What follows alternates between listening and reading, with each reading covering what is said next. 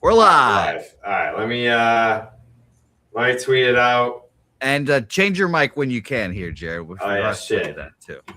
But we're live. Thanks everyone for live. MLB's Trade Deadline stream. Where is the microphone? Oh. Jay, hey, you look lovely as always, by the way. Thank you very much. Great. What about now? Is this good, Jose? Yeah, you sound great, Gary.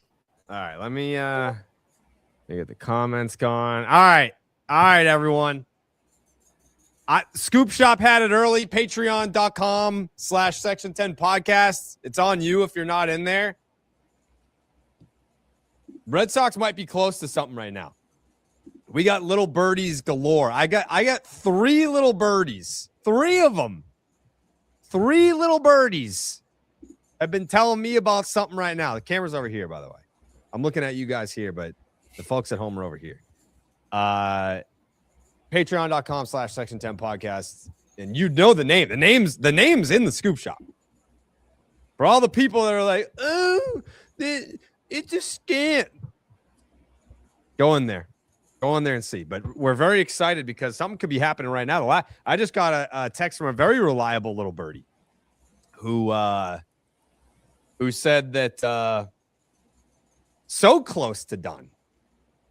So close to done. So, I mean, listen, if Craig gets it done, very happy about it. I'm very surprised that it would be happening. Tyler's ready backstage. Well, I can't see Tyler, and I don't have the ability to add him. All right. I see Steve, too. Yeah, get Steve in here. How we doing? Yeah, all right, yeah. Someone's got fucking echo going on. Should be good. Okay. Jared, you put the name in Discord? Yep. First and last. I mean, if you say his first name, everyone knows it. I'm pretty sure he's the only person.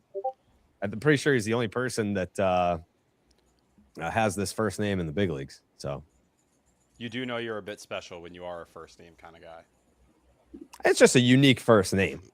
Like I don't know of any. I knew a bunch of them. I had 4 kids in my high school with that name. Really? That's interesting. No, maybe 6 or 7. Okay. Well, we'll see if it happens. I mean, we haven't hit. There's no breaking news yet. It's kind of just there's a lot of people that fighting. Huh? It's fair. There was the names that we've talked recently. There's a couple that could kind of fit this description, so I do feel kind of bad. If we're just going down the list of, I guess, man. All right, let me see. A lot of the guys we're linked to have pretty uncommon names. Let's see. Are you only saying it in the chat and not? No, I'll say it eventually. You know. Okay. Share. Copy the link. Tweet the link. Tweet the link. Is Puff in this bitch? I'm seeing people shout him out. Trade Deadline stream is now live. I'm tweeting. Right, meow. Oh yeah. Steve, should I use the latest one? What's up? Yeah, I'll use the latest one. That would be money. Oh, I'm excited. I'm excited just to have movement. You know what I mean? Like, goddamn. God dang. I'm excited just to be talked about. It's nice to be able to be discussed. Just to be mentioned. Just to be in the conversation, Jay. Hey. Yeah, it's not Ellie. It's not Ellie.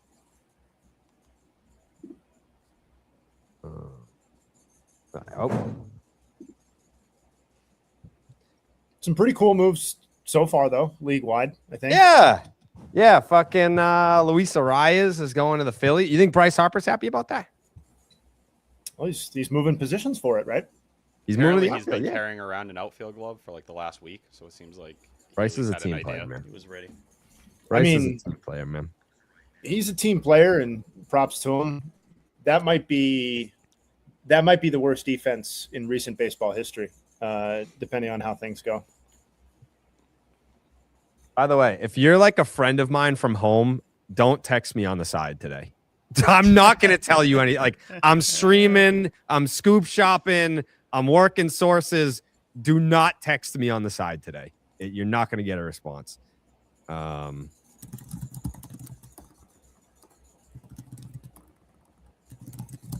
We live. Let's see if we can break something, huh? Let's Whoa. start knocking on some doors. Let's knock on some fucking doors right now. Chat. I'm coming out hot as in like my microphone or like just my overall aggression. Like I'm No, I think that means aggression. That means you're starting hot. someone You're said so much louder than everyone else. I'm just projecting Oh, okay. more, I think.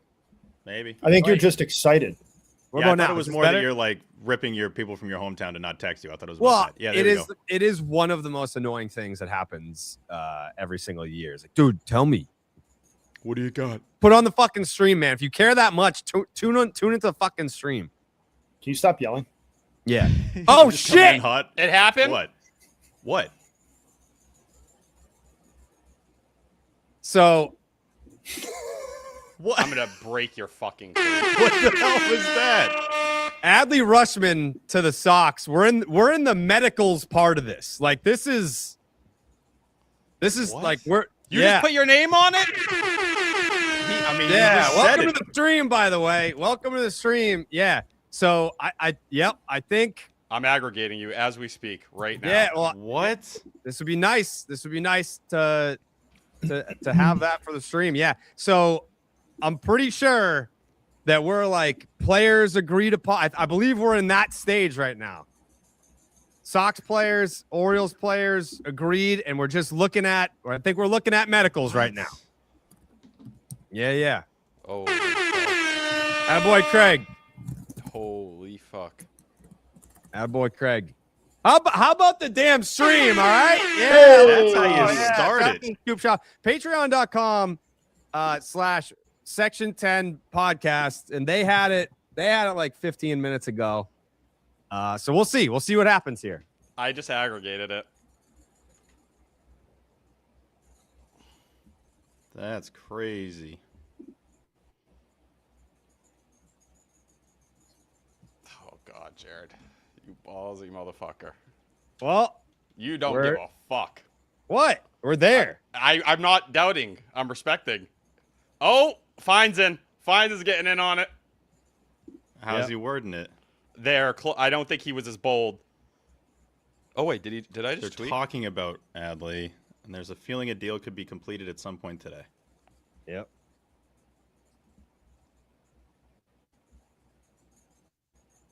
All right.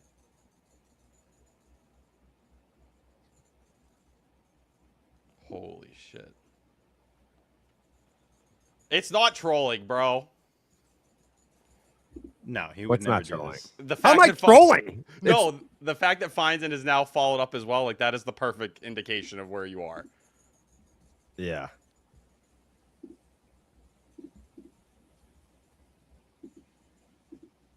What a way to start. How long is he going to be on the IL for right now? He's dealing with wrist inflammation, right?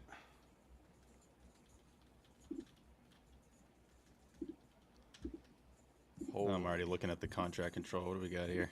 it's one more year, right? It's only one more? I thought it was more than that. Damn. Might be. Yeah, it's only one more. One more? Okay.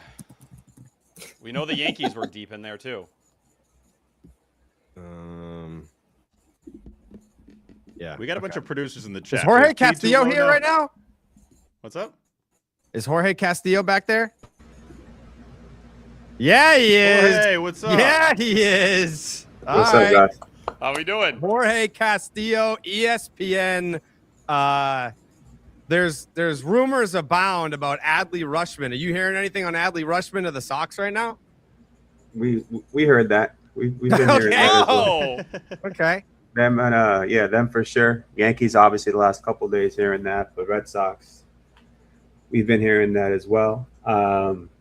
You know, but it's the type of thing where do you want to go with it and not, you know, but good on you. Well, I think you're on top of it. There's a few different people now that are saying it's pretty advanced. Yeah, I mean, I don't know what the medicals would look like. Obviously, he's been hurt, so I mean, it's not a done deal. The medicals could be tricky, but the fact that we're at this point, pretty interesting. Who do you think would go in a deal like this? Yeah, that's a great question, man, because he has a year left, like you guys said. He's an all-star this year, bounced back, but he's also just not been the kind of player that you thought he would be just a few years ago. It's not going to be Franklin, type of returner, Arias for sure. But maybe a couple of nice prospects could be the type of returner. He's a guy, like I said, he's a catcher. Everyone's looking for a catcher nowadays. And the Orioles between Basayo's a guy, so they probably view Rutschman as a guy they can trade. And just given the fact that we might not have baseball next year, we're not sure how long the season will be next year. We don't know what 2027 is going to look like. The Orioles probably just like, hey, we can move on here and get a couple good prospects for him. Yeah, I mean, I think right now, I'm quite frankly surprised that they would do it in division. So it feels like maybe the Red Sox are paying a premium here, which makes me a little bit nervous. So I had heard if it happens with the Yankees, it would be a tax. So I'm sure it's the same attack. I'm sure it's the same tax applied to the Red Sox. Has to be, yeah. Interestingly enough, we had a few deals break before the stream went on the air. Luis Arias gets dealt to the Phillies. We had what was the Jays deal? Soriano goes to the Jays. How much of this do you think came together last minute? Like, how much of this have you heard taking place over the last few days? All I heard really until yesterday was that prices were sky high, and yesterday prices were finally falling. I think late Saturday prices started to fall. And why not? If you're a team that can trade for example, Freddie Peralta. I heard price, they were asking for a top 100 prospect and another prospect initially. And then Saturday night, the price was, starting to fall. And a lot of teams were interested. Obviously, the Rays landed for 3 prospects. And it's a type of thing, all right, man, we're always looking at top 100 prospects. Is a top 100, top 10, top 20. Sometimes if you look at recent history, a lot of times the big stars that get traded, we have no idea who they are as prospects. Yordan Alvarez, Cole Reagans. Cole Reagans wasn't really a prospect either. He was already kind of up. But like these one-offs that sort of happen, you just never know. So, we say, oh, maybe, the Mets going to get a top 100 guy, but you never know who they might get in a trade. But in terms of prices and these kind of moves, Soriano was going to move. We had heard that for a while. Detmers is the other one who, over the last couple of weeks, when they first hired Mozeliak to do this job as a consultant / interim general manager, nobody ever knows what the Angels are doing. They should have been rebuilding like 7 years ago, and they just refused to do it. But it seems like they're actually going to rebuild this. They do a little rebuilding this time, and maybe as Zach Neto goes, another guy that I know Boston has shown some interest in, the Yankees as well. So, and I think Reed Detmers can go as well today, and Gordell, and so there's a lot of guys that can go from the Angels today. But I think prices finally fell, and we're finally gonna get some action, man, because it was boring. I was bored. I was drinking coffee I was on 4 coffees a day for no reason. And yesterday we finally got some action. As far as names that have been heavily discussed by fans and media alike, what's the name that you think we will all be surprised didn't move? Like after all the talk that this guy's gonna get moved, like who's the guy where we're like, wait, he's still with that team? Well, I guess give me some names. It's the guys that you guys think are definitely going to move. Because, like, when I hear didn't move, Ryan Jeffers might not move. Ryan Jeffers he's like a 50-50 guy, right? Yeah, I thought Ryan. I mean, I've been connected to Jeffers to the Yankees since like November. I thought it was so obvious for a long time. And a couple of weeks ago, I thought it was still very, very much going to happen. And then last week, I was like, oh, wait, the Twins are still in it. They're still winning. Jeffers is really good.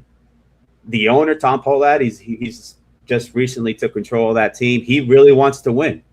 And the AL Central is not good. The American League is not very good.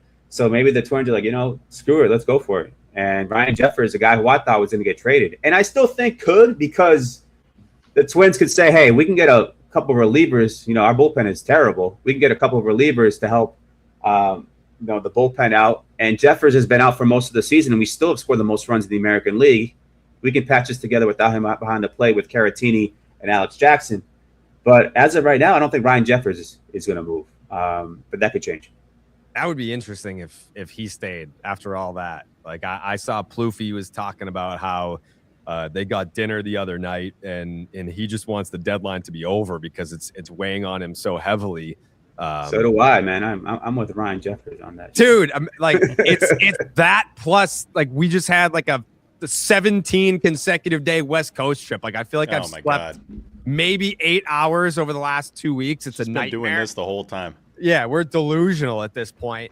What team do you think stands to improve the most with what they'll do before 6 p.m.? Like, what team do you think is like, we're doing X, Y, and Z, and after 6 p.m., we will be the team that everyone said, man, like they did everything they could, and they're significantly better because of it? I think a couple teams come to mind. The Yankees, I think they're going to make a bunch of moves. I mean, they traded a couple of relievers already. I think they're going to add to the bullpen. I think they're going to add a catcher. It's not Ryan Jeffers. There's still a few out there. Tyler Stevenson, Hunter Goodman. You know, there are a couple names out there. I think they could add a left side of the infield guy as well. A starting pitcher. I've been hearing that today, that the Yankees could be in the market for a starting pitcher. I think Brian Cashman, it could be a Mize type, but they don't want to overpay. You know, there are a few guys out there still. They love Clay Holmes, obviously, and I've heard they would love a reunion with him. He's a guy, obviously, who's done it in New York. He's been a starter. He's been a reliever, maybe in the playoffs, because you have those guys in the starting rotation. You have Slittler and Cole and Fried and Weathers, and you have so many guys that maybe Holmes becomes a reliever in October. I think the Cubs, Kevin Gausman is great for them.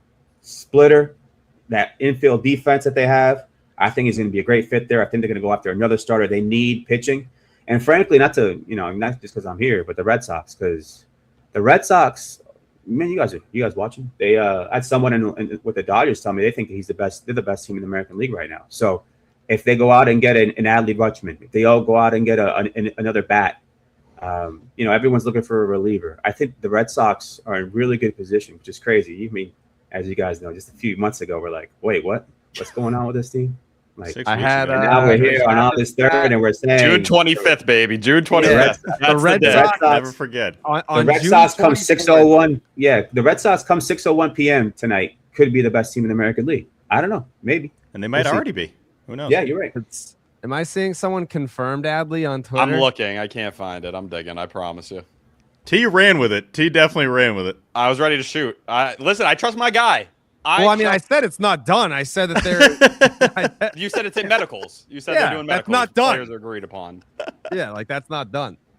You said you looked at his medicals, and they were. Yeah. We'll see what happens here. The latest looks like intense negotiations, right, from the big guys. Super Amen, intense. all of Seriously. them jumped in right after.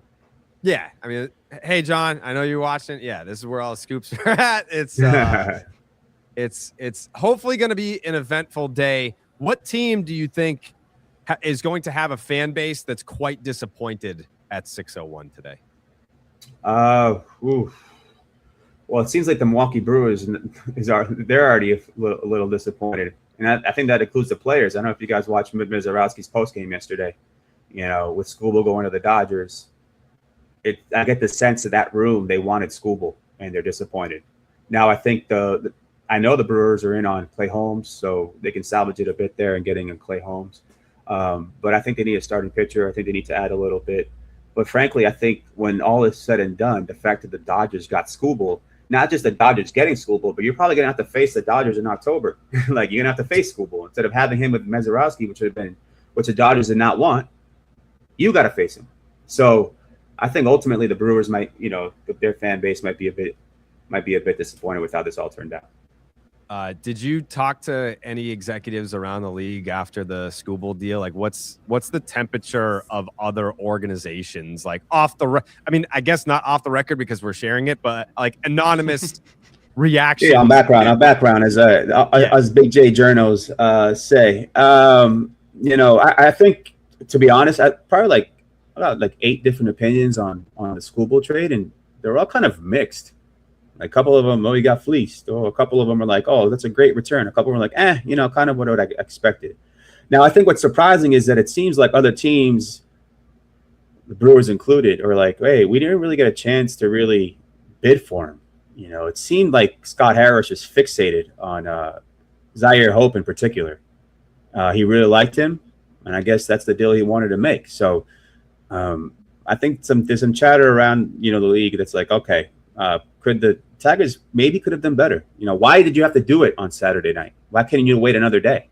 I know you don't want to do it on like late on Monday with all the stuff going on, the medicals. You never know what could happen. They probably could have waited another day, and they didn't. It's interesting. Yeah, I think with the Brewers, I made the reaction video that night. I looked at them and I looked at the Rays, and I think, you know, there's a compelling case to be angry at both organizations because the Brewers have the best. Like, the idea that there's not another team that could have topped that Dodgers offer, like the Dodger, it was almost like the vibe was like the Dodgers were like, I guess, I don't know, I guess we'll trade for Skubal. And then they go out and do it, where you have a team like the Brewers who have never won a World Series. The Rays have never won a World Series. They're in a position to do that this year. And they're just like, man, I don't know if I can beat this kind of okay offer for Tarek Skubal. I don't know. It doesn't sit right with me. It really doesn't. I don't think it sits right with most baseball fans, right? But, you know, if you're outside of LA County right now, but for me, it's worse for the Brewers. Like, the Rays can get to the World Series without having to face Tarek. I mean, they're not going to face Tarek Skubal until the World Series, if that, right? And you never know what happens in a 7-game series. You never know who's going to be healthy then. You never know. The Brewers are going to have to face these guys, most likely, to get to the World Series. So, to me, it's worse for the Brewers. The Rays can, you know, Freddie Peralta, maybe they think they can fix him. Maybe they're getting him away from the Mets, you know, where everything has been just ass this year. Maybe it's just better. Interesting. Joe Adele to the Guardians, looks like. Hey, reaction. Oh, wow, man. Just the sort of deal I've come to expect for the Guards. You know, their offensive production, particularly out of the outfield spot, has not been terribly impressive this season. Unfortunately, neither has Joe Adele's, but I guess you have them making something of an effort, I guess. I'm not that impressed. 26th, tied for 26th in weighted runs created out of the outfield this year for Cleveland. Weighted runs created plus. Adele's /239, 287, 395 this year, which is almost a 100-point drop from his OPS last season. And that was really the first year where he had been kind of, the juice was worth the squeeze on him to any degree, because his offense has just never been at a league average level other than last season. And he's back down below this year. Pretty modest pickup, all things considered.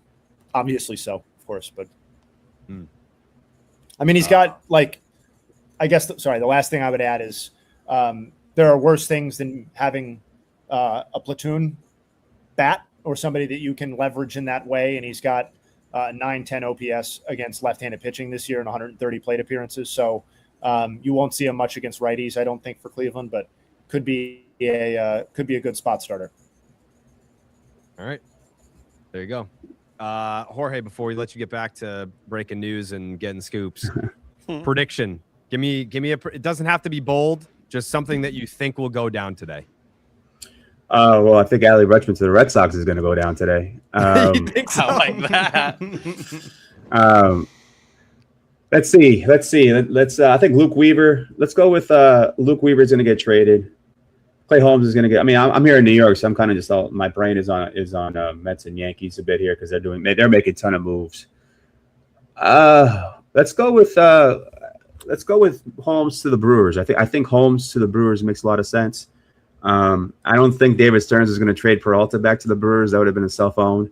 So I think you got to go with Holmes to the Brewers. And I think the Brewers need another starter, just given Woodruff's hurt. Harrison is on the IL. And Mizorowski had to skip a start a little earlier. Tired arm and all that. You never know down the stretch here with these guys, these young guys, as these workloads climb. And I think Holmes makes a lot of sense for him. Okay. All right. Jorge Castillo, give him a follow on Twitter. He's going to be on top of that shit all day long. We appreciate you taking the time. I know how stressful today is. We just got John Heyman tweeted, Red Sox are moving closer a deal for Adley Rutschman. There it is. Not done yet, but very good chance. So basically, the same thing that we're saying here. Yeah. Thanks for having me on, guys. Appreciate you. Thank you, Jorge. Thank you. Yeah. Take care. Yeah. I definitely didn't say it was done. We said it's agreed upon. No. Fucking T. He did not say it's done. He goes, Adley Rutschman to Boston. I will say. Yeah, it was up to medical. With medical, yes. Like, that does not mean that means the deal's in place. Yeah. I Deals looked in at your place, we're wording, waiting for T. that I to was close. like, oh no, that's way more definitive than it was mentioned. But hey, it looks great if it goes through. I feel pretty good. I feel pretty good about. I know you do. Yeah. Dallas asked if the stream is firing. Get DB in here. DB. Get DB in here. I believe Dave O'Brien is 12:30, Jose. OB talking socks. I believe that is correct. Okay. I sent him the link. Dave O'Brien at 12:30. We got TC at 3:30. I don't have the schedule in front of me. This is absolute chaos. I have no idea. You're going to have to let me know, Jose, like who's coming on and when, because I can't even see backstage. It's chaos. It's deadline stream. Yeah, it's deadline day. Shout out Jose. Getting Shout the out show Jose, up man. and now doing the stream. Shout out Jose. Shout him the fuck out, man. God bless Jose. Is Tatis possible to move? I don't know. Anything's possible. Whatever. We got 5.5 hours. Yeah.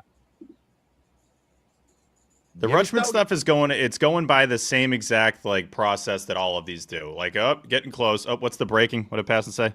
Taylor Ward to the Orioles. Taylor Ward. Passon's got Taylor Ward going to the Orioles. From the Mariners to the I Orioles. assume that was the Adley. Wait, what? Confirmation. What? That's You not- mean to the Mariners? Other Mariners, direction. to the Mariners. Mariners. Yeah. We're gonna need that one. Yeah. Oh, we got a spear. What What? did he say? The Sox and Orioles are indeed engaged in advanced talk about Rutschman. If a deal is completed, Rutschman would offer a potential two-way impact at a position of need. Boom. So everyone's just echoing what was on the Scoop Shop and on the Essentially. #1 trade deadline stream on the internet today. Everyone's just milking it.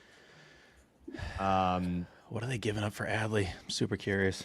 Yeah, I don't know. What would you guess, T? Where's Coley? That's a good question.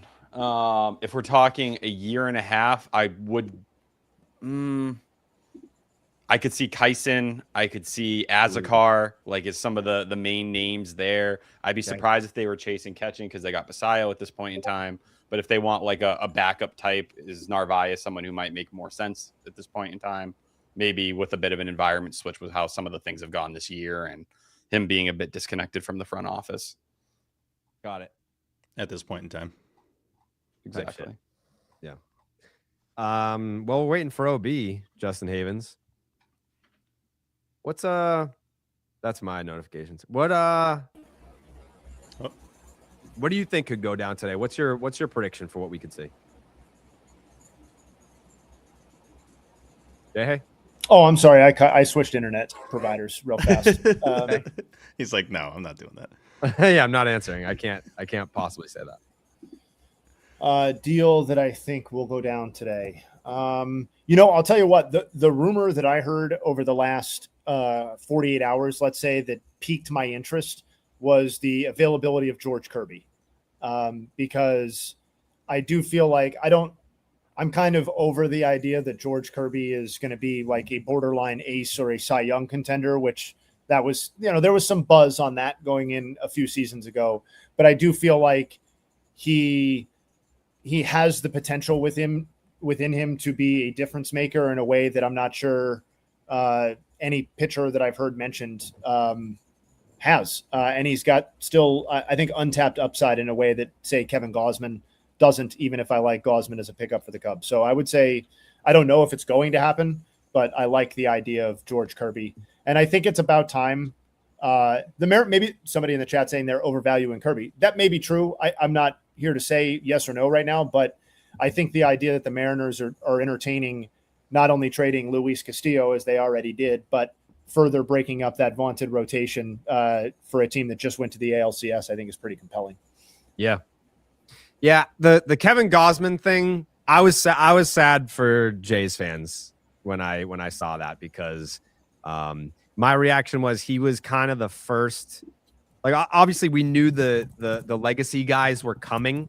Yeah. But Gausman was the first stud to be like, I'm buying into what you guys are selling, and began that wave of winning culture and performed the entire time that he was there. So yeah, it was sad to see. It was an end of an era. It is, but I really loved the sequence there, because with the Blue Jays, particularly the recent version of the front office and team and whatever, you always get the sense that they're trying. Go ahead. We have Dave O'Brien. OB. Let's go. Gentlemen. OB, How we let's doing? go. Brian, the voice of the Boston Red go. Sox, joins us. Are you seeing all these rumors? I know you're not a social media guy, which God bless your mental health. I'm sure you have the healthiest brain going that you're not on social media. Right. But there's some rumors abound, OB. I don't know if you've heard. I've been following the Adley Rutschman stuff very, very closely and with great enthusiasm because I love the kid. Yeah. I'm what you guys think too, but to have a guy in his prime like that, switch hitting catcher who's done some things, very excited about the possibility. So Yeah. Are you of the same thought where, like, obviously it would be awesome to have Adley Rutschman join the Boston Red Sox, but I think as Red Sox sickos around here, our first thought is like, please don't overpay for something like this. Like, don't be like we'd love to have Adley, but not at the cost of like a Franklin Arias. it's such an interesting thing where we have come, where our headspace is. I have not been able to wipe this stupid grin off my face for 6 weeks over what's happened here. And there's part of me that's like, don't freaking mess with it. Don't mess with any of it. I love the idea of getting better positionally or whatever, but there's such an amazing thing going on here that defies explanation. It's why we love sports. It's why we love the Red Sox. And I've never seen anything like it before. So I don't want to try to explain it. There's part of me that's like, don't stick your fingers in the pie too much. Sure. Forget about what you're giving up for a second. Just don't mess with these guys and the special thing that they've got going on, which I just can't explain. I can't explain it. Yeah, so I 100% agree with you, and I still subscribe to that theory. But when they demoted Chang, I was like, ooh, like 13-1 with him at shortstop. Like, I know he's not hitting, but the defense has been outstanding. I thought that was going to disrupt something, and then the Red Sox were just like, yeah, we don't give a shit. We're just going to keep on winning baseball games. We're going to sweep the Dodgers. We're going to win, what is it, 28? 28 out of 33. Yeah. Crazy. 28-5, 28 and freaking 5. And you're like, and you know, this party that's like, okay, that was a tough series in Sacramento, but they pulled out 3 and they didn't play well. But they won those games. That tells you something. You go into LA, maybe you pick off 1. You're not going to beat Yamamoto, right? You're not going to win. But they go in and kick the crap out of the Dodgers. The best team. And the Dodgers are over there going, Freddie and Doc and all those guys are going, wait a minute, that's a really good baseball team. That's an excellent baseball team. Nobody wants any part of those guys. So I get that point about Cheng. I felt the same way. I thought, God, the guy, he made 2 tremendous plays to help us win 15 in a row. He was swinging the bat. That's a great piece to be able to bring up if you're in trouble there at that position too. So, Dave, you've been doing this for a long time, and we've been trying to figure out what the hell the comp is to this team, and I don't think there is one through this stretch. And obviously, we got sympathy. Like, we all talk about the Sox, but you're doing it every single night and got to be live on TV. Those first couple months had to be the worst thing ever. But now when you have this stretch, what's been the highlight? What's the one thing?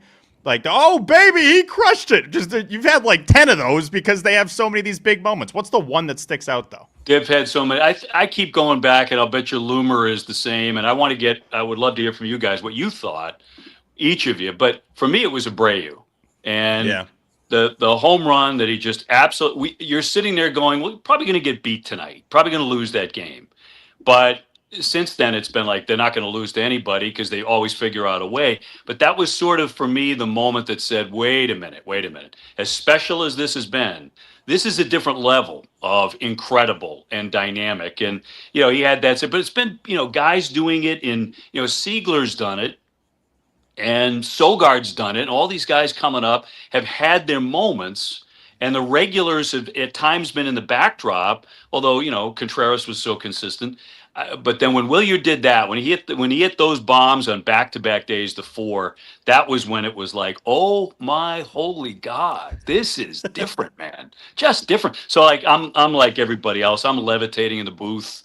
We were astonished. I think when Caleb hit the home run, of course, and knocked one over the left field wall, that was another one that was like, these guys just do not know how to lose games anymore. But it's felt like two different seasons to me. As you said, those first couple of months, really the first 3 months, Lou and I are looking at each other like, can they just win a couple of games this week so we can retain our sanity? And then it's like, doom, a thunderclap. And now they're the best team in baseball, and nobody wants anything to do with the Boston Red Sox. And it couldn't be more fun, man. It's just been incredible. Chris Cotillo just tweeted a lot of radio silence from both sides on the rumor Adley Rutschman is coming to Boston, which means they're taking the medical review seriously. Yeah. So another thing that I did hear was that the Yankees weren't pumped about the medicals. So that's a thing. I also heard that about Scooble too. I can't imagine that there are many professional athletes that if you stick them in an MRI, that it's going to be like, this looks awesome. You know, like like these guys, they play 162 games a year. And so like no medical is going to look fantastic, but obviously Rutschman is on the IL. It's wrist inflammation, Jay. Yeah. Correct. Okay. Yeah. He's supposed to start a rehab assignment this week. I was told that years ago by a trainer that if you put any pitcher who's been at it for 4 or 5 years at any level, A ball anywhere, put him under that microscope, there's going to be something there. Yeah. There will be something, the beginning of a tear or whatever it is. Nothing crucial for a lot of these guys. But look, so many guys wind up with Tommy Johns anyway. Scuba looked pretty peppy, pretty happy to be in LA on TV last night, and good for the Dodgers. But we just swept them. So we sure did, OB. This is so on the podcast last night, which I don't know if you saw the news, but Cedon Rafaela was a unanimous Clark's Catch-Up Series MVP. The first ever back-to-back Clark's Catch-Up Series MVP, and then he got the third one unanimously. So that was history last night. But I said, I feel like there's been so many times. This is my 20th season covering the Red Sox in some capacity. It's the 10th season doing the podcast. There's different moments, and whether it's one game or a stretch or a postseason run or a summer that we refer back on, and it's like, remember that time, remember that game. I was like, 10 years from now, we're going to be talking about this. Like, we're going to be talking about the 28-5, and it's going to be a point of reference in our lexicon for the next however long. I'm trying to just soak it in and enjoy it while we're still in the moment. Are you allowed to do that? Or is it just like, I got to show up that day, I got to call the game? And it's because I think Lou was saying, he's like, the way that I stay sane is I show up to the ballpark every day and the record is 0-0. I can't be like, hey, we lost the last 7 out of 8 and then go in there all depressed. He's like, I show up every day like it's 0-0. Yeah. I feel like you can't do that when they're playing this well. No, I don't think I can. And the constant cross-referencing to what's happening, trying to make sense of it, which is part of our job, is to try and figure out, because we watch every pitch. You guys do too, but we have to talk about it in real time. So there's a little bit of a difference there. And I think we have to cross-reference the history part of things and always keep that somewhere in our purview. But there's still a part of us, I think both of us and Will Middlebrooks as well, that just sit back and wonder. Like, you're talking about a guy who went into Dodger Stadium against the best team in baseball and made mincemeat out of them over that entire series. Hit 4 bombs, had an incredible series, and left people around the country finally looking at Cedon and going, wait a minute, you've got an elite, top 5 outfielder, not only with the glove, but offensively as well. He's just moved into a different realm. And it sort of fits perfectly with everything that's gone with this Red Sox team, that he's done that he's ascended to this level. I think you're right, Jared. I think we're going to look back years to come and pinpoint that series and go, he was really good before that. That's when he became great for all of us. Yes. And I think the important thing too is that they have to make the postseason, and they don't have to win the World Series, but they have to go on a run. Because I remember we were doing the alt cast, and I want to say they got to 13 or 14 straight for one of the alt casts that we did. And Mark, the producer, pulled up Papelbon closing out the 13th consecutive win. Jonathan Papelbon got the save, and it was 2006. I was like, I didn't fuck it. If you asked me the longest winning streak from 2006, I would have been like, I don't know, like 7 games, 8 games. 13-game winning. I have no recollection of that whatsoever. I've watched every pitch. I watched every pitch of that season. I don't remember a third. It's because they didn't make the playoffs, and it wasn't like we remember 06 for Ortiz's single season home run record. Like we don't remember 13 straight of a third place season. But totally, I agree with that. And the winning streak was like in the middle of the winter. Somebody drops you on this tropical island where everybody's half naked and drinking pina coladas, and it's 80 degrees inside. That stands out for all time for me as one of the greatest things that has ever happened that I've ever been allowed to cover in sports. Maybe at the very top because it was every single night. But then you expect a drop off, right? And I'll bet Tyler has a point on this too. You expect they're going to fade a little bit. Because everybody does when they have a winning streak and they finally get beat. And that didn't happen with them. And that was the other thing that made me think, wait a minute. This isn't just a team that got fortunate when Frankie Lindor bobbled the double play ball in New York and that the winning streak should have probably ended there. This is a damn good baseball team. Really good baseball team. That I said it on the air the other day. It's like they're like watching a pack of wild, mad dogs. Yeah. You know, when somebody makes a freaking mistake, and you're like, I've never seen a team heighten its energy and its adrenaline like that the way this team does when they have a chance to win a ball game. You know? What was your reaction when you got the notification on? I don't know if you. I don't know. I mean, Saturday night, you have. In LA, you get the notification, Tarek Skubal to the Dodgers. Like you're kind of in the epicenter of it. Yeah. Did it feel different because you're there? Like, what was like the immediate? Was it like it's not a surprise or holy shit they did it? Like where are we at? I was like, there's the Dodgers again, man. Lou and I are walking out of the ballpark, just beat them again. We're going to our Uber at Dodger Stadium with 40,000 other people. And, you know, people are chanting, "We got Skubal, we got Skubal." And we're turning around like, oh, Jesus, we weren't looking at our phones at the moment. They made the trade. They got the guy. And I know a lot of people have said a lot of things about this is bad for baseball. This is horrible for baseball. But you know what? They almost lost the World Series last year. They came that close. They almost lost to the Padres in the division series the year before that. Yeah. Exactly right. So as good as they are, and they're a great baseball team, they can be had, they can be beaten if you play a certain style of baseball. I would say a more athletic style and a more daring style, which is what the Red Sox just did. The home runs obviously are huge. You got to be able to do that too. But they're beatable. And to me, one of my first thoughts was they're kind of like the Yankees, back in the Jeter era now, okay? And they just got better again. But it just makes them a little easier to hate. If you ask me, and I've certainly rounded that corner on the Dodgers. I'm very, very respectful of them. I think they've done an amazing job. Freeman's been terrific. They just keep getting players.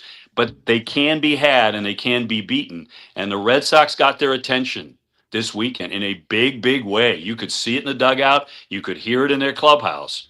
The Red Sox are right there on their top line, and they know it. Isn't it wild, just to add another layer to that, isn't it wild that, I know Sedan was asked about the Tarek Skubal deal, and he's like, yeah, it seems like they got everybody, but we feel good about who we have in here. With the implication that, we could actually be back here playing them in the World Series. It's a bit insane that question and the tone isn't crazy anymore.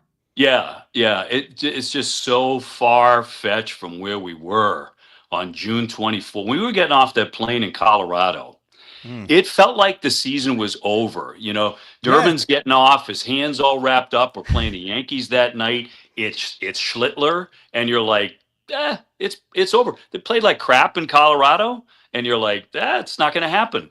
And from that point on, to get to what you're talking about, we could be back there in October, facing Skubal in a Dodger uniform. Who knows? Maybe we got Crochet going that night. I know it's far-fetched. I know it's a long shot at this point, but the one thing this season has taught me is strange things can happen over the course of 162, and it can happen really fast. I got to add one more quick thing. What the hell's up with the plane, Dave? It happened again. What is going on with this plane? Yeah. That's over my pay grade, but I can tell you, I guarantee there are players who are union reps who are talking about this. on those flights and off those flights. It's been silly. I've never seen anything like that either. That we've all been on flights that have been delayed, and I know the weather was bad. I landed yesterday in the evening, and I was on a plane with Sonny and Sandoval, and they were sent ahead. Thank God for that. But when I heard about, they arrived at 11:30 this morning over at Logan.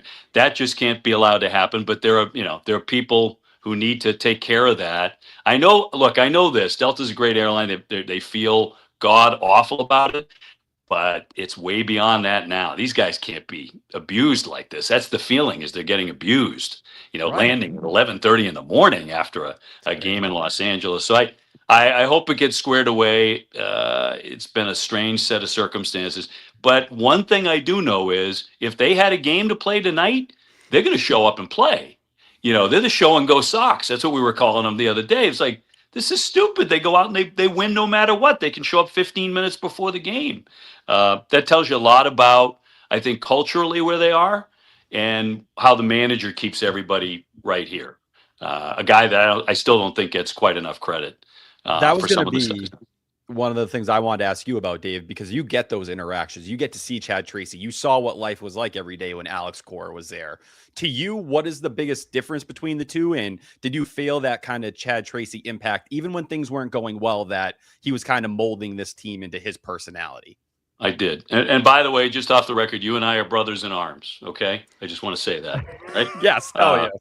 For forever and ever. But look, he's a special cat in that getting this job at the time he got it, as bad as the club was playing at the time and all the chorus stuff, he never wavered. He always stayed right there. So after the first few days, I was like, is this a put on? Because I don't know Chad very well. He's been a minor league guy, haven't been around him very much, but it's like day after day after day, nothing changes. And I do love the way in certain cases he backs guys up like he did with Wilson over the Cavalli thing.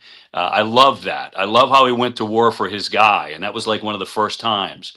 And that's, I know that resonates in the clubhouse like you wouldn't believe. You guys know that. It's like every corner of that clubhouse was like, he's got our boys back.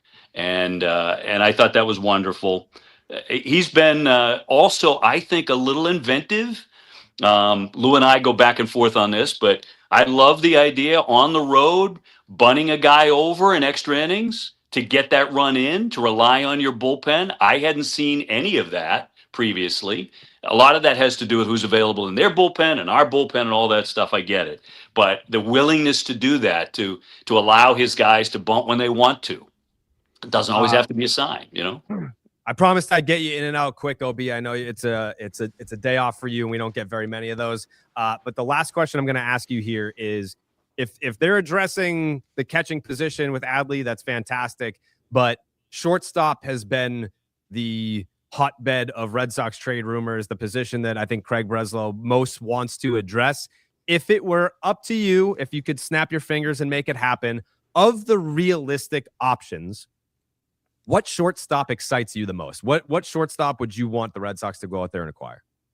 I actually am a Neto fan in a lot of ways, and I'll tell you why. When we did the game on NBC several weeks ago in Anaheim, we worked with Mark Gubiza, who's the analyst, the everyday guy for the Angels, and he was talking about he believes Neto should be a much better defender. Should be. He compounds mistakes by making another mistake. And getting to an organization and a coaching staff that can teach him, look, you don't have to. Don't make a bad play after making another bad play. I love the power. I know the average is down, but I love right-hand power at Fenway Park. We've been talking about it all year. I would say I still think that's a good fit. It all depends, as you guys all said, what are you willing to give up? Don't give up too much. Arias is a guy in the future that maybe playing shortstop every day for you. I don't know. So there's some question about that. He's only, 5'10", 170. Can he put on size? Can he get stronger? Can he hit home runs at the big league level? And he's been playing some second base too. So I don't know how sold they are on him being an everyday shortstop. But that's one guy. Certainly Abrams has come up. A lot of other guys have come up. I'd love to see an everyday shortstop, though. Monasterio's been brilliant, but I'd love to see an everyday shortstop from this point on the rest of the season. And let's go. No doubt. He's been great. He's been great. It's been fun to watch him play defense. It's been fun to watch you call these games. And like I said, I told you, you've done an excellent, not that, I mean, you're a fucking Hall of Fame broadcaster. You give a shit about my opinion, but you've done an excellent job of magnifying the excitement around this team over the run that they've been on. And it's been a joy. So thank you so much, OB. Thanks, brother. You guys have been very kind. I really appreciate it very much. But what a magical time we're living in. Let's keep it up. Let's go get Rutschman. Let's go get a shortstop today. Let's get a shortstop. Get everybody. Let's do it. Yeah, let's get everyone. Let's trade for Judge, OB. Let's go. You got it. Thanks, Thanks, guys. So much, OB. We'll see you. Thanks for having me on. Appreciate it. Anytime. DOB talking Sox. Okay, so Jose, we have an announcement that we want to make. Yes. Shout out to our lovely listeners and viewers of this program right now. We've got 8,500 people watching. Shout out to you guys. For you lovely people, we are doing a $100 giveaway of BL101, a little hundo piece Gift on cards, baby. the gift cards. Yep. So we're gonna tell you guys, give you guys about 10 more minutes to marinate on that. We'll give you guys a little passphrase. You guys throw it in the chat, and we'll pick someone from random, and you will be the winner of the $100 gift card. We will be giving them away at the top of every hour. And yes, John Ryan, these are real life $100 gift cards, not scams. Real life. Shout out to whoever said Xbox gift cards in the chat. These are real. These work. Valid question. If you Dallas, Hi, Dallas. Oh, he's as hammered. good. So Yeah. that's just part of it. You get the airflow unless you're running vent systems. Yeah, Dallas, this is the trade deadline live stream. Where is So he? if you're in the middle of something. Can't hear you. I'm gonna jumping on. Yeah, you don't have to worry about. I'm in a bourbon distillery right now. Things are going Okay. great. That's Things are awesome. fantastic right now. You guys trading anybody or no? But they're shifted on one.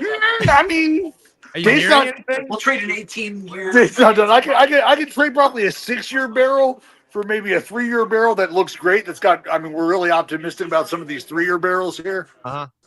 This guy's locked in. So anything on the A's front or no? Nothing on the A's front right now. Although, what I can tell you, let me slide in here. What are you gonna tell me? Keep your eyes peeled. Keep your ears to the ground. Keep your eyes peeled. Just For what? that's all, well, buddy. That's all I can say. What is every year around this time? What do I call it? That is the worst. It is an arms race. It's trade deadline day. I got something for you. Be on the lookout. All right. All right. Anything is Yo, possible. what? Watch out. Hey. Yeah. I'm with the fucking manager right now. I can't. understand that. Jesus I understand Christ. Yeah. Yeah. So what's he saying? What's We he should saying? go break. Who We are should you go gonna breaking trade? with that, Jared. Yeah, we got to break. Keep your eyes peeled. Keep your eyes peeled. It could, per Dallas Braden, it could happen. What is it? Don't know. But it could happen, man. Just keep your eyes peeled. Be on the lookout. Tell you what's about to happen. This What's bourbon's about to get smashed. That's what's about to happen. It sounds to me like that's already taken place, if we're being completely honest with each other, Dallas. It's only Brennan Doyle gone. Yep. White Sox. Hell, Southsiders. Yeah. Keep your eyes peeled. Fucking told you. You absolutely get it. I will. Completely called that. We Nailed had it. it. We had it. We had it right here first. Yep. Dying.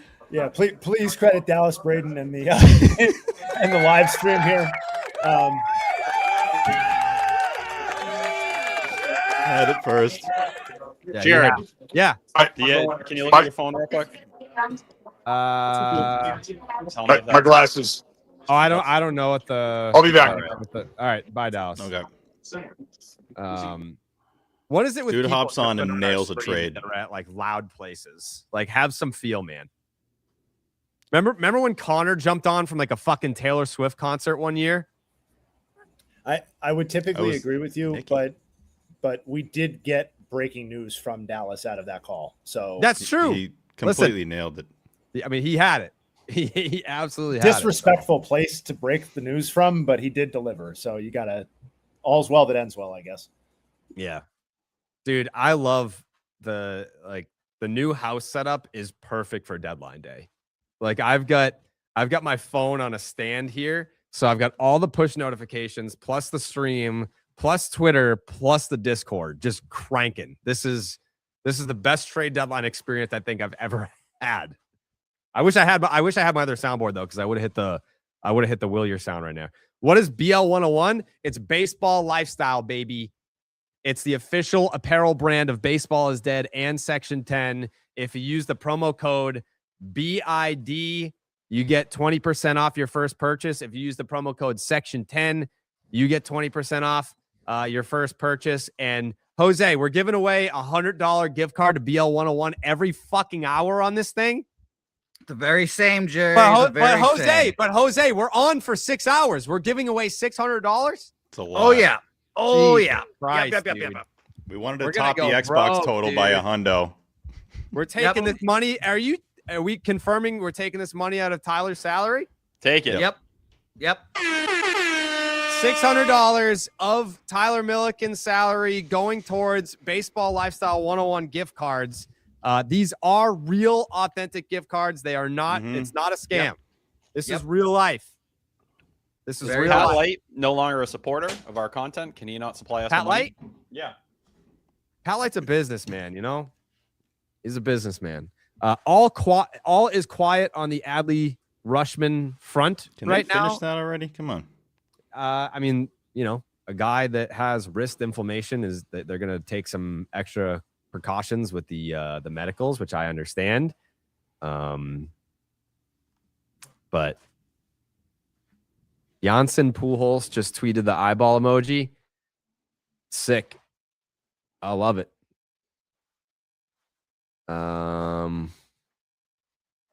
We got Bob Nightingale coming up at noon in 5 minutes. I want to hear about this Will Warren stuff. Yeah. Also known as 1 o'clock. Did I say that? Noon. I said noon. Well, Noon Central. Somewhere. Noon Central, you Noon dickhead. Central. Yeah. Noon Central. Jose's in Texas. You're just gonna act like your time zone's more important than his. We've the been fuck, promoting it Steve? as Eastern. Yeah. Yeah. Noon Central. Jose, for Nightingale. Jose, what time is it gonna be in 4 minutes? Fucking noon. Noon Central. Yeah. Steve, come on. Time's a flat circle. That's fair. Yeah, you're an asshole, dude. You're insensitive and you're selfish. Wow. That's what Yeah, people well, call me all the time. Are we nervous Hasn't that the taken a medical sleepy won't juice. pass with Adley? Nervous? No. Do I think it's 100%? Like, am I like, oh, dude, it's definitely no. Like, I'm not like, yeah. If you're hurt, if you're on the injured list currently, then there's obviously a risk of the medicals not being something that the Red Sox are going to like. Steve? I want to check in with T here. So, T, Yep, where's your nervous level at with how you worded that tweet and if the trade doesn't happen? So here's what happens with all this Whole shit. internet Right? is crediting Jared, by the way. Yeah, like usually when people fuck up on the team, I will get the brunt of that. So if Tyler's tweet is too aggressive, they're coming for me, not him. I can agree that the first line definitely could speak to an aggression, but the second line does say they're onto the medicals. Yeah, but so it's like you can weigh it both ways. He's already in Boston. I just did saw not say him that. renting an apartment on Boylston Street. Maybe Red Him Sox and are his wife about to acquire Adley. Him and his wife are expecting a child. They are naming him after Ted Williams. Like, that was basically your tweet. I wouldn't go that far. I'd say we're somewhere. You did go that far. You did go that far. Yep. Buster What? only. It's on the Red Sox to decide. Huh? Oh, Buster only. yep. Yep. What do we got? Red Sox and O's have a deal arranged for Adley. Prospects. That's exactly what you said. Medicals set. Red Sox just need to say yay or nay. Say yay.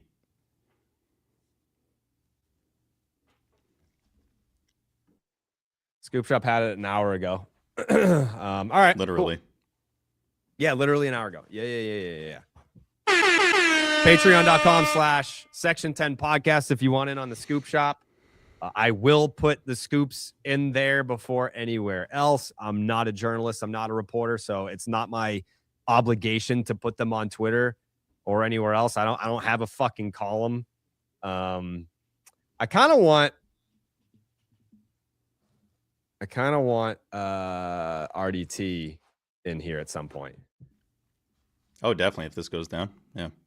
Yeah. He loves, like, if you're on the fence about Adley, if we get RDT in here, he'll give like a 20-minute monologue about why, like, you'll fall in love with Adley after RDT talks about him pretty much.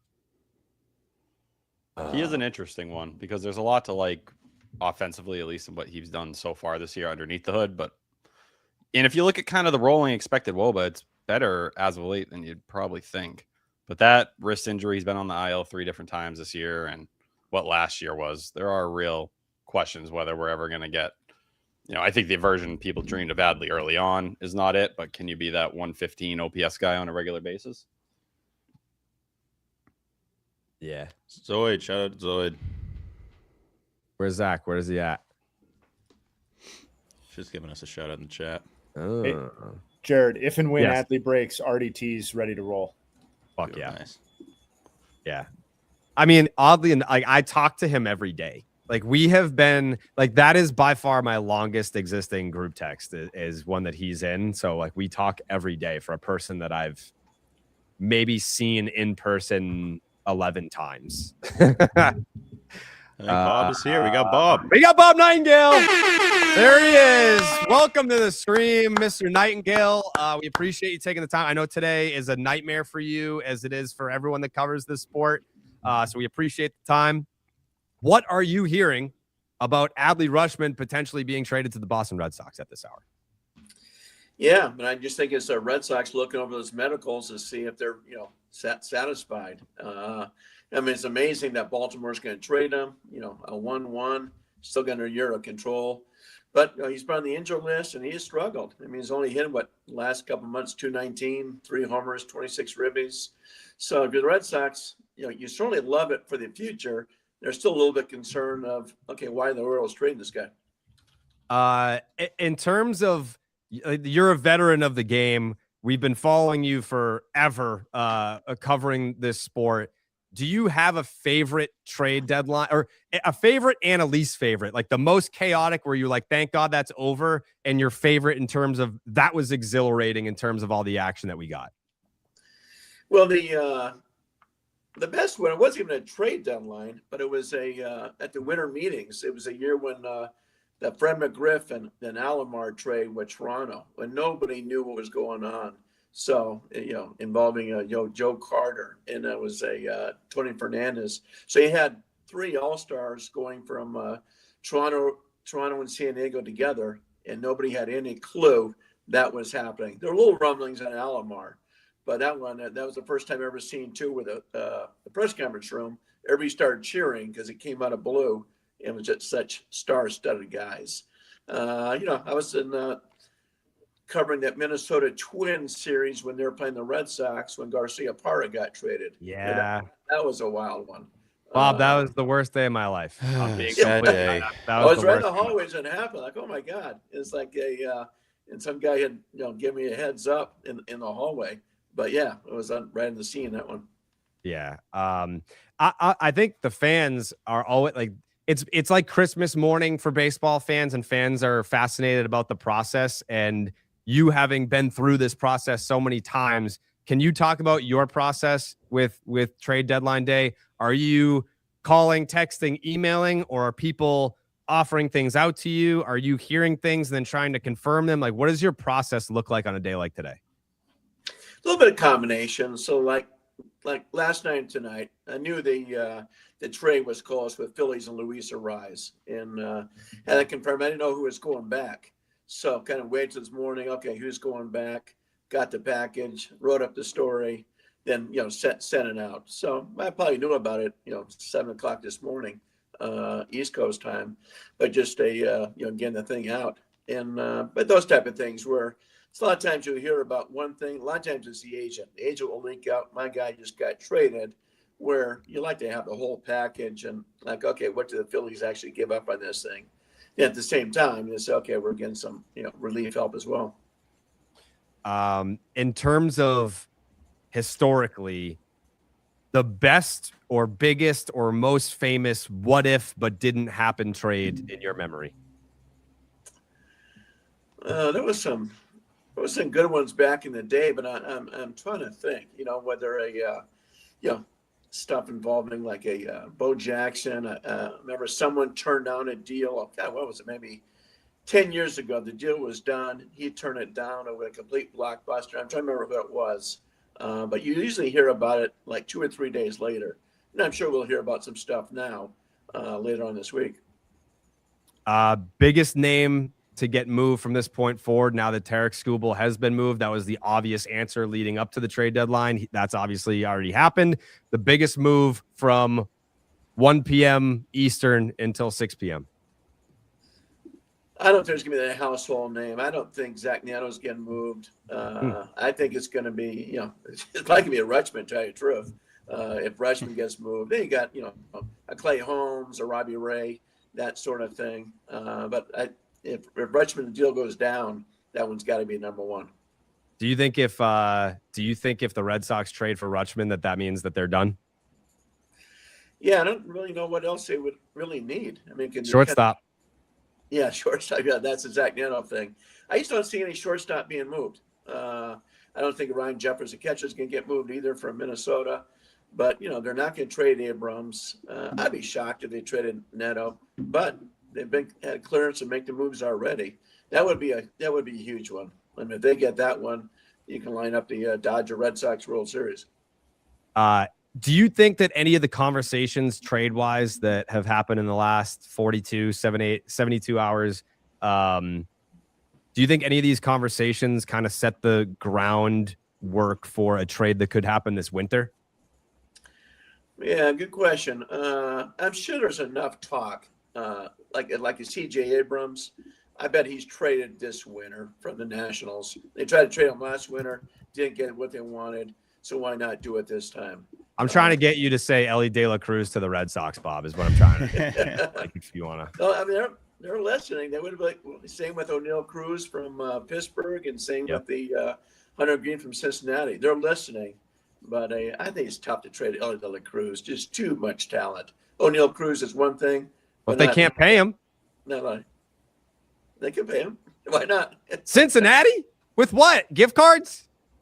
I'll tell you what, they were in on Schwarber. I mean, they were going to go. They were topping Philadelphia's offer at 150, and Schwarber was one who told them, "Guys, don't waste your time. I'm going back. You can offer what you want." So they were all in on Schwarber, but he's a homegrown kid too. No doubt. Anyone else have questions for Bob? I feel anxious keeping him here because I know what he's probably waiting to do. Tyler? I do have a quick one. Bob, I saw today that yesterday you had the report with Will Warren and Adrian Morahan that there was a proposed offer on the table that never ended or didn't end up happening. The Athletic refuted it. Then we got more reporting since then that said, yeah, it was a deal with that, maybe with an extra chip there. What's the latest on that, and kind of where do you stand on all of it? Well, Marjones, it turns out it's not going anywhere. Neither is Mason Miller. The Padres have got hot. The Padres are right there. What a game on the wild card spot. So he's too valuable. But they need a starter somewhere. That's why the Warren thing, matched up perfectly when the two sides have talked about it. I'm sure there's more, pieces involved, particularly because Marjones was a free agent at the end of the year. Warren's got a lot of years control. So there are other pieces involved in those talks. But it made perfect sense on both sides. Jay, hey, you got something? Do you prefer the trade deadline now in the Twitter era or back in the day? Back in the day. A lot more fun because you'd have a whole story by yourself. I even though it goes back to winter meetings, I still tease this guy named T.R. Sullivan saying you got the last big scoop in the baseball when he had A-Rod signing with the Texas Rangers for the Fort Worth paper, when everybody had to sit on it for a day and obviously it was true, that sort of thing. Now, people can catch up in a matter of, 5 seconds. When do you feel confident hitting send? Because I feel like there's a lot of times you're like, it's not quite there yet, but you want to obviously get the news out there. Like when you're like, okay, I'm firing this off. This feels like it's done. Yeah, well, I was confident this morning with the Phillies thing, and they say, okay, pending physicals. Once they said pending physicals, okay. But just because that deal had collapsed earlier in the night, when it was just a 1-for-1 deal, and then got expanded. So you say, okay, make sure nobody was turning it down on either side. So then you get comfortable, but it's got to come from either the agent saying the guy got traded. But this case, I was trying to get the whole ball of works as far as who is all involved, not just Luis Ariz is going to the Phillies. Bob, thank you so much, man. I know today is super stressful and a lot of anxiety. I like the fact that you didn't look at your phone while you were on here is admirable. Like, I appreciate your professionalism. It's but I wouldn't have minded. I wouldn't have minded at all. But thank you so much for joining the stream today. We appreciate it. Sure, my pleasure. Thank you, guys. Take care. It's good to see you. Take it easy. Bye, Bob Nightingale. That was great. Yeah, Bob's great. Every right to look at the phone. He didn't do it. There's Hey, Florida Mick. Checking in from the car. Yeah. Are you actively driving down? Oh yeah. Yep. All right. Yeah, he'd be commuting. Be right back. Yeah, he's about to be Disney Mick, you know. Yeah, him and the mouse are gonna be like this. I'll trade you. Yeah, that'd be great, honestly. Yeah, still waiting for an update on the Rutschman stuff. Haven't heard much since the initial stuff, but it seems like all the olds are getting what we were putting out there originally an hour ago. They're now getting to that same information. Buster Only reported the Red Sox and O's have a deal arranged for Adley Rutschman. Prospects medical set. The Red Sox just need to say yay or nay. Patreon.com/Section 10 podcast. The Scoop Shop had that an hour before all the big guns. All the big guns. Coley, your thoughts on Adley? I'm ready to blast that yay. I don't know what the holdup would be on our side. That feels different. That feels like the risk is really that bad. But they said medicals are all set. Do you have another deal that you're trying to balance here to see which one you like more? That's fair. Jay, hey, if you could you send the link to RDT since we don't have another guest until 2 p.m. Yep. Yeah, let's I get hate to that interrupt athlete this lover. as well here. Shout out to our first winner of the Baseball 101 gift card here. Again, we're giving out $100 at the top of every hour. That would be 5 more gift cards. And the winner for the first one is Jason Zingler. Jason Zingler. Yeah, Jason. Thank you, Jason. Attababe. Shout out to you, Jason. If you can, email us production@section10podcast.com. Production@section10podcast.com to claim your winnings, my guy, Jason. Claim it, Jason. Claim that shit. These are real gift cards, by the way. This is not a scam. We are not trying to get your credit card information or your mailing address. Actually, we probably do. Are they digital? Are they digital coupon? They're probably digital, right? They're probably not physical. They are probably digital. All we need yeah. is that sweet, sweet email of yours. That's all we need is your email. And we need your birth certificate and your social security number, credit card information. Thank you. Accurate. Welcome, RDT. RDT, yeah. Here's a happy fella. Oh no. Yeah, here's a happy fella. Aw. You're wearing that RDT. jersey for no reason, right? Yeah, RDT? give me that. You don't need it anymore. Give me that jersey. I'm wearing it backwards out of respect for Coley, as we wore back in the Jared, you didn't wear backwards jerseys, but I'm sure Coley did back 20-some years ago. You know what? I have a picture. It's not a jersey, it's a jersey. I wore a Willie Mo Pena jersey backwards. So I had the so I have 3 Willie Mo Pena jerseys. One of them says Willie Mo, one of them says Pena, And then I was like, it doesn't have the tilde, so I bought one with the tilde. So I have a Pena, a Penna, and a Willie Moe jersey. Well, now I have a bunch of Adley jerseys for you if you want them. Yeah, we'll take them. Yeah, send them. Send them. I will never give them up. I'm sorry. I will not do that. I'm not mad at him. I'm mad at the situation. I'm mad at the cucks in the front office who roll over and let the Red Sox pet their belly like they're a bunch of fucking puppies. Well, listen, you guys don't need him anymore. You guys are going nowhere. And you have Pete Alonso. And you have Tyler O'Neill. Basayo. It's like a future. Yeah. Here's the thing. Basayo, I do like Basayo a lot. We've seen it already this year. He's going to catch 100 games max. Like his bat, I mean, he's Yordan Jr. with the bat, but he's always nicked up. He's always dinged up. I thought it was good to have more good players. I don't think you want to get rid of your good players. That's, I don't know if I was misunderstanding that somewhere, but I was in the camp of if all teams want your players, you should probably try and keep them. But I think RDT, one of the things that people always kind of don't know is the feel. If you're a fan of a player, if you're sitting there like you are, 162, you've seen the ups and downs. When you look at Adley and what your expectations were when he reached the big leagues, how close has he come to meeting those? What was your outlook on him moving forward? And do you feel like internally they maybe weren't as high on Adley at this point in time as they once were? Yeah, I don't know if it's not that they weren't as high. I've heard the rumors that there were an extension or two that he may have turned down and we're looking for, a little longer length, stuff like that. I don't know how true that is.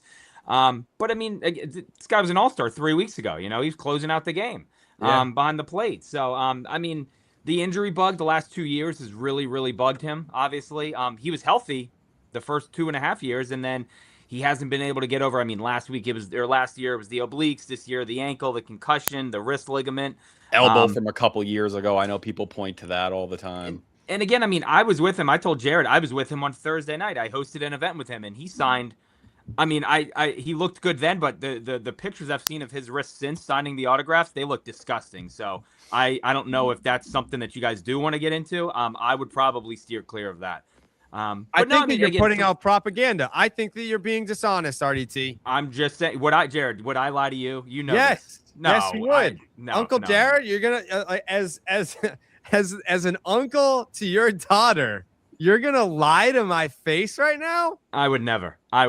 But I feel like you are. So that's what maybe for anyone that's unfamiliar, you do have a close personal relationship with Adley. You don't have to discuss, obviously the subject matter. Have you talked to him today? Not today, huh? I sat with him. We basically had dinner together on Thursday. I got my food to go. He got his to stay, and it was that awkward we walked into the back room and there was a candlelit table with his food sitting there, and I was like, I'll sit here with you, and I'll keep you company while you're eating your crab cakes at Jimmy's. Does he have kids? No, he's just living the life, baby, playing some Fortnite, trying to get healthy. But again, he was in the All-Star game 3 weeks ago. Yeah, he's he was a three-time All-Star. Like I said, when I talked to him, he seemed happy. He was supposed to start hitting. I think they said Sunday or Monday. Obviously it dumped here yesterday, so I don't know what he ended up doing, but they were trying to get him back at bats soon. I understand, if he's not going to stay, you want to get rid of him, but we gave him a lot of crap. But Peter Angelos would never trade a face of the franchise 1-1 golden boy to let that trade happen to a division rival. Yeah, but I don't get it. Isn't there? Sorry, isn't there something like isn't this the more progressive way to go about your business, though? Am I the only one? Can nobody hear me? I can hear you. We can hear you. Oh, okay. No, I can't hear him. I don't know.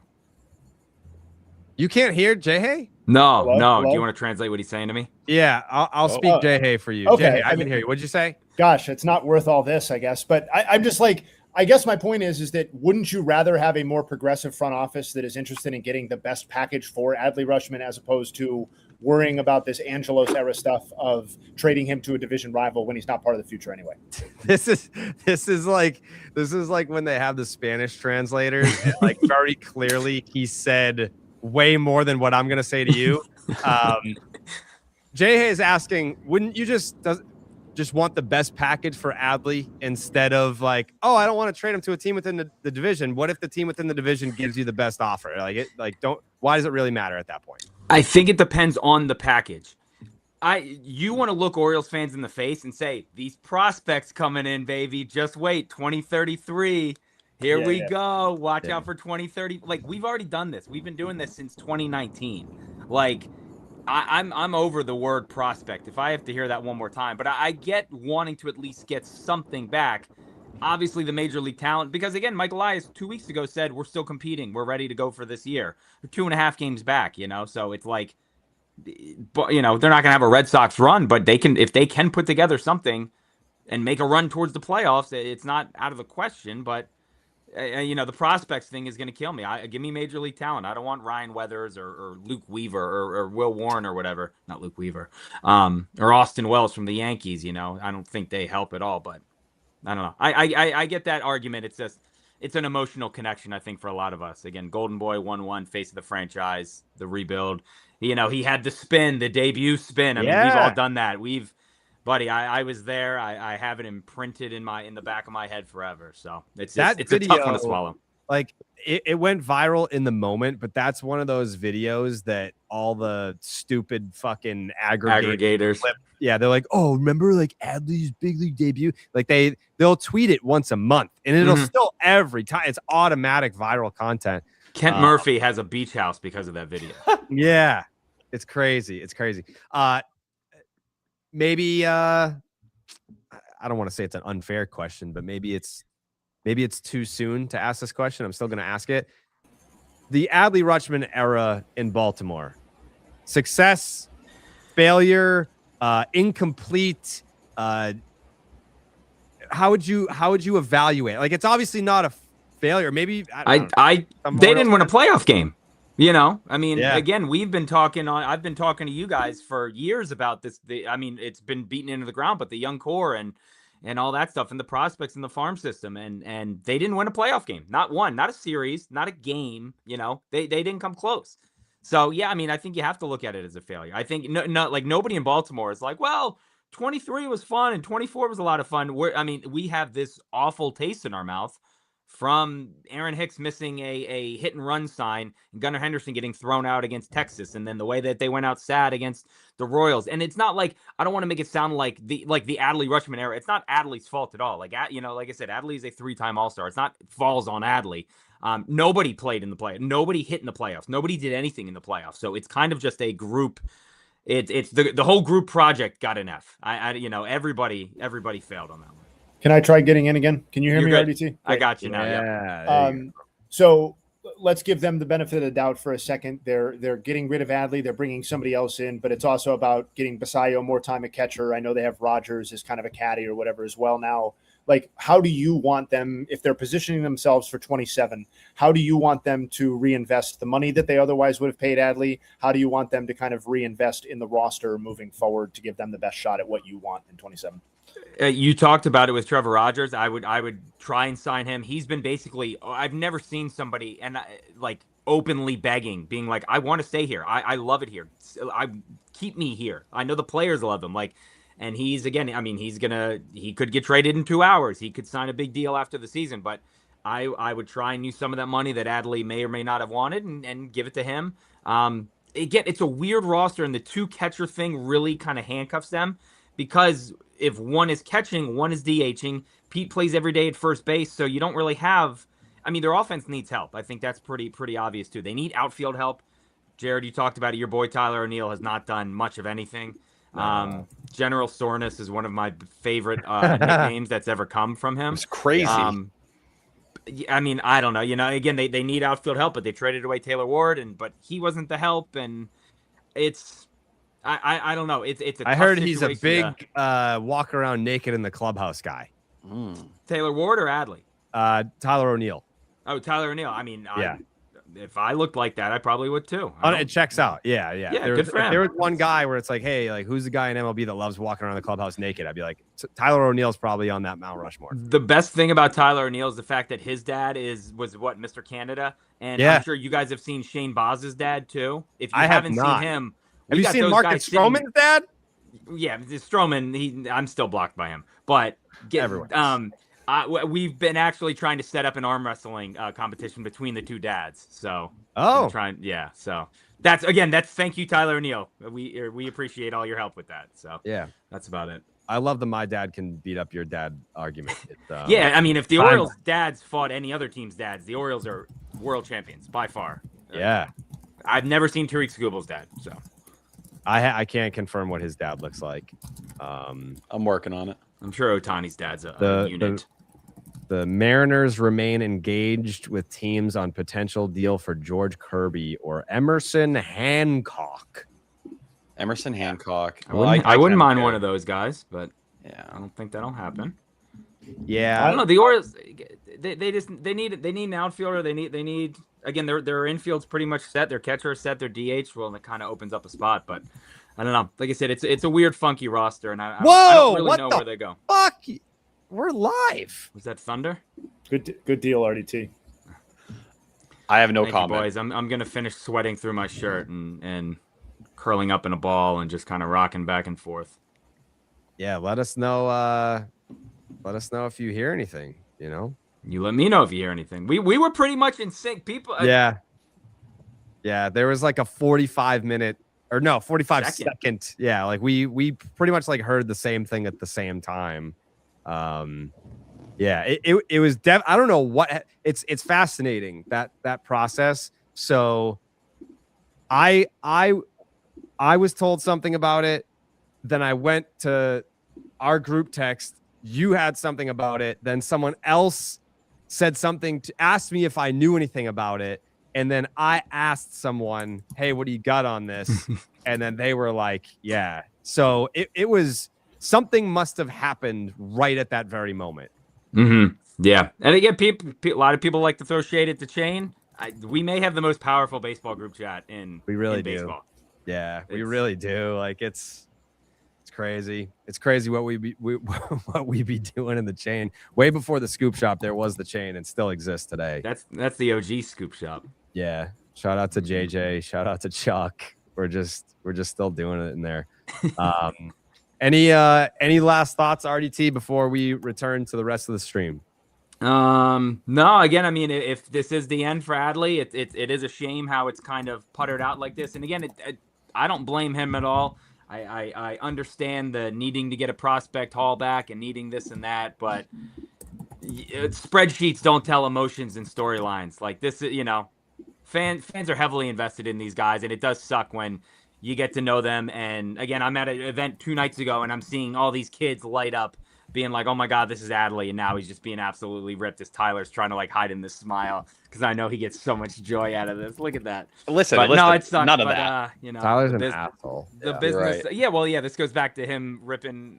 What did he say after Dallas gave his like monologue the other day about how bad the A's were, and then he was like, you said something on the podcast. Oh, the Langoliers. I taught him over Langoliers constantly. I don't know. Oh. I think it's just me. What? RDT can't hear me. I don't know, but Jared just perked up. Okay. I thought you can't react like that, Tyler. You fucking did that legit a minute and a half ago, and I almost put you through the wall. You did the exact same thing. Yes, you. What did I do? You when he dropped the F-bomb, you reacted. Oh, well, yeah, that's on you for not paying attention. Fuck that shit today. We're focused on real stuff. I disagree. But RDT, thank you. If this trade goes down, we'd love to have you back on later. I have an event with Kobe Mayo tonight, so I'm leaving here at 4. So I said it's gonna kind of feel like a wake there. I may wear a suit, first ever suit to a meet and greet kind of thing, So yeah, I appreciate you guys having me on again. I'll be here. Jay, hey, you ring the bat phone, Jared. You let me know. Yeah, if it's on the fly, it's on the fly. That's I can do it from the car. Jericho can make an appearance. Sure. Yeah, why not? All right. Thank you. Later, guys. That's RDT. Bye. Yeah, the voice of the Baltimore Orioles. He's gonna be sad if this happens. He's gonna be sad. I think what happened over the course of the interview with RDT is that we're starting to get some reporting on what the return might be for Adley, and from who? I think Rosenthal had something, right? Oh, excuse me. Via Red Sox Stats, Rosenthal already changed his tune. Says the O's, quote, they may get a monster return for Rutschman. I expect they will get a strong return. I don't know what that would look like. That tells me one name. Ianson? Yep. That's who I would start to turn my attention. I don't think that's Arias. I don't think we're in that realm for what we're talking about here. But if you're looking for the next best thing we have in the system, it's him. Yeah. I mean, I don't know what else strong return means if it's not like you're not giving up Franklin Arias for a year and a half of no chance. Adley Rutschman. So yeah, I would imagine that it would be an Anthony Ianson centered deal. Oh, look at that. Baseballisdead.com for all your baseball is dead merch. Support the show. We appreciate it a lot. Oh, section 10 merch.com. We have plenty to choose from over there. Yep. Oh, look at that. Oh, that new teal shirt. Oh, the Venezuela benefit shirt. All proceeds go towards, I believe it was the Red Sox Foundation, who are helping aid in Venezuela. You got the baseball tavern shirt. You got the Tony Seagulls. You got the Ramon shirt. You got that Sea Dogs teal. Yeah. I don't even have that yet. Me and Mikey got to make a trip to fucking Beverly so we can go get a haul. Wait, what? Don't fuck with me. What? People can't be putting. The chat is bad, dude. There's someone in there who's throwing in a bot account return over and over. It is not. I saw. I think they had Juan Valera and Franklin Primera as the package confirmed. Yeah, don't. I'm not saying one of those guys may not be part of this. That is definitely not what I'm saying. But there's nothing out there that's from a real account. All right. I'm not reading the chat. Well, I'm not reading it out loud. I mean. Yeah, I don't think Adley's going to AAA for 16 days if he gets traded here. I don't think that's going to happen, or else we're going to have some grievance issues going on. Yeah. While we take this brief pause here, I would like to shout out our friends at Cowshy here, who do have a great job or do a great job at doing the next team markets here. And another player that we've been interested in for Red Sox purposes, a little Mr. Zach Neto joining the program here. His market's been fluctuating up and down, as you guys can see on screen here. The Angels are the big favorite to keep him right now, with those Braves as well were a big favorite this morning at around 7 a.m. and then that collapsed here at around 9 a.m. So looking like he might be returning back to Los Angeles. 47% down are the Red Sox for Zach Neto services. So it doesn't look like Zach Neto is going anywhere, according to Cowshy users. Interesting. Yeah. That checks out. That checks out. I'm not shocked. I wondered if the Red Sox would have been more willing to get in with an Arias package if you were getting Soriano and Neto. I was like, could that be a way where they find each other in the middle a little bit? Especially if the Angels had really wanted Arias, but doesn't seem like that came to fruition. I did hear that. I'm pretty. I think I put that in the scoop shop yesterday. Did you? I did not see that. Okay, yeah. I think so. I started a thread maybe 2 days ago because I had heard Seager, like that they were kicking around on Seager, and then there was just like an open discussion about it, and I was like, well, something about like a package for Neto and Soriano, but now Soriano's in Toronto, so I don't know that would have done it for me anyway, though. By the way, I feel sick. About I Ianson? gotta find out what the deal is here. Yeah, the longer this goes, the sicker I feel. This is really dragging out. I guess. To me, if it's true that it's up to the Red Sox, that tells me they got something in the fire that's just as interesting to them. Potentially. What could it be? Do I have any interest in Evaldi? Absolutely. I would love to have Evaldi back. Please. I feel like they're going to have to do something like that. Like go get like a veteran starter. It's all over IG. People, yeah. It was presented as pending medicals. No one said done deal on here. That's what I heard. Yeah. I'd like Latz in a deal if we could do something with the Rangers. Let's make 2. It's a good opportunity. Good opportunity to remind people to just keep their eyes peeled too. It's a great time. call. It's a great call because at the end of the day, if you don't keep your eyes peeled, how are you gonna consume the news, right? I mean, if we're being honest right now, Dallas is 1-0. Jared hasn't got one yet. So True. Damn, that's true. Just saying. Yeah, there's definitely a ball in the air. We don't know if it's gonna go through the hoop yet. It would be bad if we recorded the next pod. He's like, I got it. Yeah. Dotted.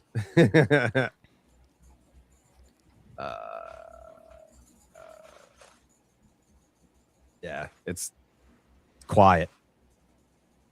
It's too quiet. Quiet. Yeah. Shout out to Adam. He's always throwing the donations in there. Yeah, I don't have the ability to highlight those. I will quickly highlight those real quick. Shout out to you, Jerry, and shout out to Duncan, intern, aka Adam Dadley is handsome. Our guy Gio here asking if Mo Vaughn's available. Why not? Why not? Shout out to Adam again. He's thinking socks. It's a strong consideration, yeah. Oh, of course. I agree here. Vader asking if Gunnar joins the Sox, will RDT become a Red Sox fan? I would go ahead and say that's a no. No, probably not. I respect that question. And shout out to Adam here asking if we trust the Red Sox medical team with anything. No. That's almost like if depending on how badly you want Adley, it's a good thing. Like the Red Sox medical staff would look at his wrist torn to shreds and be like, "Looks good to me, dude. Good to go." That's what Buster's saying, though, that they're good on the medicals. Oh, all right, yeah. Right. So then, what would the holdup be? That they're that like, you have another deal. Are you listening to Tyler? Like not at all. He doesn't hear a thing I say anymore. I literally heard him. You guys do talk a lot together, but it's not a guarantee that that's what it is. No, it's not. But it's a good suggestion. Good guess. It's a good guess.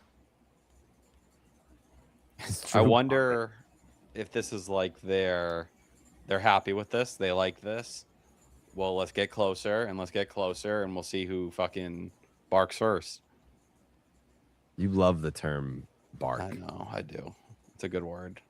Mm-hmm. Oh my god. Yeah, I'm unwell. I don't feel good. I need to change positions here. Oh. I don't know anything. Would you be satisfied with Rutschman, Springer, and a back-end starter with Arias getting the call soon based on how the Sox view AAA? I don't know about UT. I'd be surprised if we saw Arias this year at the big league level. Yeah, I would be pretty surprised too. I think they'd let Trevor Story have some pretty long run before getting to that point. Yeah. Now, emergency situation, yeah, you go that pathway, but with what happened with Meyer, running that back would be absolutely insane if they were just There's just too many guys. Yeah, like you've got Meyer, you have Story, you have Sogard, you have Monasterio, you have Chang. Like there's so many options up the middle before you would hit the panic button and call up Arias before he's ready. Definitely.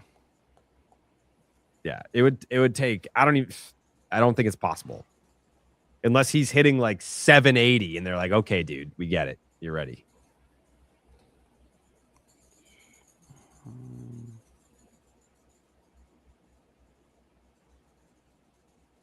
Do you guys think we get Abrams or is he just too expensive? I don't think. Thank you for the donation. I don't think we get Abrams.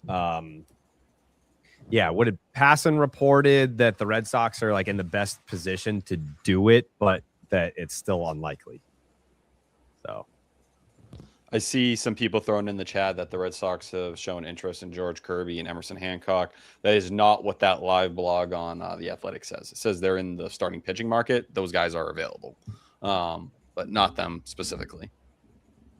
And I think when you're talking about George Kirby, what would go into something like that, and Emerson Hancock, and whether it fits what the Red Sox are chasing, I don't think so. The Mariners need offense, and so do we. Another donation. Does Adley mean no shortstop? I would bet yes. At least right now. Yeah, like right now, like the answer is no. I don't think that they're like if you trade for Adley, then I mean Franklin Arias isn't going to be part of that deal. So I just don't think that they're going to trade for like if the Marlins don't want to trade Otto Lopez and Abrams is unlikely and Neto's going to stay put, you're not just going to trade for a shortstop to trade for a shortstop, right? I think that's why they'd be happy waiting out if they feel like the big fish is out there this winter and Ellie. Just let it play. Like we're okay taking a shot at Adley, who isn't a half measure, but it's not all the way. It's like a big ad. It helps you next year, but it's not emptying the tank either. Yeah. Then you can factor in all the draft picks as well. Thank you, Christopher. I think they'd be totally comfy if they just get Adley and have Mead come back and then figure out the shortstop thing as they go along the rest of the year. Yeah, I think you get like a reliever or maybe a reliever and like a depth starter option. Yeah. What did Rosenthal tweet? Which that's probably the best team in the AL, honestly.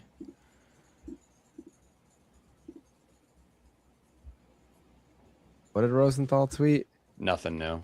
I turned his notifications off because he just same. Yeah, like it was just retweets. I love the foul territory guys, but like all he would like I would had his notifications on for like Rosenthal news and updates, and it's just retweeting clips of foul territory all day. Well, he also credited Will Salmon with the Brenton Doyle news and not Dallas, so that's obviously that is so egregious. Yeah. Don't tell me when the fuck to use the horn. I'll do it for fucking any reason I want. Hearing the Mariners not moving either after moving Castillo. Also, they are shopping Randy Rosarena, or however you spell his last name. Yeah, I saw Randy Rosarena's name yesterday, right?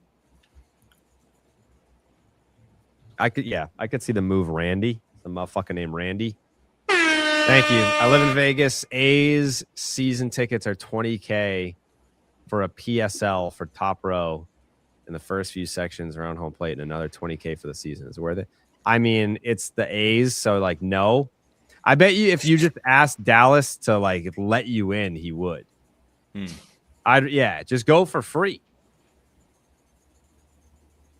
Stop the horn. Yeah, it's someone in the chat is reporting Aaron Judge to the Red Sox. Okay, yeah, I could see That's that. got to be true. Yeah, so that return is not going to be that crazy, I don't think. No. IKF straight off the IL, buddy. I don't even know if I'd give up IKF. I forgot that he was on the team. I love IKF, but man, if you existed prior to this run, no, you don't left count. You in like the shadow realm. He was one of the few things keeping you though. Like when you were in the middle of the ocean and you were drowning, he was one of those rats. I think that was one of the signs that we thought we were screwed, where it's like the only guy talking is IKF right now. That's the only dude that's giving us anything, and then they go on the crazy run after that.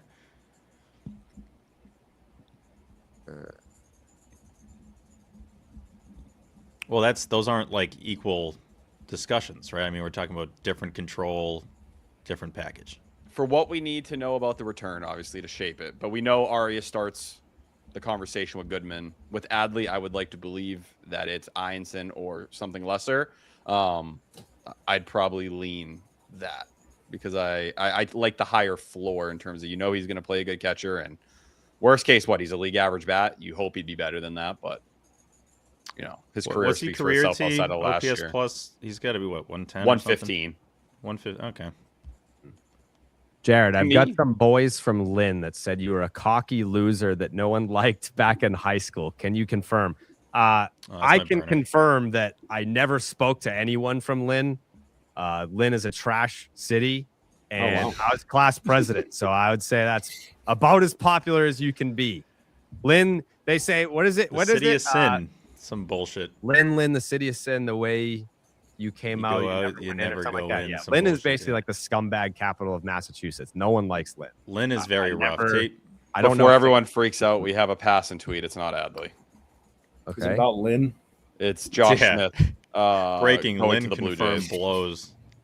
Who cares? Josh D. Smith, I believe, is his middle name. Who cares? Have I lost? Oh wow! I mean, come on, man. Nope. Oh, loading up. I did lose my fastball. What we got here? Oh, there we go. Holy shit, JA. What? They got him. Yeah, Josh Smith. he big donation from JA. Just want to take a quick second to shout out the fellas. Where's Love you all. Jay? Garrett is never Yo! That's right. Fitty. That's right. Go. That's the pay for T's next haircut. Fuck yeah. The goat off between JA and Joey Gundy is just like a legendary battle. Just two of the greatest to ever do it. And Adam. Throw Adam in there. If we get Adley, would Narvaez get DFA'd? I was thinking about that. Wow. He has options. Oh yeah.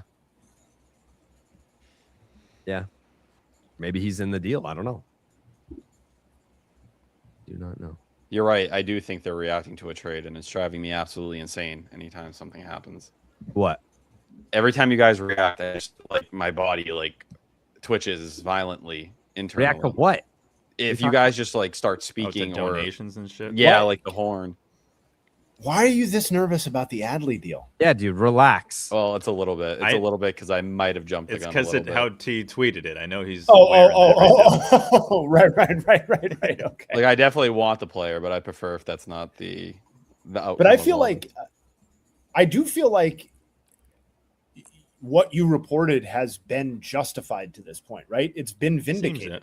the first. Yeah, I think the second line brings the proper 98.5 is context. calling you out, Tyler, for jumping the gun on Adley. I mean, the way that he worded it was too strong, but like it's basically been confirmed by others. It's So, also I love those guys. I worked with them every day. They're busting my balls. I know them. Yeah. Okay. But yeah, I would like the confirmation. I also just hate when things like linger. Welcome to the Like, North Shore tomorrow after being in NYC metro area for 30 years. Can't wait. Welcome to the North Shore. It's the best shore. The South Shore people will tell you that the South Shore is the best. It's not. who gives a fuck The about South the Shore- North Shore, dude? You guys don't even have pizza. bro. The South Shore sucks. It's a bunch of snobby, rich white people, and the North Shore has character. The North Shore, It's gray. you got to fight for your meals. Revere? We don't claim Revere, but Well, you can't just draw places. Revere has Kelly's roast beef. Brockton has Cape Cod pizza. Yeah, like you guys are just like you're like the poodles of Massachusetts, and we're like we're the pit bulls. We're the Rottweilers. That's the North Shore. Yeah. Poodles? I fuck with poodles, man. I mean, I guess, yeah. Oh. What'd you say? Rehab assignment for Adley Next this week, coming or- week? Yeah, this Next coming week? week now.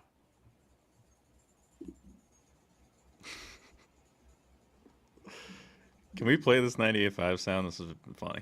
Are they frying me? Yeah, but it's It's nothing. okay. I don't crazy. care. It doesn't. Ha. Fun. It's Beetle in them, right? Yeah. Yeah. Go. Who's playing it? Who Oh, I has thought the Steve- power? I know. This Oh, I is- thought would be Steve me. had Does it. Jose Like, have the? Does Jose have the Yeah, power? give me- Jose has the clip. okay. Give me 2 seconds. Yes, we're about to play this. Yeah. Okay. South Shore. Shouts Jose. South Shore is better by far. Dylan, I disagree. Respectfully, Who I said like this? you a lot. Steve hasn't said a word in this whole debate, and he's like the most South Shore guy that we What? got. I didn't. I've been trying to figure out. Hingham 99 is the best 99. I agree. I agree with that. Yeah, we Social got to stay on guy. top of the chat for the people. I that love are- both of them though. I love Beverly. That's where I went to college. Same with Jerry. Yeah, all right, here we go. Here we go. Let's get a listen here to the live stream of Section 10. He did not say it's done. He goes, Adley Rushman do Boston. I will say. Yeah, it in was the- up to medical. With medical, yes. Like that does not mean that means the deal's, Jay, the deal's in place. I Deal's looked in at your place. wording. like Jay too, I Hagan was in like, here. oh no, that's way more definitive than it was mentioned. But hey, it looks great if it goes through. Wait a second. Did Milliken jump the gun? So is the trade been agreed to or not? Oh my God. Milliken may have stepped Did in it. Milliken jump the gun and make this Milliken jumped the gun. more definitive than it should have been? Milliken Other jumped the reports- gun. Milliken though tweeted out the Red Sox are acquiring Adley Rutschman from the Orioles. Fine Sands tweet said the Red Sox and Orioles are talking about Adley Rutschman, and there's a feeling that a deal could be completed at some point today. Still screwing us. Fair take. It's a good take. Oh, that's great. Listen, we're looking for a scoreboard here. We just need to get to the finish line. I love the still screwing us, just implying that you were Still just doing screwing that your us. whole tenure. Nailed it. It's like an old '50s movie. Milliken jumped the gun. You know, it's like, Milliken. they're always passing it down the line. Yeah. Oh no.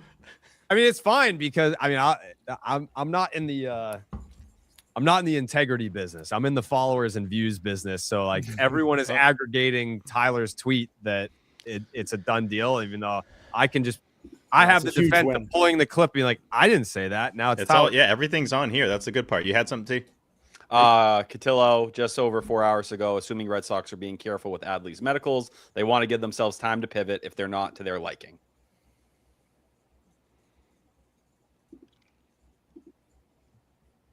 Interesting.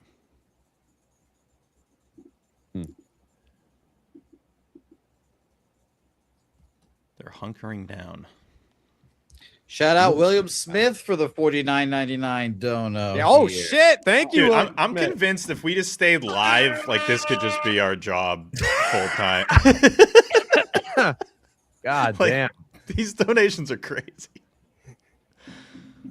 Sorry, hon. I got a 24-hour stream. Yeah, it's gonna get us $1 million, so you might want to just be good with it. I've got the 3A to 6A shift today. That's the gonna that pull in would be the 20K. best setup for a partner ever. It's like, all right, I'm gonna make $1 million. I'll never leave this desk, but you can just like your bills are paid for. You're just go shop. Yeah. Yep. Mark Sullivan, Incredible. is he with the Athletic? He reports they are sending Meyer and Tolley for Rush. That's not. No. Stop that. Do we have Chris coming today? Do you want him? I didn't ask. I'm just gonna send him the link. Yeah. Yeah. Yeah. I bet he'll hop on immediately. Okay. We got Jim Bowden. Don't even waste my time. Oh my god! It's a funny. He's What's trying Ralph to add reporting? context. He's trying to add context. He claims that they're waiting for John Henry to give the okay. Shut up. I don't know Jim Bowden, but that man has been wrong far too many times for anything that he says to come on this stream. Yeah, What is that? 50 euro? I don't know. What is that worth? That's Thank you, incredible. Jay. Thank $1 you, billion. Jay. 162 are in London. Time change is a ball ache most of the time. I agree, Jay. As a Red Sox fan who went to London last year, the games start at midnight in London. Sucks.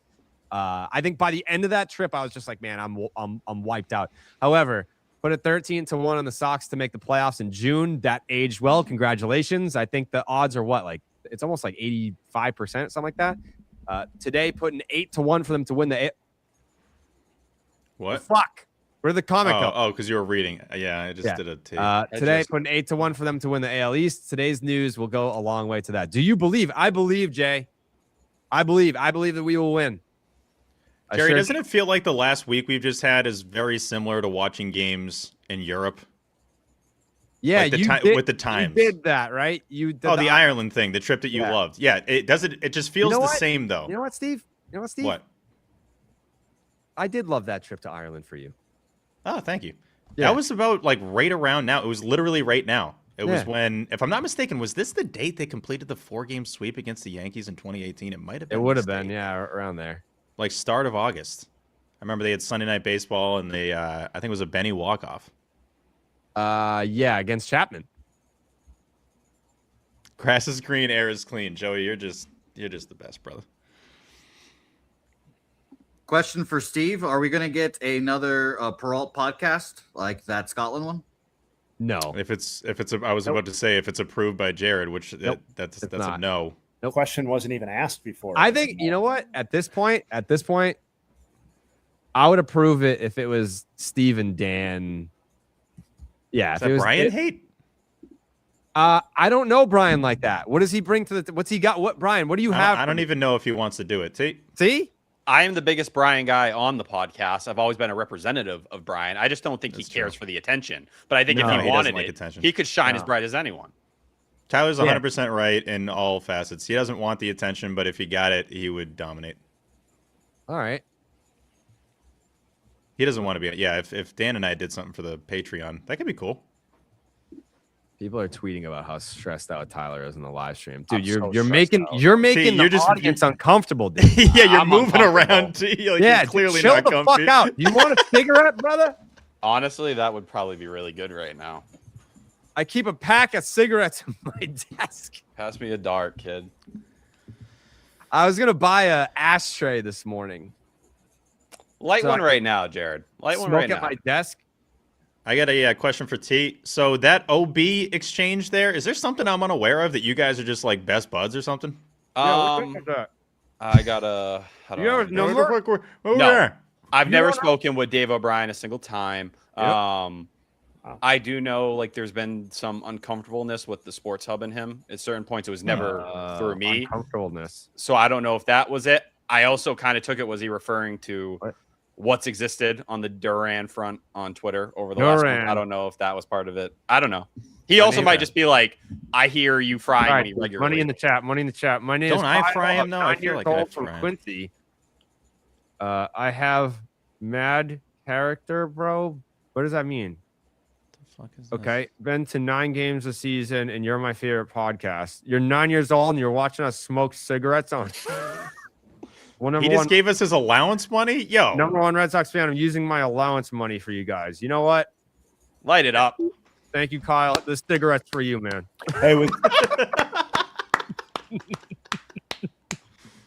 That's such a specific. Well, I thought it was like $9. I was like, $9 is a specific amount of There allowance he money. is. Okay. Oh, look who it is. Chris Castillo. What time is it in Beautiful. Mexico Hello. right now? What time is it? Chris Castillo. Buenos Aires. Buenos dias. Buenos dias. yeah, Buenos Aires Hola. is in Argentina. So Yeah, Buenos dias. Aires, Castillo. exactly. Yeah, what are you hearing? What do you got for it? What do you have for me, Chris Castillo? It's only 11 here, so I think Where that are means you? the deadline. LA, Mexico. where Oh, the you're Boston still in Red LA? Sox just played. Dude, get Yeah, a job, man. Chris Think looks about, tan. yeah, thank you. Lots of golf. 120 strokes, you get tan, Steve. Think Yeah, about strokes the what do you golf? What do you Hold on, think time about? out, time out. Jose, ahead. if you could, I don't know that we're going to have time to read all of them, but if anyone donates money in the chat, just throw it up. Just Yeah, throw it yeah, up. Yeah. yeah. Just Aye, throw aye, it. Captain.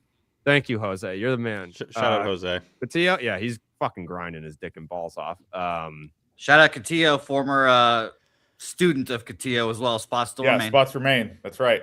Spots remain. Yeah. Oh, damn God. straight. Let's keep it moving. All right, go ahead. I was just gonna say what like the options weren't good. You either do the red eye after the game last night and you're exhausted for the deadline, you're in the air today, or you go home tomorrow. There's no good options. So I will be here for this deadline day at the Westin near LAX. Can't beat it. What are you hearing on Adley?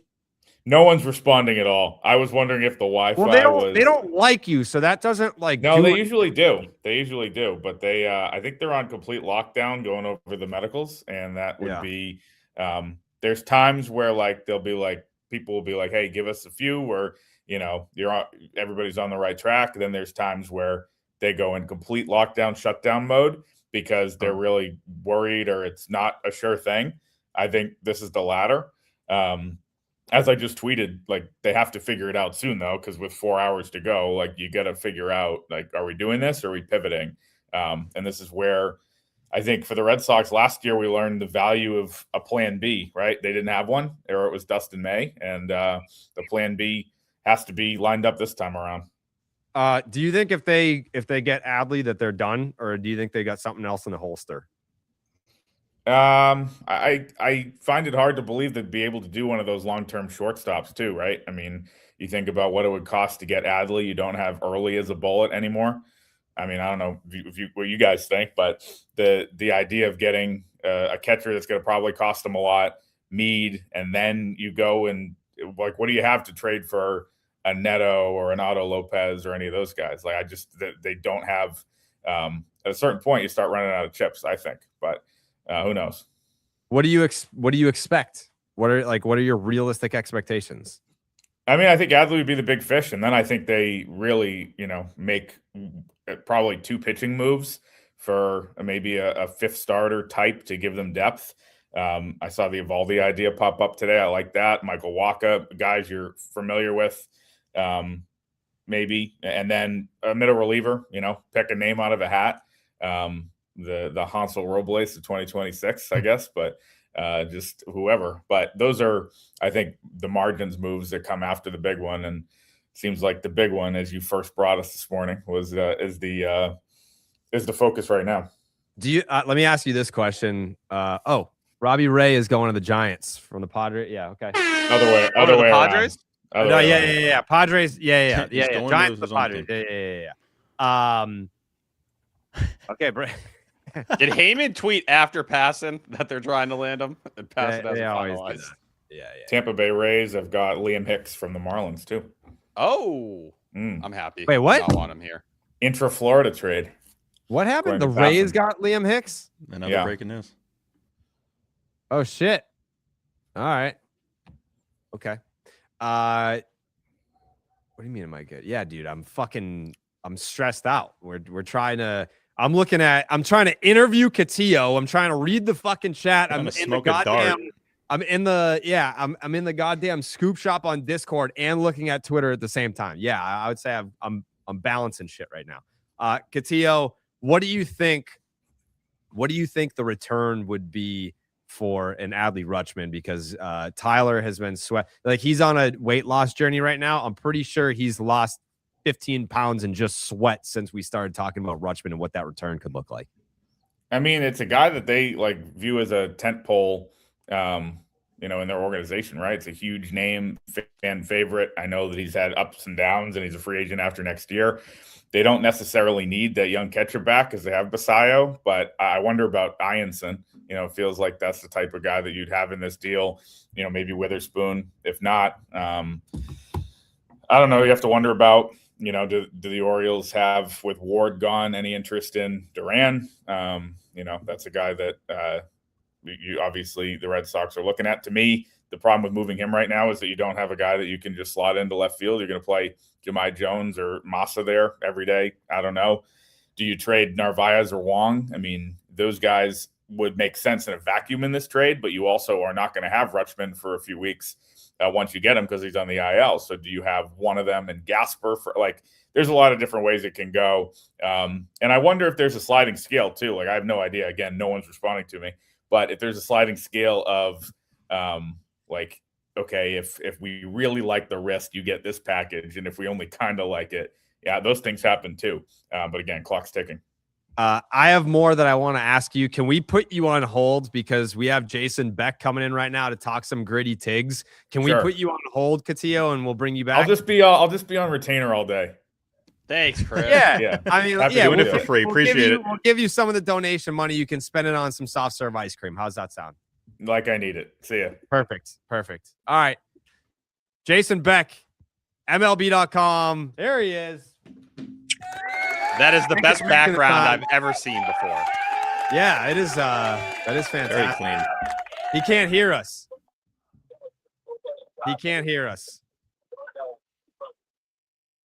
All right. Chris, get back in here. Yeah, he said he'll pop back in. We'll get it figured out, or we won't. I don't know. Anyways.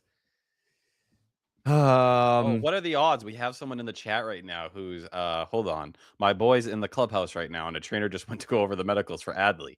It's going through. IKF is tweaking. There we go. Shout out Jake Taylor. Jesus. What would IKF be crying about?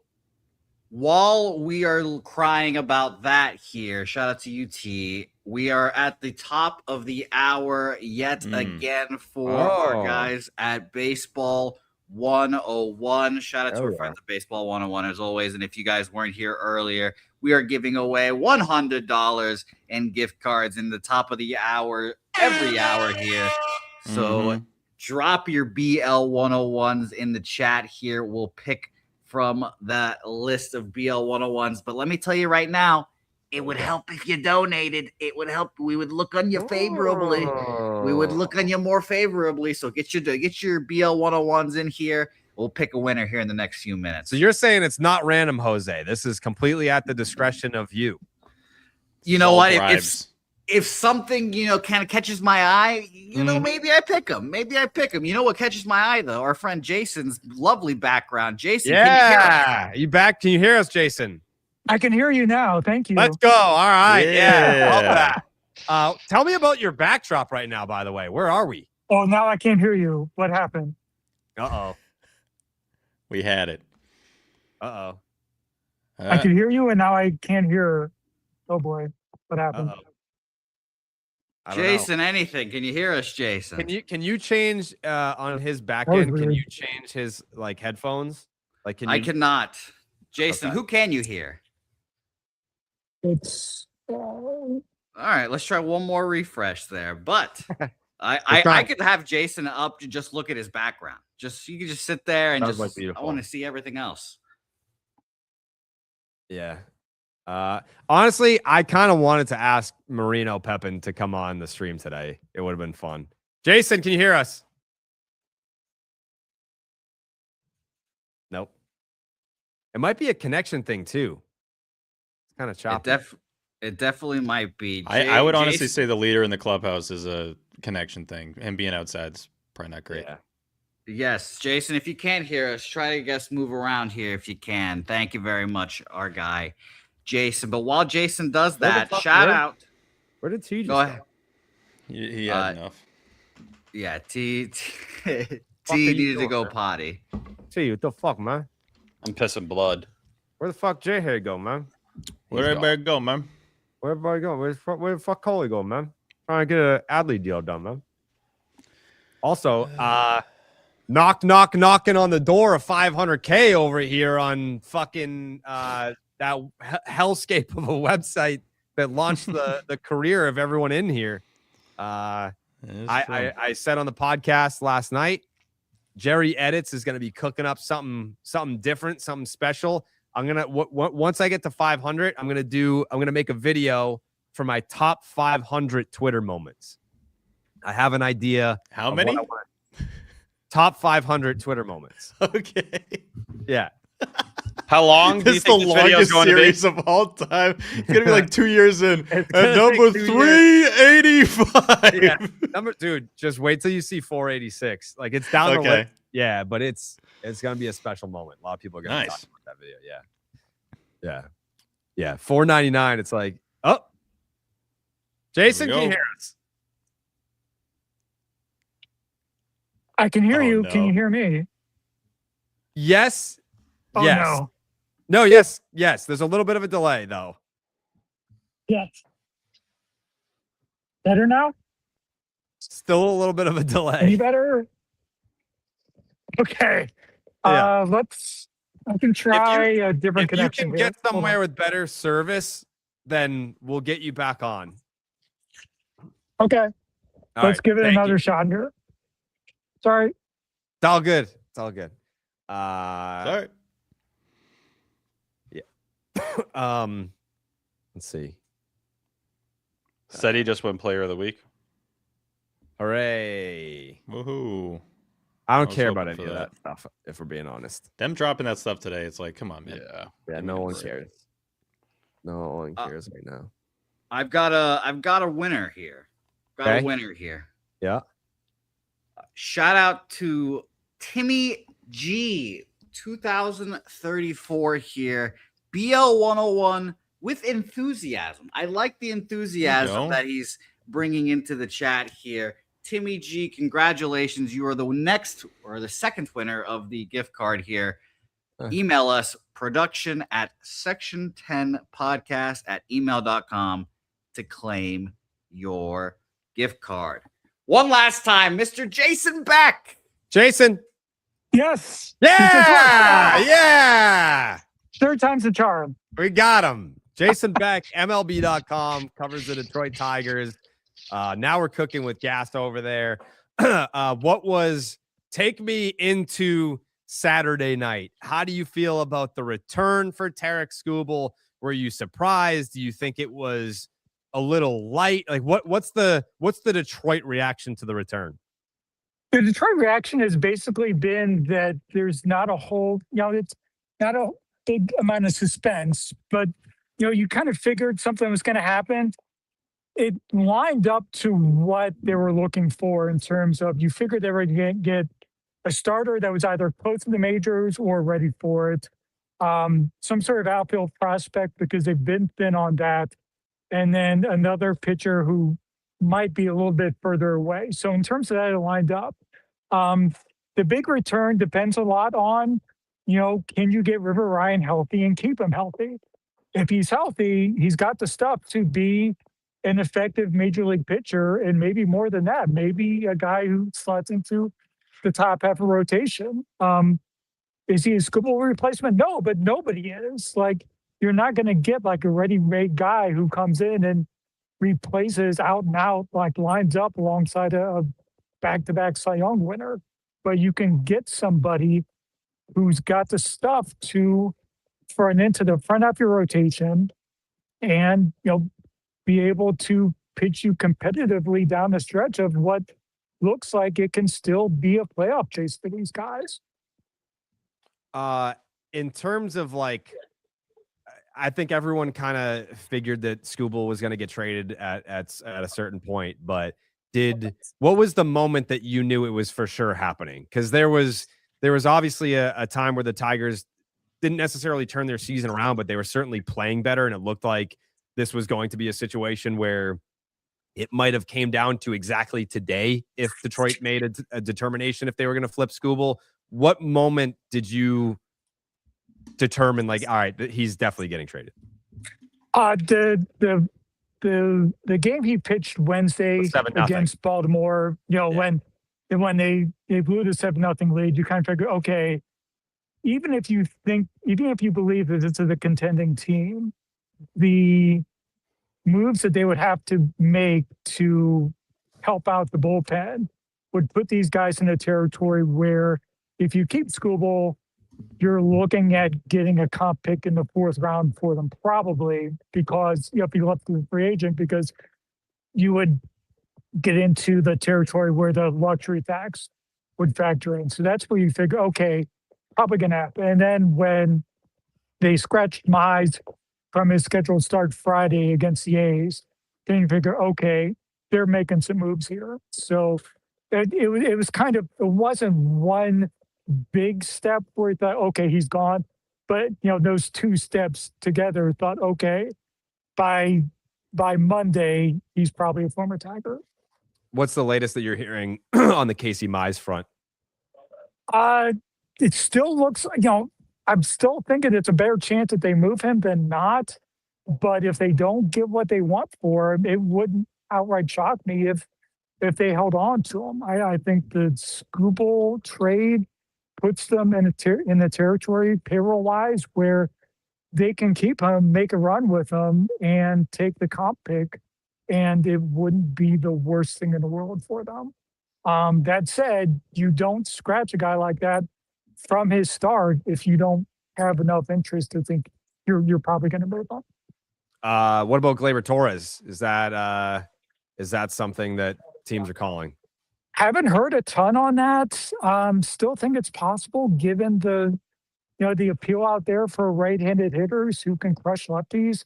And he's somebody that the Tigers can afford to move, and they can plug in the hole. You can move Hao-Yu Lee into a regular role at second base and call out Max Anderson, who has been crushing lefties for basically a full year now at AAA Toledo, to where, it's about time you figure out what you have in Max Anderson.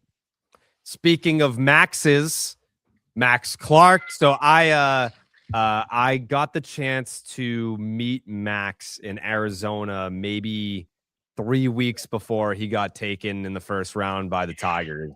And that kid, I don't know when you got the chance to take in his personality up close for the first time, but he had it back then. Like, he has that like big league aura, just presence to him.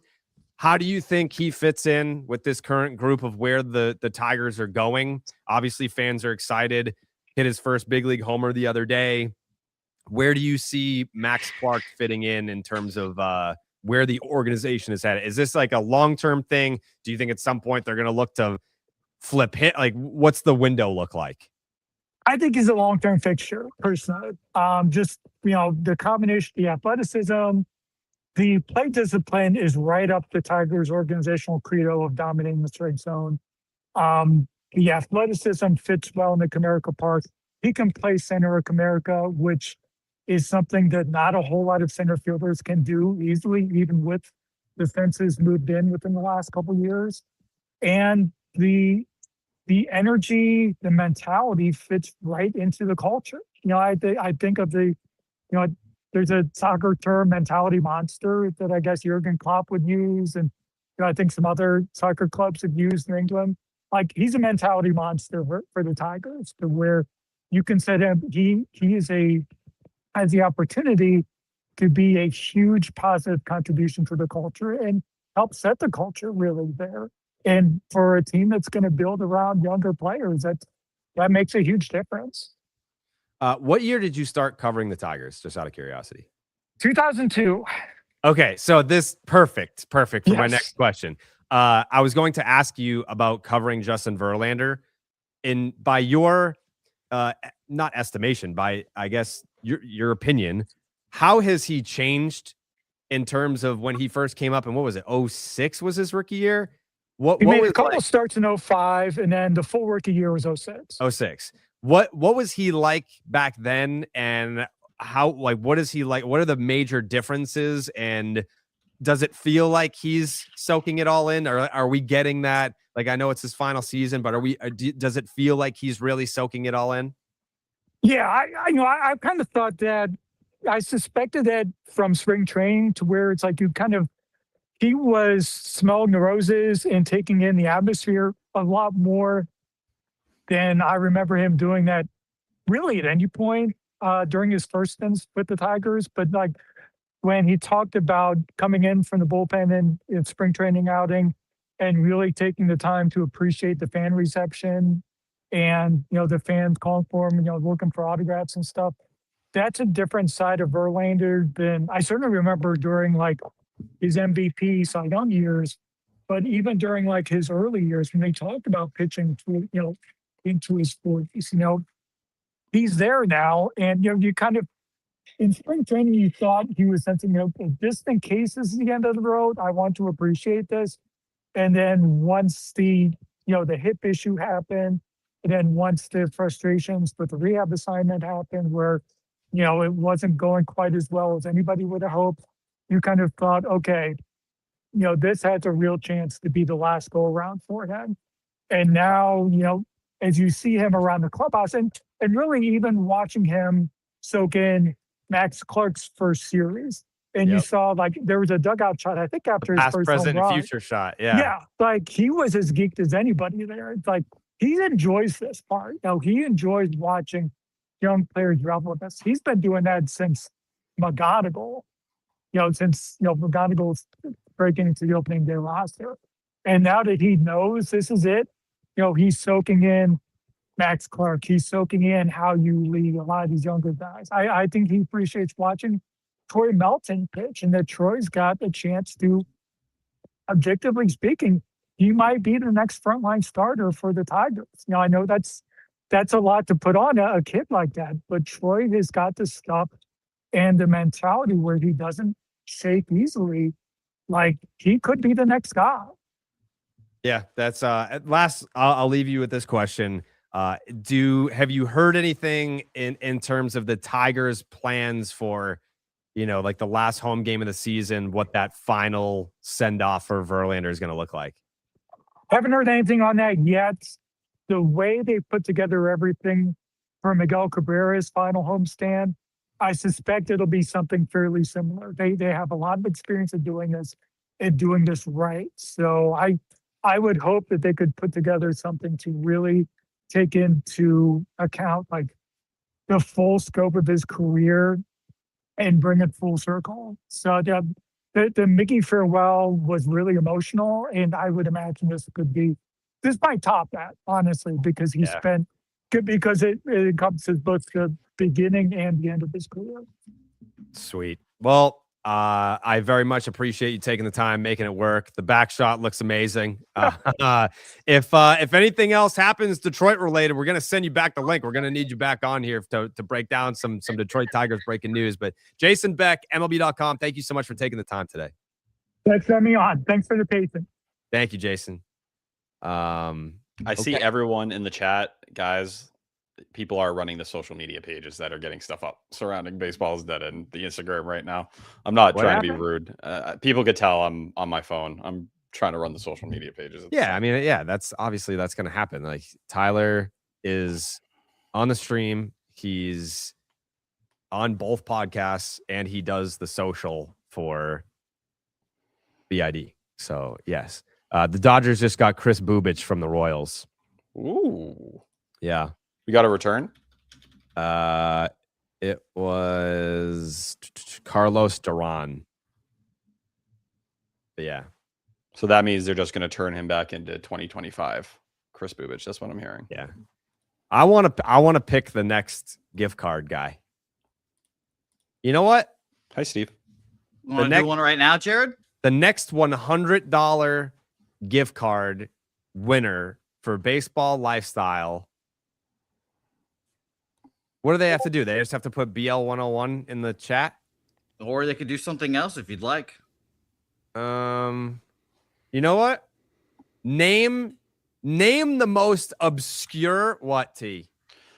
Joel Sherman 3 minutes ago. Fucking $100. It's Adley. It's Adley. Right, what is it? What is it?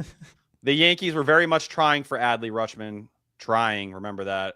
Elmer Rodriguez Cruz was being discussed as a key to the trade. With Liam Hicks off the market now, too, New York Yankees have to pivot elsewhere for a catcher. He floats Tyler Stevenson. So we're now taking the Yankees out of the equation here. If ERC is the young pitcher they're trying to go for, we're connecting the dots to an Anthony Ianson. Feels like, and listen, Ianson's a higher regarded, or actually, no, not that much different than where ERC is, I think, before the last graduation. But that's the tier of pitching prospect we're talking about. Okay. I got to look at BA. I'm sorry. All right. So the BL101 $100 gift card. Here's how I'm going to do this.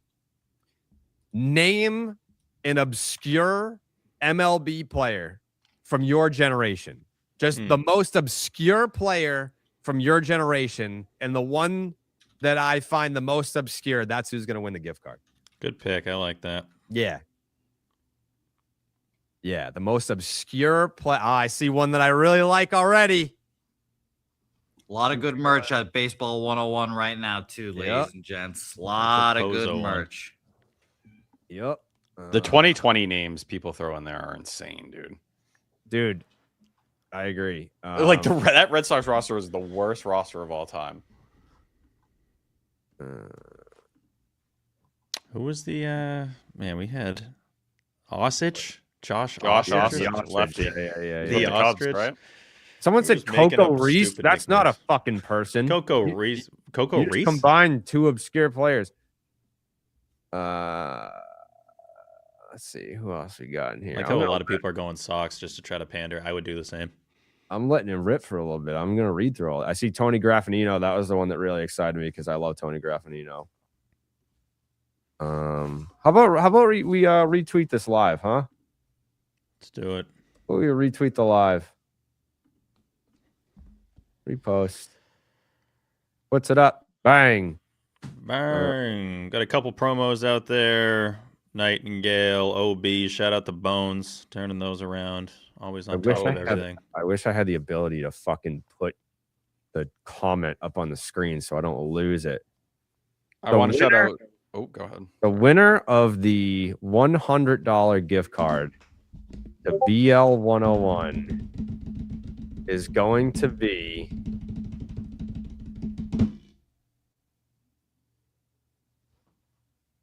I don't know yet. Hold on. Quick 10 for Steve's mustache. Shout out to whoever did that. I do have some length questions for you, Steve, once Jared finds a winner here. I really want a name. I want a name that is just like, holy fuck, I haven't thought about that guy in a while. Swaggy D. No. See him too much. You know what? You know what, Jose? Because I can't click on the comments and make them go on the screen. Why don't you give me some options? Why don't you click on? Sure. Yeah, click on some options and I'll say yay or nay. Hesop Choi. Wow. It's strong. It's strong, but I can't go with the first one. Henry Owens, I hated him. Ruby De La Rosa, loved him. Mike Andrews, isn't that the guy that started Sox Prospects? Yeah. Good work. Rafael Furcal. Okay, Dodger, strong.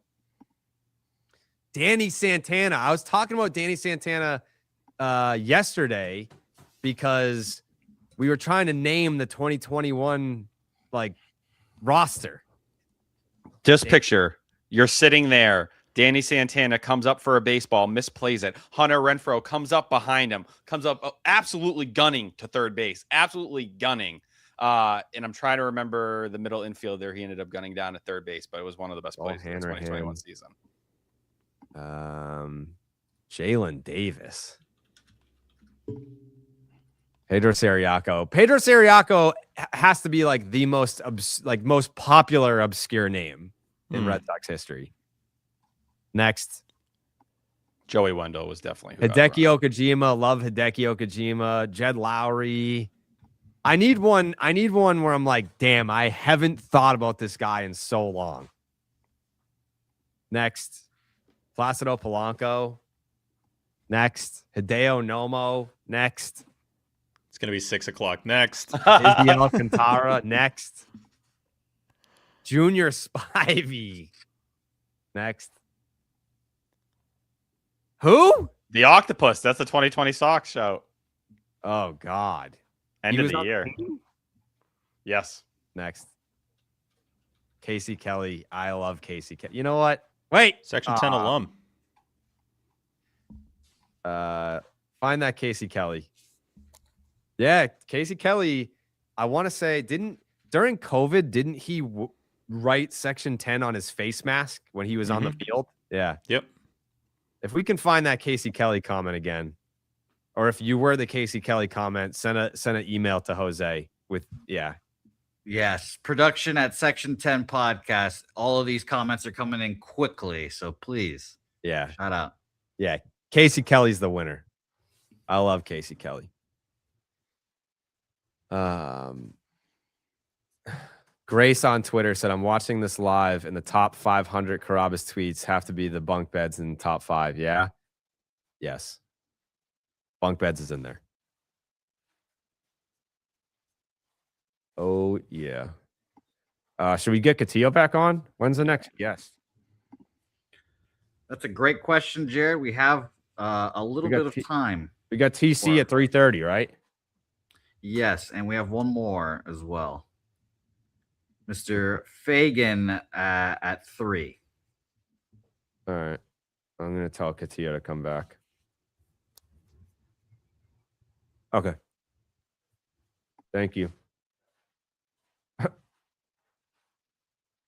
got my guy Glenn over here painting the fucking upstairs. We're just ripping up here. We're making this look like a beautiful space. Oh, you're from Lynn? I am. That whole time I was like, yeah, fuck everyone from Lynn. He's over there painting the house. Yeah, fuck Lynn. What does he have on Adley? Yeah, shot him out though. What high school? Lynn English. Yeah, Lynn English. That was the worst one. Yeah, Lynn Classical sucked at baseball. Lynn English, they had some good teams. Yeah, they had pride, he said. Yeah. Yeah. Well, shout out Lynn, I guess. I'll see you guys tomorrow morning. What else we got? We got to send the link to Pat Light, huh? Please. What do you think Pat Light is keeping up with what's going on with the Boston Red Sox right now? You don't think so? I'd bet all the money in the world he can't name 10 players on the team. I absolutely listened to FNX growing up. What was that? 101.7? Yeah.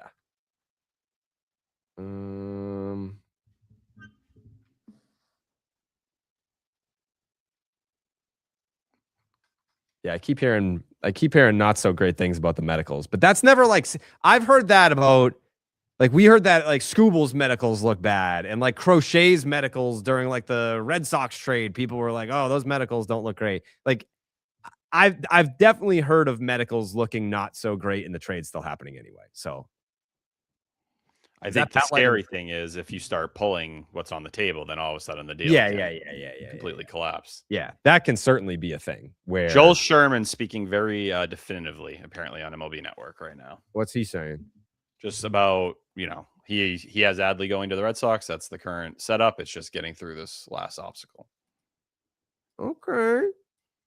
Let's find out what Chris Cotillo has to say on the subject. Yeah, Chris Cotillo, Mexican Times is back live from LA. Chris, has anyone responded to your text message? McAdam just called me to tell me that nobody had responded to his messages either. So even more people not responding. There we go. We have that going for us. Catch more on the Fenway Rundown. I miss when you guys used to make up the name of the podcast. You dropped that bit. What was it? The Fenway Focus Report? Something? Oh, yeah. The Fenway Forecast. What else did we have? If only there were a way to go back and find it on the internet, you know? Yeah, I don't remember at this point. It's hard to keep It doesn't matter. You know? Yeah. Well, it's been the Fenway Rundown for years. I've always been a say fan, you have Chris. some. Thank you. You have some concern to the medicals, Jared? That's what I'm hearing is that the medicals aren't super great, but like the guys on the fucking injured list, why would they look good? That feels like a no-brainer. Have you guys talked about Kyle Schwarber yet? No. Why? What happened? I just like the way this deal works to me is if it is the same exact type of thing where you get Kyle Schwarber in 21 for less of a price because he was hurt. He's going to be out for a couple weeks. Obviously, it's a rental versus a year plus, so it's different in that way. But that's the recipe for a win here. I think they're going to give up a lot more than was that guy's name, Aldo Ramirez. Yes. Yes. That time, man, that poor farm system didn't have much going on. He's completely out of baseball. He pitched I think once more. Yeah, that's for all the Heim stuff, that move was an A+. Yeah, that was a big win. I think the name that's going around now is Anthony Ianson, whether or not he'll be included in the deal. And obviously it's not a Franklin Arias deal, but actually let me fucking put on, I just realized that I can put MLB Network on. I'm going to do that. You guys talk to that, dude. Yeah. What a guy. Brother. I'm caught between if they'd have to give up Narvaez in this deal or not. Because you still have to bridge the gap for a few weeks. You call it Gasper back up. I don't know. Still a lot of ways it could go.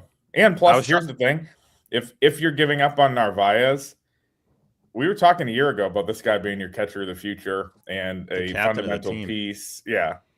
Well, I think only you guys are saying that, but he's a good guy. Yeah, it wasn't too far fetched. You have, but just that position's now set for a long time. And to give up on him because he's had, I know he hasn't hit since the break last year, but I don't know. He's I still think he could be pretty good. Didn't it feel like, though, while they were saying a lot of those things, they were acting the complete opposite way, where we hear Kyle Teal, hey, listen, Chris Getz, we'll call you just to talk if you'll say his name to me. Dalton Rushing was the other one. Yeah, they did go after Dalton Rushing. Yeah, that they were sniffing around again and again. So it felt like they were looking for that higher end option. I think they always looked at Narvaez as like a very safe play. You're going to get the defense that you need out of him. I think my question, Chris, would be, have you heard things? I know there's been drama off the field. I know there was the benching that happened when Cora was still running the team. Has the reputation changed at all? Has the perspective on him changed in any way where maybe you're not getting the same guy off the field that you got a year ago? I mean, I think there's been things going on, and last year, you guys were around, you saw it and had him on and everything. He was really, really, really happy all the time, and he was kind of living his dream, playing every day. He had gotten this opportunity, was really well liked, and I think the struggles have hit him this year, where it's not the same happy-go-lucky Narvaez, but that's not, in the clubhouse, that's not abnormal, because guys go through struggles and they get down, they get dour. We've seen that with plenty of guys over time. And I think he did, talk to Jen McCaffrey earlier in the year too, where he was talking about, hey, my role's changed and it is what it is. Wong's playing more. I mean, Wong's been the better offensive player with a relatively low bar between the two. So, but, I still think it's a guy that's really, really well liked by the pitching staff. I think they both are, which is another concern in this whole thing and all these developments today. I think, Gray loves throwing to Wong. Other guys throwing in Narvaez, they've kind of picked their spots there. But I think both of them have the full trust of the staff, and that's what's carried this team to this point. So, I think it's funny because the Red Sox have had like 3 catchers of the future in the last 2 years between Teal and Wong at the break 2 years ago looked like that guy, and then Narvaez a year ago, and here they are, potentially pivoting yet again. I'm cutting clips, dude. That keyboard's too high. So this is my podcast camera, and I'm using it for the stream for the first time, but it's a pain. Like it's a pain in the ass to adjust it. So I didn't want to adjust it up and down, so I'm just keeping it right there. So I had to lower my chair. Usually my chair is much higher because your hands are like here. Yeah, my chair is usually higher, but I had to lower my chair to get into the shot because I didn't want to raise the camera up, because then I wouldn't know where to put it back for the podcast. You know what I'm saying? You feel me on that? I mean, it's just the visual. It's you know what? You wouldn't get it, dude. Sorry. You wouldn't Steve, get it, dude. Steve, I did not, unlike 2 years ago here at Dodger Stadium, get a selfie with Nomar to piss you off. That was one of my goals, and it just didn't happen. Honestly, the fact that you pulled it off last time when he was like not in sight at all, I feel like you got it in some back hallway up by the media area. Hallway. Yeah, that was like the only very impressive. Like, yeah, he. It's so. You guys been here, right? World Series. Yeah, a couple times. Or not here, the West and the Dodger Stadium. It's You've been out west, right? It's extremely confusing to get around and to get, because it's really hard to imagine this, but you walk in on like the top floor and then you have to go. It's because it's built into a valley, but to get down to the clubhouse post game is a huge pain. And I got lost, and there was a locked door, and I'm shaking it, and I hear, "Let me get that for you," because he had a key card. And I turn around, I was like, "Oh, thanks, man." And then I realized it was my childhood hero. Quite the moment. And you got Nomar Garcia Parra. That's right. Yeah, he looked great. So he honestly did. He looked great. He could still play. I can see it. That was awesome having him in the booth. I mean, we talked about it on the show, but just unexpected too, which made it great. So he's doing a lot of. I feel like I don't see him much, even though I get he's out there with the Dodgers and all that. But I still feel like they should use him more or something. I see no clips of like Nomar breaking down, I don't know, one of the greatest teams ever. Like, it feels like he's not utilized correctly. I wish he was just here. Look at that. What's that? I just lowered the desk. Oh, okay. Dude, you are killing me. Looks so much better now, Jared. Adley's final, and he lowered his keyboard. Yeah, no, still lowered, which I appreciate. Look at that. See, that's it. There we go. Lowered the desk, but I wish Nomar was man. Just here, man. It would have been nice if we just had him instead of the Steve. Dodgers. You know what? Fuck you, man. Oh, wow. You know? What? Yeah, over to Castillo. I was just saying, just to irritate you, apparently Nomar is about to be a Tar Heel dad. Oh, really? Okay, cool. Yeah, just to go to hell, Duke, or whatever. Is that what you guys say? Chris, what have you been doing inside the organization to build this relationship with your former college? What is going on here? What strings are you pulling? Why is everything going up UNC? There's no strings, but I think they like Schaffner and Hull. But after they traded Cooper Criswell, there was a real lull. But it's just the Schaffner and Hull picks. Clearly, they thought they could get him under slot, and they did.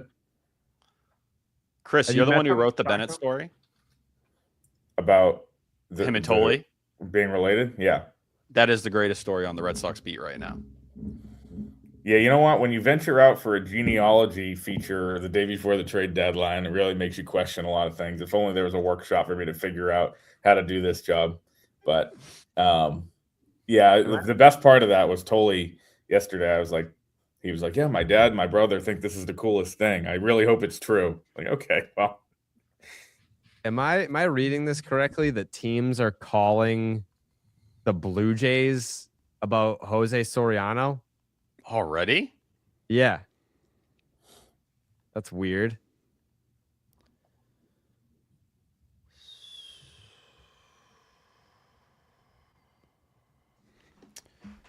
Man, when did all this Adley stuff start? 2 hours ago? 3 hours ago?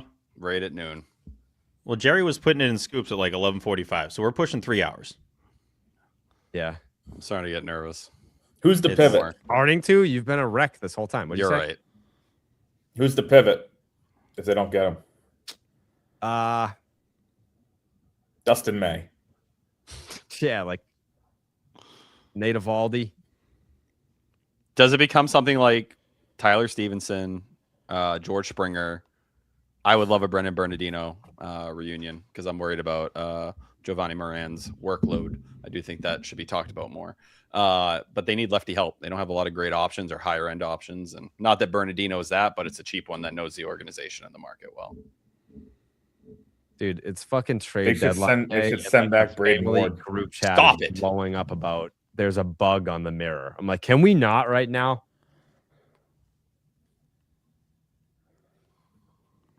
I can't believe we have 3.5 hours to go. Yeah, I'm not going to make it. I'm gonna have to DoorDash some food. It's a lot of time. Oh, don't you guys saw this don't get Elmer me going. Rodriguez thing? Yes. What? That apparently if the Yankees were going to get Rutschman, it would have cost them Elmer. Top The pitcher, 40 not- on the BAs. pitcher, not the glue. So that would be Ianson-ish, you would have to think. Which that's what I expected. That's not like a wait, what? I fully expect Ianson's name to be. Katia, you've never looked this good. They really made you look good here in the graphic. Well, it's 5 years ago, so that's hard. I was gonna say it's hard to do. This guy actually looks like he's got his shit together here. 2021 wild card game. Molly Burkhart there we took go. that picture. Yeah, covered that's up. the OG Now one. that right one, there. that's a long time ago. That's the Was guy. that 2013? That was one of my heroes. That's a guy who has yet to discover a soft serve and fiddlehead combination right there. The Padres have checked in on Jackson Holiday. I haven't seen as much of that. The checked in on showing interest. I feel like those have been a little bit Not lesser enough in tire the, kicking? Is there enough tire Yeah, we kicking? need more of that. That's a very funny picture. I feel like Jackson Holiday is having a better year than people realize. Is he? What's his OPS plus above 100? Yeah, it's like a 111 right now. It was 120 like a week ago. I remember I saw it and I was like, I'd investigate. I can add if Narvaez is in the deal, if that has not been communicated to him. Okay. So I don't think if everybody's still on wait and see mode. What did you say? I just missed that. What did you say? If Narvaez is in the deal, which is one of the rumors floating around, super unconfirmed, that's not been communicated or informed or anything like that.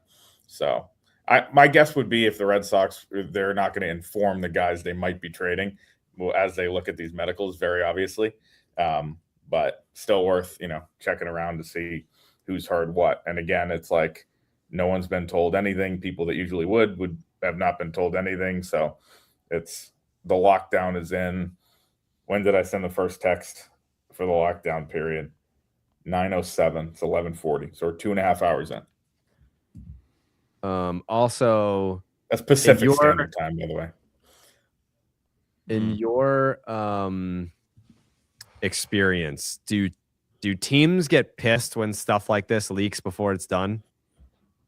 Yeah, the Sox actually said your credentials are revoked for Friday. So, well, I don't care. I don't care about that. But I mean, it's just I think they would love if everything was kept secret, and also they have this like unrealistic expectation sometimes that like it can be done. But like, when was the last time a deadline trade was just announced by the teams?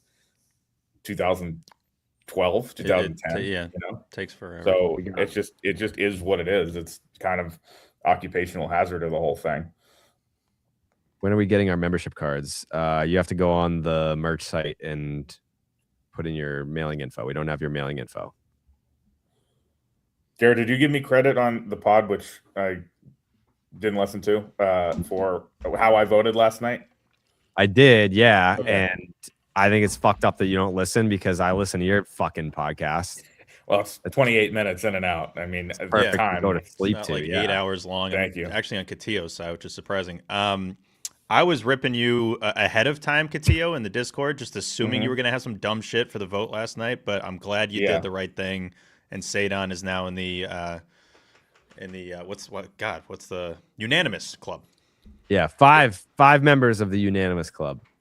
While we wait for Adley, I'd like to say my piece on why I vote the way I do and have voted the way I do, which I've never gotten the platform before. You've gotten better. It's because at the beginning of the year, the first one, I voted Sonny Gray for that Milwaukee series, which was objectively not a bad vote. And I got roasted for it. So I basically said, if they're going to do this for a legitimately fine vote, I'm going to go into troll mode for a few weeks. And that's what I've done. And then I decided to honor the magnificent Fenway faithful, TMFF, with a vote recently. The magnificent Fenway faithful. Yeah, TMFF. Who can beat the TMFF, man? Everybody always talks about that. They won a lot of games at home. So the TMFF got a vote, and then you didn't include my vote the other night because I was the time difference. But in Sacramento, I voted for Team Chemistry. That didn't make it. So there are, here and there. Hard to fit that in the graphic. Right, TC.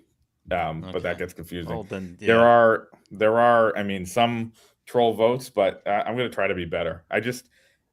The problem also was that they won like 3 series in the first 4 months. So the troll vote stood out. Now that we're doing it every 3 days, there's more opportunities to redeem.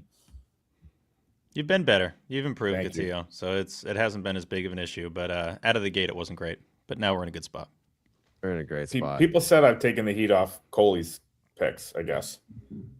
Which have been you've bad. taken the attention off of it. I mean, looking back at some past ones, you had Trump in there. He would always have one. He prevented some unanimous guys. He definitely did last season. So last couple of years. Tom Warner for not having to go to Baltimore to fire Cora might be my favorite of the year.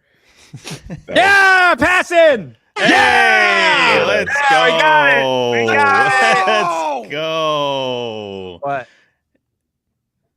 What? Did someone just scream no? I said let's go. Oh, I thought you said no. Fuck no, yeah. let's go. The Boston Red Sox are acquiring 3-time All-Star catcher Adley Rutschman and the Baltimore Orioles. Never a doubt, never a worry, not a single bullet sweat. We knew this was going to happen for 3 hours. Yeah. I think I should probably go right. Yeah, go right. Yeah. See you later. All right, bye. Credit to Catillo. It happened when he was on here. There you go. Good stuff, Catillo. Yeah. Yeah. Shout out to the Scoop Shop. Scoop Shop had it first. Yeah. You're welcome. What all the people on our stupid fucking Reddit that complain about the Scoop Shop. There you go. It was in there almost 3 hours. Actually, I would say about 3 hours before the news broke. Yeah. Look at me, Jared. A lot of times in your life, you have been upset when I haven't aggregated certain things to you. You now have it 3 hours in advance of the actual thing breaking. So own it, take it, and you're welcome. Well, I mean, I didn't tell you. I didn't care. I said on this stream, if it happens, great. If it doesn't, at least it's out there. There we go. Now I can send that tweet with confidence via Jared Kraus. Yeah, I fucking. We got it. We got it. Franchise catcher, back in it. Let me see. 11:45. Yeah. At 11:39 a.m. Just heard a rumor about a catcher who happens to play in the division already. And then at 11:45, apparently the Adley rumor is pretty legit. We shall see. I'm gonna screenshot that and put out our Patreon Scoop Shop. What a win for the Patreon. Let's go. Yeah. Craig. That's big. They're being serious. That's what matters. They're being a real team. Actually trying to go for it. Timestamps, brother.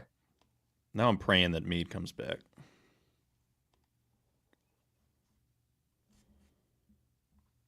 Wow. Detmers. Did Detmers just get flipped too?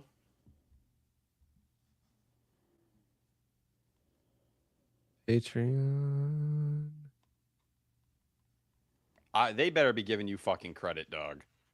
Who? You. No, who? I'm just checking like all the big like Fox Sports, MLB, all the aggregators. None of them. They're just saying per multiple reports. Yeah. That is what happens when these drag out. That does happen, unfortunately. I love when Heyman's like, "Yep, deal is done. Thanks, John." The Red Sox would still love to come away with a shortstop by the end of the day, per Bob Nightingale.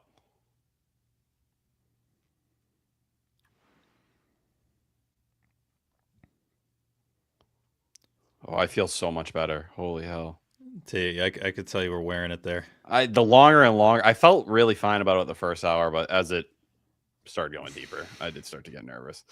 I hope people realize how careful I am with what I do aggregate and what I do put out there, because I do feel like a lot of people do not walk the right line with that and are willing to throw anything up for engagement. That is not the way I've ever gone about it. And I try very hard not to fall into that category. And it's not perfect. It's hard aggregating. I'm not going to say it isn't, but I try to draw the line where I think it needs to be. It's all class too. Yeah. Yeah, that's a big win for the Scoop Shop, man.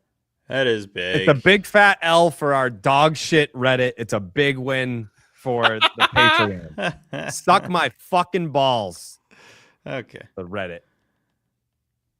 That's 2 deadlines in a row that the Scoop Shop had everything so far. I mean, I don't know that the Red Sox are done. We'll talk to some people. Sounds like shortstop hunting. Good. Maybe that's part of the reason why you make the deal now. It's like we want more. That helps that you can get this done. You have that in your back pocket. Yeah, you still have 3+ hours. I just ordered a pizza. Nice. Yeah. Might have to join you. Where do you think I got it from? Papa's? Nope. Hey, you can't eat that in front of me, man. Yes, I can. I'm No, gonna. you can't. No, I'm gonna. you can't. I'm Yes, getting I'm the gonna. pizza just because you said that. Fuck, Yeah. man. Yeah. Couple of pizzas for the fucking boys. You know what I'm saying? Adley pizzas, celebratory pies. I'm gonna maybe I whisper this. I'm already okay with what they've done.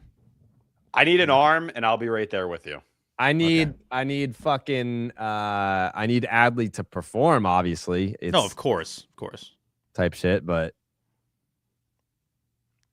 Compared to what we've gotten in the past, it's like this is a real thing. I thought he had more control. I could have sworn he's been in the bigs less than he has. This is his 5th season. It's crazy. I feel like he just made his debut.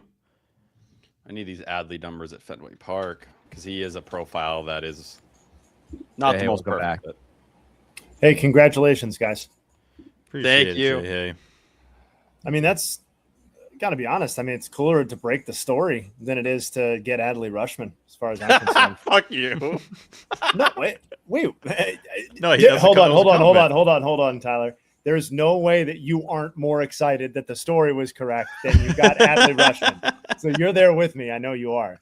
50-50. Reading me like a book. Holy shit. Wow, that's such a wild thing, though, to think about how Adley was built up to be the face of the Orioles, everything that this new era of them was supposed to be with that regime. And now, in the middle of his peak, he is coming to the Red Sox to fill that role. And, I think the Orioles are still going to try to compete here and do it a different way, but pretty wild that a lot of that time is, at least for the next year and a half, going to come in a Red Sox uniform. yeah.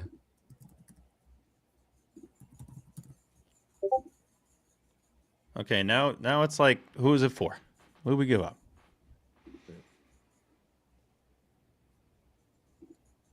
And now looks good in the a Sox conversation. uni. So, sometimes with these like uni swaps, it's like, I can't really see it. He looks like a Sox guy. Fits in. Do you think we start hearing about extension talks pretty quickly?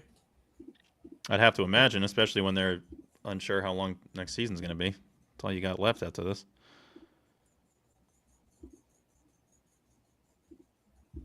Yeah.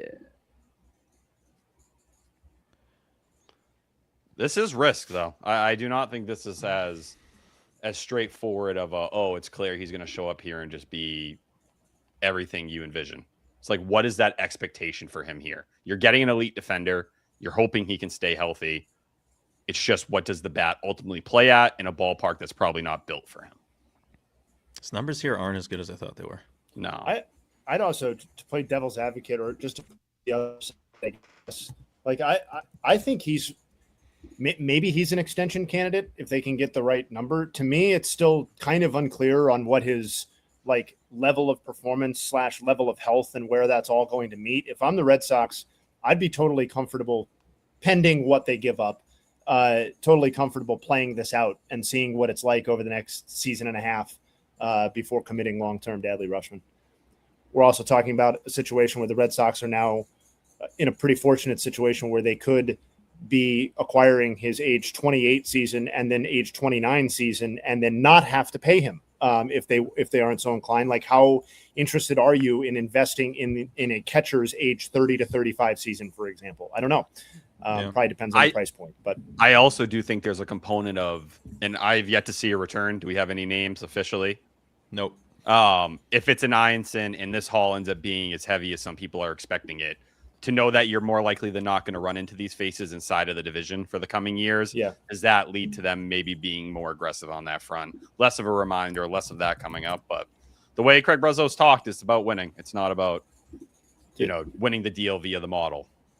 Are we seeing Detmers to the Cubs? Yes. I That did not happened see that. like same second, I think.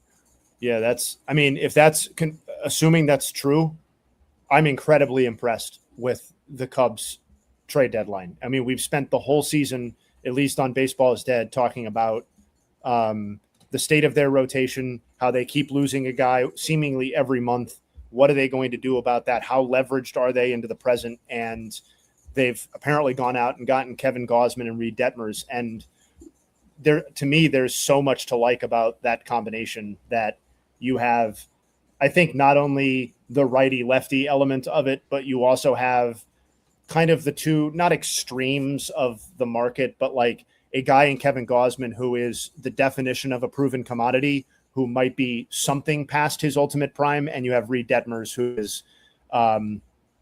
is at least a proven commodity on some level, but has so much untapped upside, it would seem like, as well. I love that combination of moves for the Cubs. Fuck yeah. Spear has nothing on the return at the moment. I didn't think so. Apparently, they're just reaching out to everybody. Wow, man. That's big. I'm so excited to see him in a Red Sox uniform. Yeah. What's the timetable? How long has he been out? He's supposed to start a rehab assignment. We have this like a week, yeah. Okay. But Here that's you what go, I'm Steve, saying. to get your horny. Here's your baseball savant for Mr. Adley Rutschman. Thank you. And like you look at that defense, we were talking with like Tyler Stevenson, who can really block, or even a Carson Kelly who can really block but don't control the run game, don't have the framing skills either at this point in time. Like with Adley, you see this kind of savant chart and avoiding the strikeouts. He's going to walk a good clip. It's a great approach at the plate. That is telling you there should be more offense there. And I know we're going to get the splits month by month, but under the hood, it's backed up the kind of offensive season he's been having despite being on the IL for the third time right now. Jose, did you see James is waiting? Yes, actually. But before we hit James, real quick, our good friends at Kalshi here. We are constantly looking at our friends at Kalshi. Shout out to them. And thank you, Justin, as always, for keeping me honest here. We're looking at the World Series odds updated with all of these trades happening. They update live. And again, shout out to our friends at Kalshi. Would you believe it? Would you believe it? The Los Angeles Dodgers are number one with authority. Number two, the New York Yankees, a.k.a. the Louisiana Blues. And number three, by a taint hair, your Boston Red Sox, according to Kalshi users, are the third favorite to win the World Series. Wow. Look at that. God bless it. God bless it. Look at that. Okay. Yeah, we got James in here. Yes, shout out to our guy, James. James, yeah, there he is. All right. How's it going? What up? Listen, hey, brothers in arms right now. The White Sox, Red Sox connection. We made a deal December. What was that? 2 Decembers ago for the Crochet deal. I have adopted the Chicago White Sox this season. I'm excited for their future. It's been a very exciting season for them. How would you grade what they've done prior to the deadline right now, the Castillo deal? Like what still needs to be done? Well, yeah, I guess the cop-out answer would be like incomplete, right? Because they still need a catcher. It's something they've like stated openly, like we are adding a catcher by the deadline, and they still want another starting pitcher, and they've seemingly knocked out this need that they kind of like. They just acquired Brenton Doyle. They kind of need to get rid of some right-handed outfielders to make sense. Even talking with like how they think he's going to provide defense, and they think it can tweak the bat a little bit. But like, you kind of have Everson Pereira already your right-handed like fourth outfielder, and Austin Hayes coming back. So they did that before adding a catcher to, I think I haven't looked it up recently, but maybe the worst offensive catching situation in the game. Kyle Teal can't really necessarily know if he'll be back at full speed by the end of the year. And they have their 5th starter slot is currently filled by Noah Schultz, who is at a career high in innings already and has an ERA over 5.5. So that's clearly like a higher priority ad at the moment. But 3 hours ago, I texted someone like, is Doyle's fit going to make sense by the end of 5? And they responded with, I hope so, LOL. So I think they're still working at it. What's the dream deadline move for the White Sox? Like, realistically speaking. I think it's kind of stopgaps for both those positions, right? Because they're still pretty high on Kyle Teal long term as being like plus hitter, plus framer down the road. And they are trying to avoid using prospect capital. They really kind of got Luis Castillo by like saying, hey, we'll pay for him.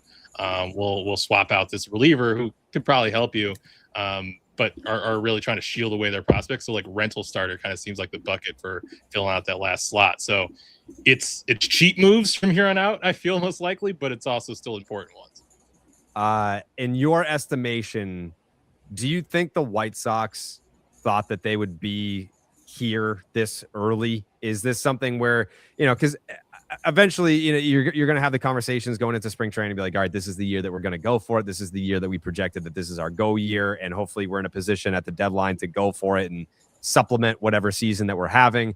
It feels like it's a little early, but they have to act like they're on time.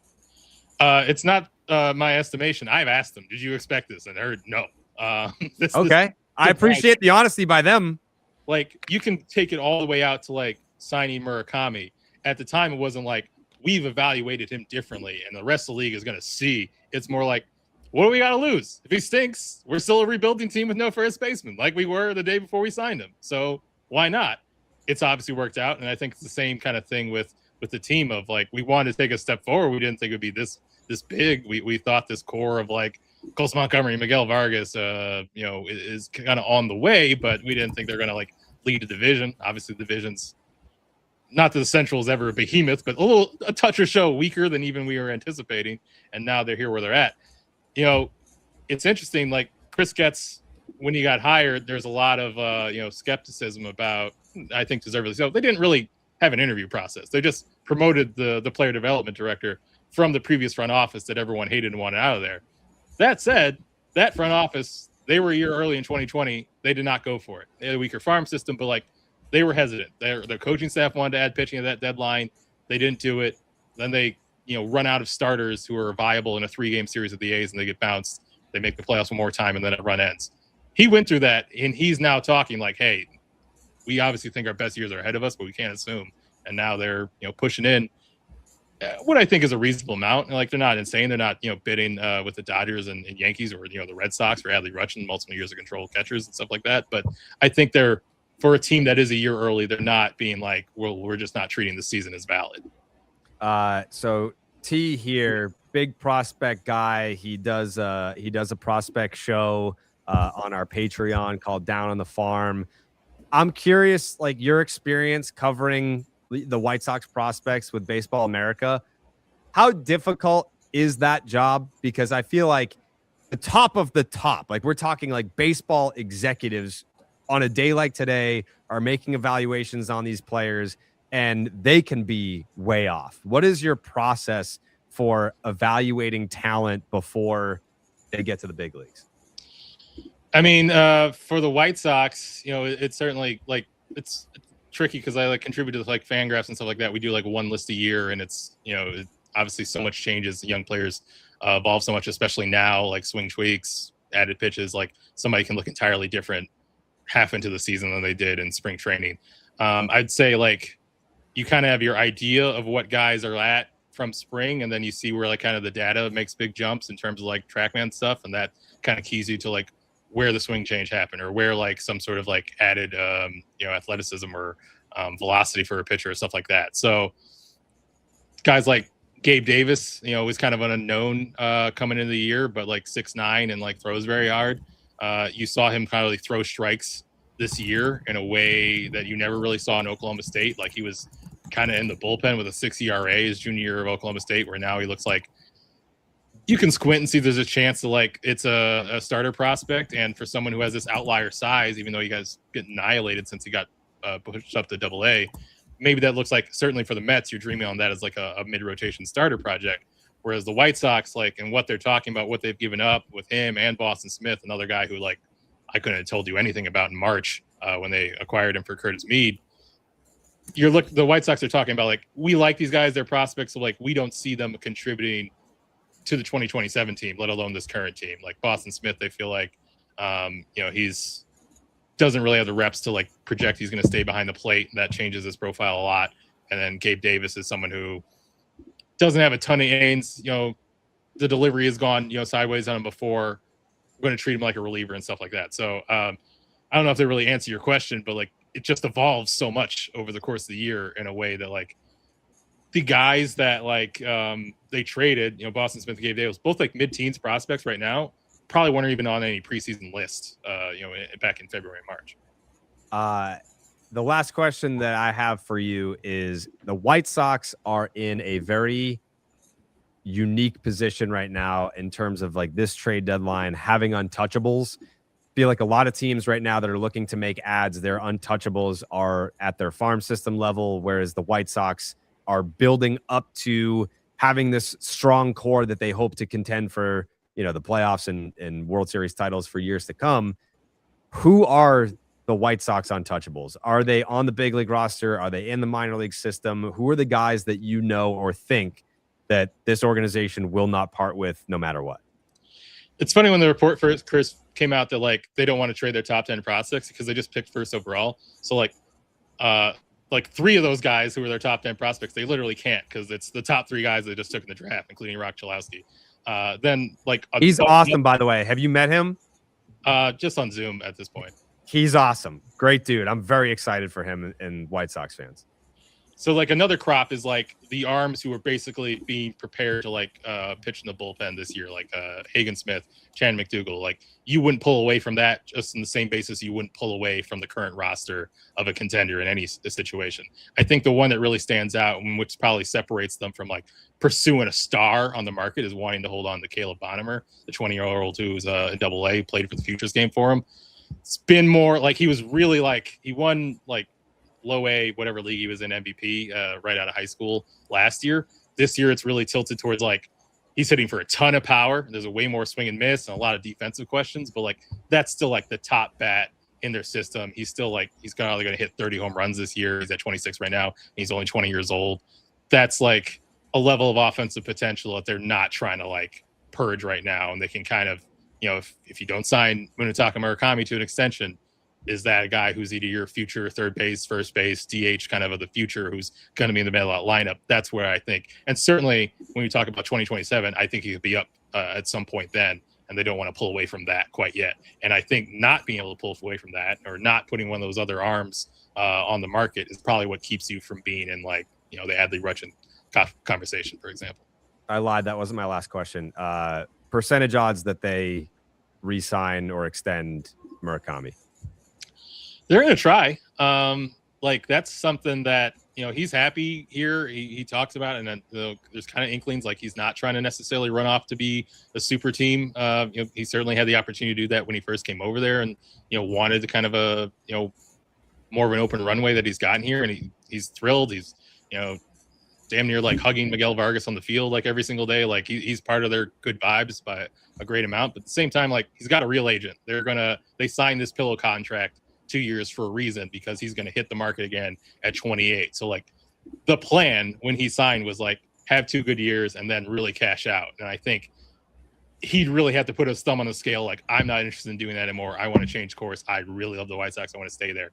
I don't think it's quite at that yet, but they're going to make a push for it. They realize what they've got. And, seems like every other day, the, VP of like marketing is like hosting some Japanese investors in the ballpark. So I think they know what they're doing as far as like trying to make this connection long term.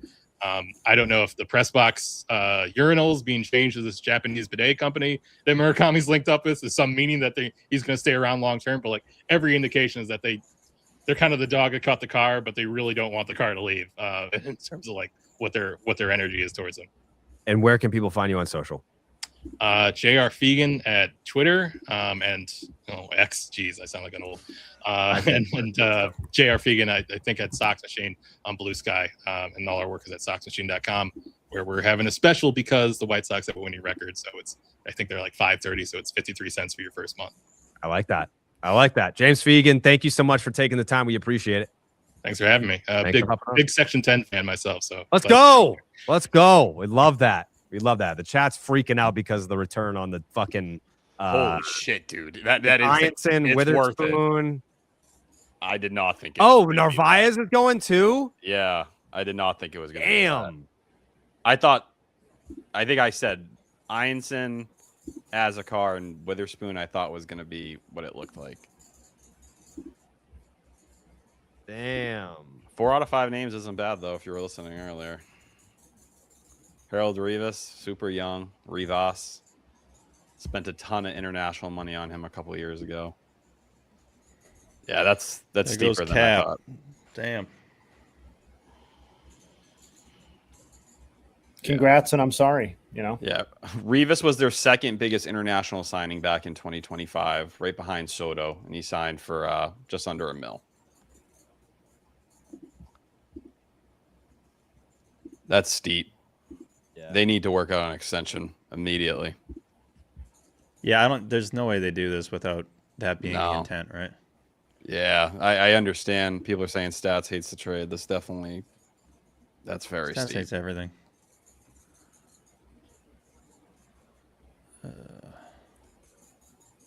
If you told me he had another year of control, I'd be closer.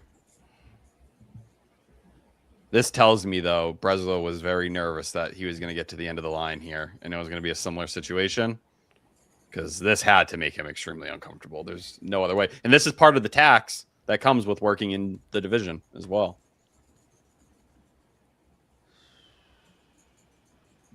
I would say no, that package isn't good enough for Hunter Goodman, because they said the conversation started with Franklin Arias. So 2 things to hold here. Are you holding on to Arias for another deal, or do you value Arias so high here that you're willing to move more quantity versus quality? And listen, I'm a big Azakar guy. I think there's a lot to like with that profile, especially what he's been doing now after figuring it out after his most recent promotion. But, the Narvaez stuff isn't shocking to me. Like, you weren't going to send him to AAA to hang around. Rivas, super far away. And Witherspoon's been up and down, so they believe they're going to be able to get him right. Wow. Hey, Janssen Pujols. That's my guy.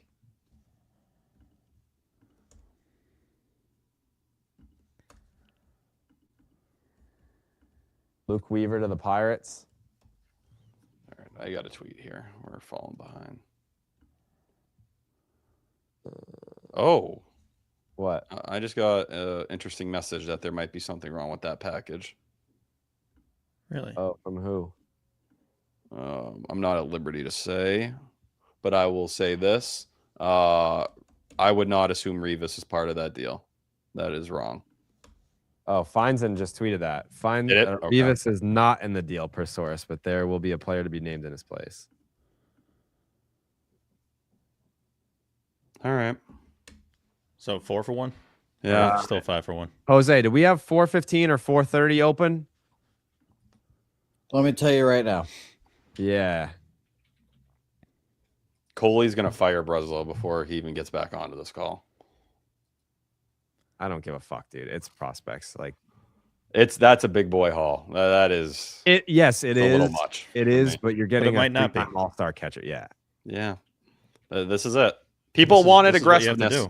Yeah, you can't have it both ways. There's going to be so much of the audience. It's like, oh man, it's a lot. But then you're never going to get a player that's a 3-time All-Star in his 20s and be like, yeah, oh, they didn't even have to give up that much. That's not a thing, especially at a position like that. This is obviously a big deal. You got to give up legitimate guys for this. Yeah, I would love to go back in time and look at all the trades that ended up working out great for the Red Sox and people freaking out about oh damn, we gave up Nick Hagedorn. Fuck. Was that Masterson? That was Victor Martinez, I think. Victor Martinez, yeah. Yeah, it was Masterson, Nick Hagedorn, and someone else. Dude, they gave up Case and Gabbard? Fuck, dude. It's you got to give to get. And does anyone just have the fucking full package? I was about to post the one you had tweeted, T. It's everything. Where's the full return? That's just in one tweet. TC's got a Nesson thing. So he can do. What? Jake Rogers is coming to the Red Huh? Sox in this deal. Are they going to just kill Wong?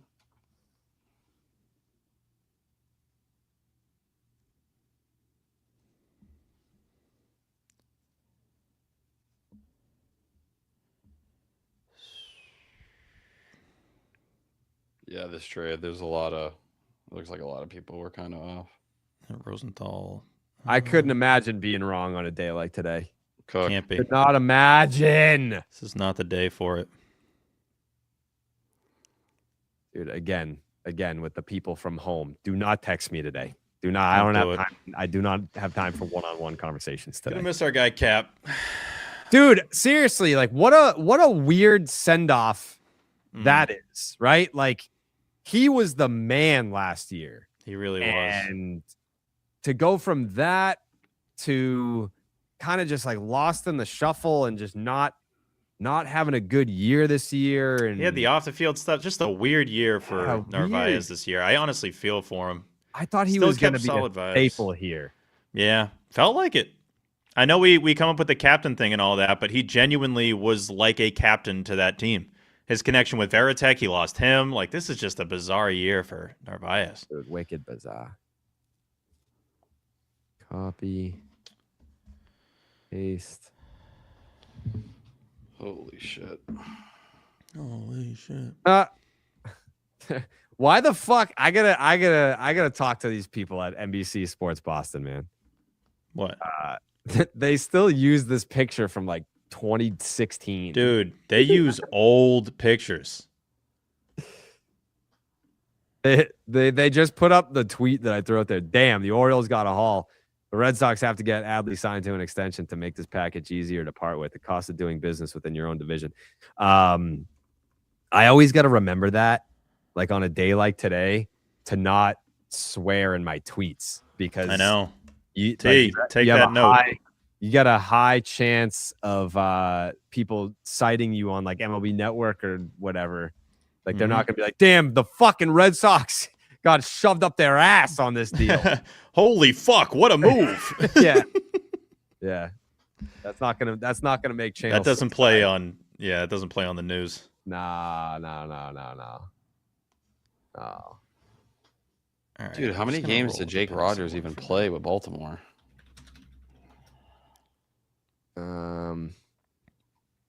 Three. Dustin May to the Brewers. Breaking news. Damn, we missed out on that one. Shit. That's a good fit. I actually like that. Wish we got him again. Yeah. Jojo Romero is also a part of the deal as well. All right. Another name people want coming out of the Red Sox. And Braxton Garrett is heading to the Chicago Cubs. Oh. Don't even tell me, dude. This is not trade related. I thought I ordered my fucking pizza like 40 minutes ago. It didn't go through. I just ordered it. Fuck.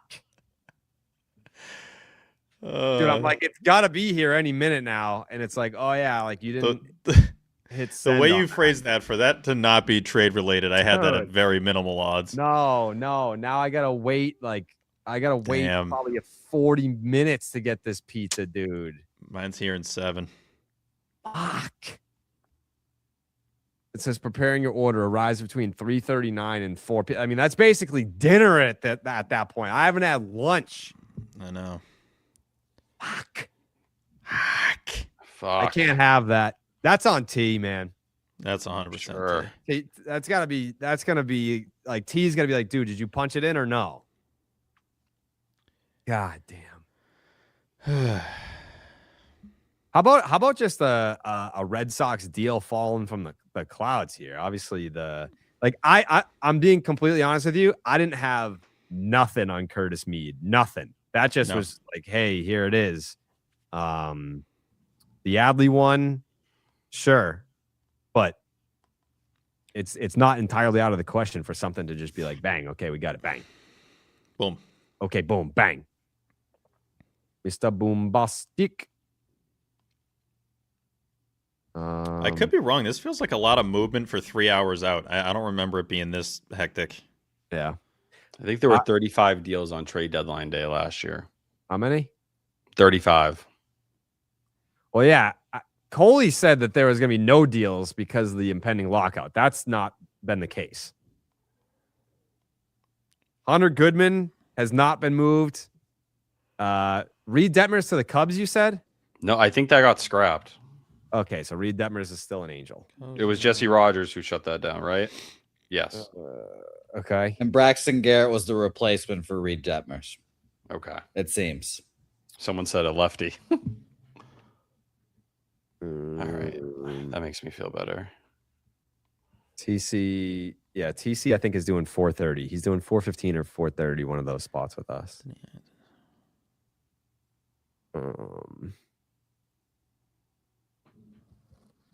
Dude, Dustin may just be on the move, man.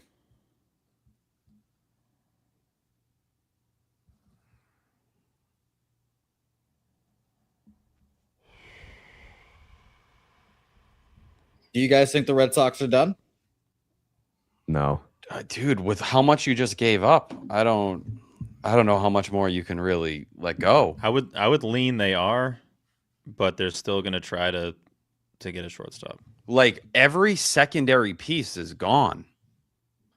Like everything beyond Arias when you'd have a trade talk is no longer part of the equation that at least teams are going to like actually bite on or give a fuck about.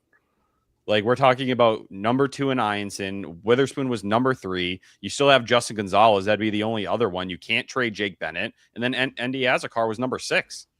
Number 2 prospect, number 3 prospect, and your number 6 prospect. So like any other package, if you're talking like a Zach Nato or whatever it may be, or Zach Neto. Did you just say Sharknado? Yeah. the brain spazzing. It would be like Arias, Primera, Gonzalez. But at that point, you've cleared out essentially the entire top 10. Mr. Boombastic. What is this? What did someone say about Jake Rogers?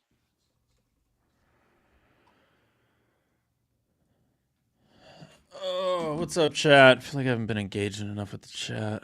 No, I feel so lost.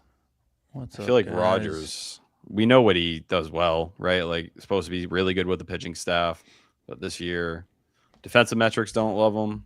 The bat isn't existent, obviously. Does he have options? I would assume not. Who? 'Cause he was DFA'd earlier this year, right? Rogers. Right. Or no, he wasn't. Or hold on, I gotta look. Meyer and Duran for Lindor. Yeah, because he just got flipped. The Rockland Par 3 course. Brian.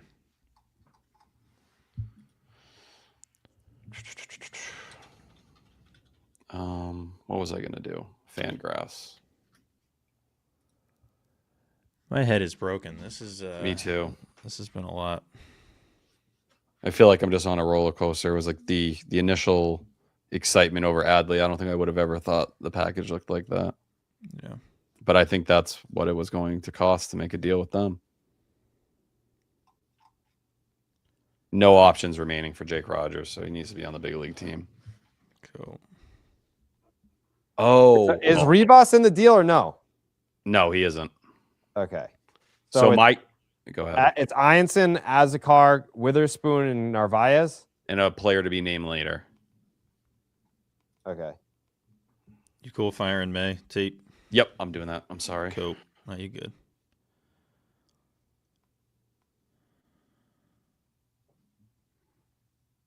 You guys are seeing how the magic happens. I know. So, like this, talk about like if you ever wanted to stream, it's just a peek behind the curtain. This is basically it. Yeah, that's what it looks like. Massive shout out to Bones, to Sean, to Corey, obviously Jose. There's a lot of people. Mikey. Everyone's crushing behind the scenes. Mr. Boombastic. Mr. Boombastic. Yeah. Mr. Passon, where are you?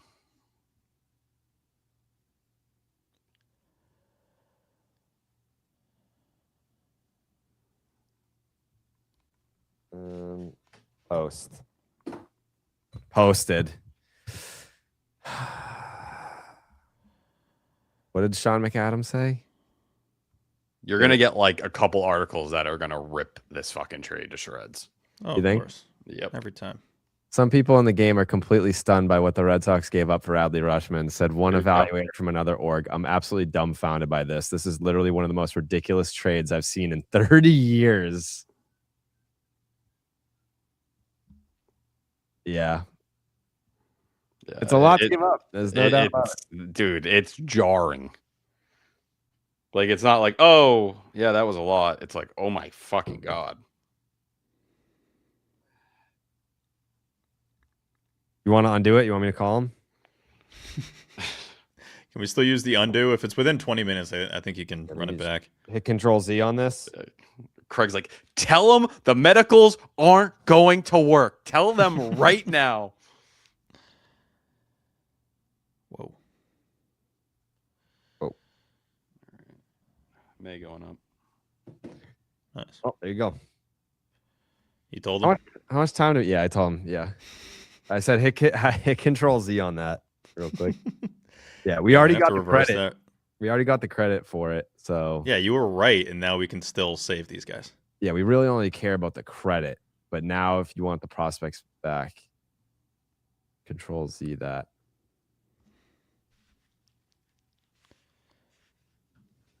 Yeah, whatever. It's almost so crazy. I wonder if Craig really is just about to flush the entire farm with one more move. I'm genuinely curious. Like, you went Honestly, this far. T, like I'm thinking about it this way. The American League is that bad. You just showed that you can hang with the Dodgers. If you just kind of like go for it right now, you could, I don't want to even say fall ass backwards into a World Series because they kind of earned it. There's nothing lucky about it. It's it's opportunistic to be like, all right, fuck it, dude. We're going for it right now. This is, by the way, I know it sounds crazy. This is the longest World Series drought that we've had since winning in 04. It's the longest time in my lifetime the Red Sox haven't won a World Series. Yeah. Had to crunch the numbers there. That is true. Yeah. I was 6. Since winning in 04, this is the longest that we've gone without winning a World Series title. Enough is enough. Yeah, they've clearly had enough. Yeah, well, that's I do wish that Adley had an extra year here. I really wish this was 2 after this. That would make it feel a little bit different because you look around the diamond, good amount of control for all these guys, especially if you feel like Arias can just boom be the shortstop. What if they extend him, Steve? Then what do you feel? You know what? Let me ask T because he's. I think they kind of have to. Guy. If the Red Sox extend Adley Rutschman, do you feel better about what you gave up? Definitely, 100%. All right. Also, why would Adley not want to be here? Right? Well, that's it. I'm assuming they have an understanding that he wants to be here, and there's that connection. It's just that is a heavy, heavy package, and you are betting on him being the Adley Rutschman that everyone's kind of been waiting and hoping for. And listen, I'm a big fan of Adley, the player. I love catchers in general. I've always talked about it's my favorite position on the field. So I'm happy to get that franchise guy there. But there's a reason why the reaction is to that package. Like, it's as jarring as the way we read it. Is that right? What? The fucking the tweet. I tweeted at noon. Trade deadline stream is now live. Get in the chat right now. That tweet has 1 million views. That can't be right. The tweets are popping right now. Well, I think it also helped that you immediately let off the stream being like Adley to the breaking Red Sox. I was like, if this is how the next 6 hours are going to go. Yeah. Welcome to the chat. Sox got Adley. Anyway, that's about it. Yeah, that's it for me. I'm gonna head out. Y'all got this. What is this? Who do we have? Easily next? my favorite Who's, quote next from on Craig the Breslow. Yeah, trying to find an opportunity to win a trade is not nearly as easy as maybe it should have been at another point. Instead, in this position, I've tried to shift our goal is to not win a trade. Our goal is to make the major league team better. Yeah, dude. Like, That's what everyone was blowing Dave Dombrowski over, right? Like Dave Dombrowski would show up and be like, "Oh, what do you got? A bunch of top prospects? Cool. I'm going to turn that into an ace, a closer, a fucking middle of the order bat." Like that's why everyone blows Dombrowski, is just because he had the balls to do it. Now Craig has the balls to do it, and everyone's like, "Man, this is what an overpay, yada yada."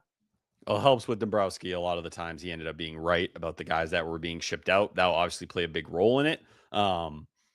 But yeah, listen, it's just very risky. And as usual with Dombrowski, now I think the reaction might be even a little louder to this deal than some of those. It's always that he overpaid or he's willing to put that all out there.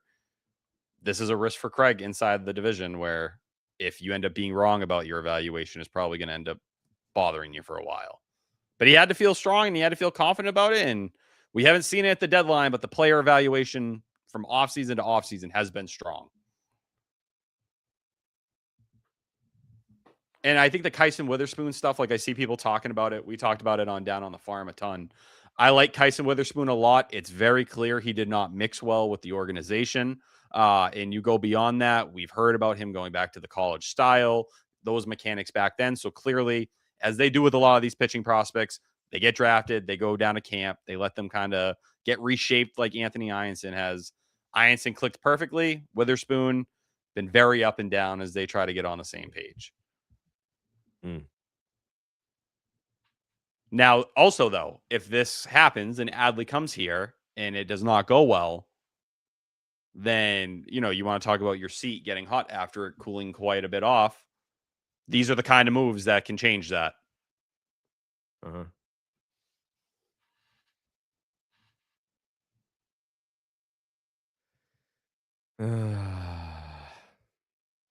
I was hoping we could just get through without a return that was going to be such a news story, because now it feels like a bigger news story than the acquisition, which I don't like.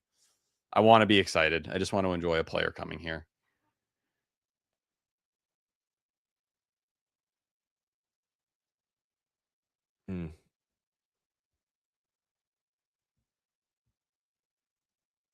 Yeah.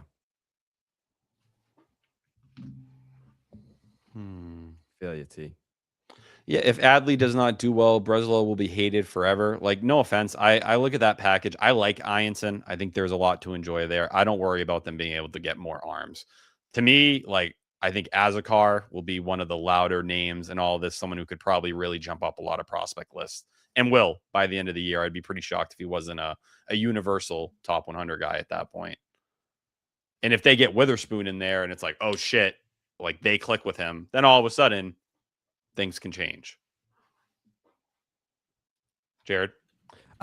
Remember earlier how we were talking about how it was basically agreed upon and the medicals and all that in at like noon? Yes. And then it's like, oh man, it's 3:00. Like what's the delay? What if I think you're right. Part of the delay was contacting Adley to ask about his interest in an extension. Oh, I did not take it that way. I took it as everybody being this wrong on the package. Was this reshaped because there was an issue or some, not enough to kill the deal, but they're like, Rivas, no, we're going to take him out of the mix here. We'll figure out a player to be named later. That was more of the adjustment, but maybe it is that with Adley. Who's his agent? Do we know? I don't think he's Boris. As long as he's not, we're in good shape. Yep, Wasserman. Yeah.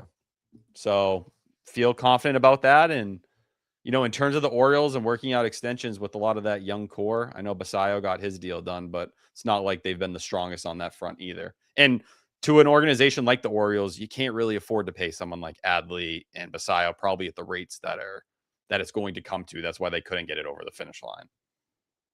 Yeah.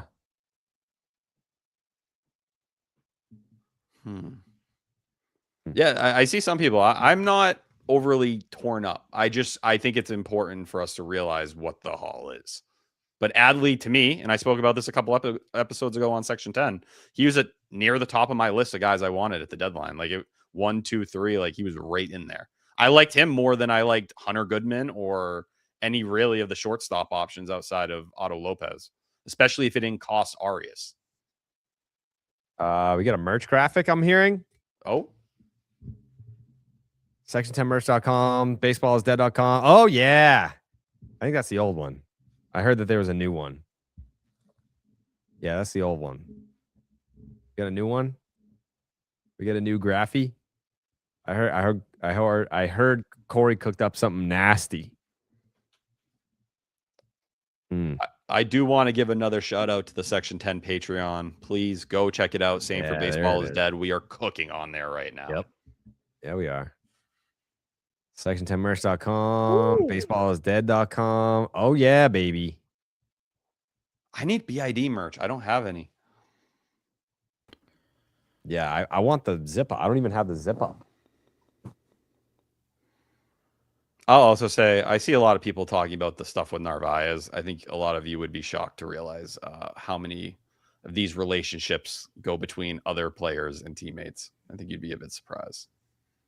What are you talking about, T? Off the field stuff? Yeah, like players dating one person. Then if people had any idea what goes on, they'd be like, "What?" Exactly. Think of it like high school. It's just like that. There's a lot of shit. Yeah, while we're pumping stuff, we have the auction for going to the game with the 10, section10.betterworld.org. You can bid on games to head with the fellas to Fenway Park. Dude, I love Fenway Park. When's the next Fenway Friday? Friday. Oh. Whoa. Mm-hmm. Do you know Adley at all, Jared? I interviewed him once. Did I interview him? I think I talked to him at the All-Star game one year. Maybe it was the 24 All-Star game. Yeah. He because he's friends with RDT, I think I was on the red carpet and he came over and did something with me. But yeah, I don't think we like follow each other or anything. I don't want to follow. I'm telling you, I don't want to be friends with Jerry's players. out of that business. Yeah, I don't want to be friends with players anymore. I Dude, can be I'm super friendly. tight. I can be friendly, but I don't want to be friends with anyone. I'm super tight with Adley. We talked at All-Star. Oh, you did? Let me find the clip. Yeah, find that clip. We had a real lengthy combo. Let's see.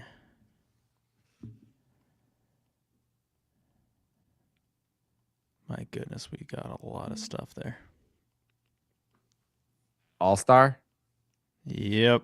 Hey now, you're an all-star. Get your game on. No, hey. Right? I did a lip sync to their song, South Middle School 2011. Shout them out.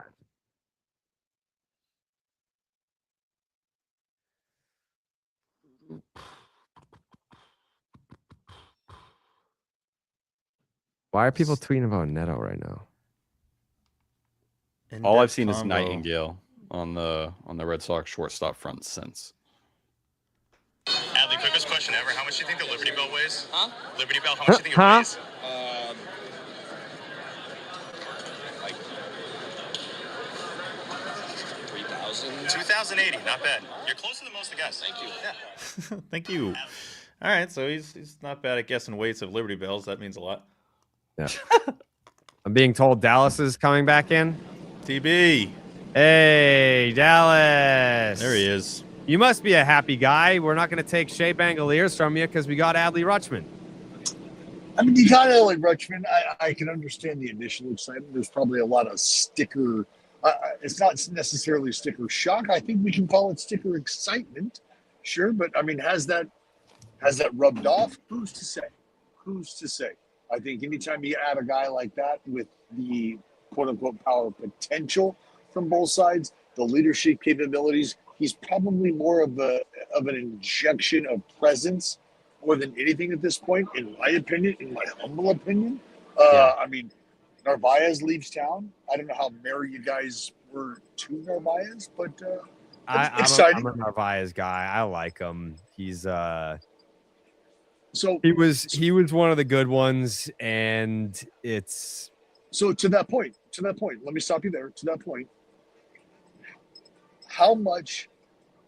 And I'm not telling you that Adley is subtraction by addition, But is there a point that you get to where you're like, look, I feel like we're cooking. I don't know that we need to add any more salt to the recipe. I feel like we're fine where we're at. And that's not to say that the Red Sox needed to stay pat and still have the hopes of getting deep into the postseason that they might have now. But with that being said, I think the question you have to ask yourself is this a plugin that makes them demonstrably better and gives you that overwhelming feeling of, all right, now we go? And my answer is no. I think it largely depends on his health. I mean, we're like 3-4 years removed from when he was like a 5-win player. Like, I'm not expecting 5+ win player Adley. But I mean, he's an all-star. He was an all-star this year. So the Savant page is quite red. The defense is great. So we'll see what kind of impact. Actually, you know what? I was going to ask you this question, Dallas. So my reluctance with a trade like this is I don't necessarily love trading for catchers in season, because the adjustment, I think maybe it's different now because, balls and pitches are getting called from the dugout now. The algorithms are calling all the pitches, but something like that, like building chemistry with a pitching staff, that's not something that should just be overlooked. Am I wrong? Well, no, you're not wrong, but I'll give you this anecdote. When Max Stassi, who is now a catching coach with the Los Angeles Angels of Anaheim, when Max Stassi was in big league for the very first time, I threw 3 pitches to him, and I looked over at Kurt Suzuki, who was catching a bullpen next to him, and I said, "What the fuck are you doing here? What do we need you for?" And that was for me to just joke and poke fun at Zook, but also applaud the clear and obvious understanding of the craft that this kid had at the time. And that was a kid who'd never been in the big leagues. So now you take a guy like Adley, who has, clear and undisputable, undeniable, not only big league experience, big league talent, and has a way. I've always loved the fact that one of the things that we've seen about Adley is after the inning is over, he comes over and what's he do? He puts his hand on the pitcher and he walks him back into the dugout. And whether that's even, whether you want to call that eyewash at this point in time or not, okay, fair. But I think his willingness to commit to the moment in time, that stuff can't be replicated, and that's not fake. That's real. He genuinely cares. And I think because, to your point about the study habits in today's game, when you get somebody who comes along with a Bible, and I say that to, I think going back to when Jonathan Lucroy showed up for the Athletics. Jared, this dude walked into the clubhouse, dropped down a three-ring binder that weighed fucking 73 pounds, and it was, hey, here's every pitch I've ever called and caught on everybody that you ever even thought about facing. Do you trust me? Do you believe I put in the work?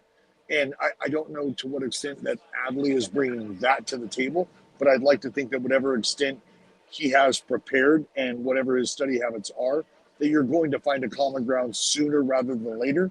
And at this time of the year, dude, the bottom line is I need to trust that you either have the information or you're willing to listen to the information that we have, and we're going to find that middle ground, and we're going to be able to go out and attack. So I think for that reason, I would not put as much stock in the potential negatives of what that could mean. I would only look at that as a positive for a player of Adley's ilk, who ultimately, dude wants to win. It's pretty simple. Dude wants to win, and he'll do whatever he needs to do to win. And I can tell you, not only being familiar with Andrew Bailey as a former teammate, as a close friend, but I just spent 3 days with Boom Boom in SAC, and I know where his head's at, and I know what he's willing to do and how he's trying to prepare right now for these next 2 months. And I think, as we call it, onboarding a guy like Adley is going to be a lot easier than you would think with I have no reason to believe that this is a subtraction by addition situation, but I would pump the brakes on what you could expect offensively from this guy. I think that's something that you do have to consider. Is you take the good with the bad, and if the good is his ability to perform behind the plate, and the bad is his inability to perform at the plate, then I think you take those. Is there anyone that you're surprised is still with their current team?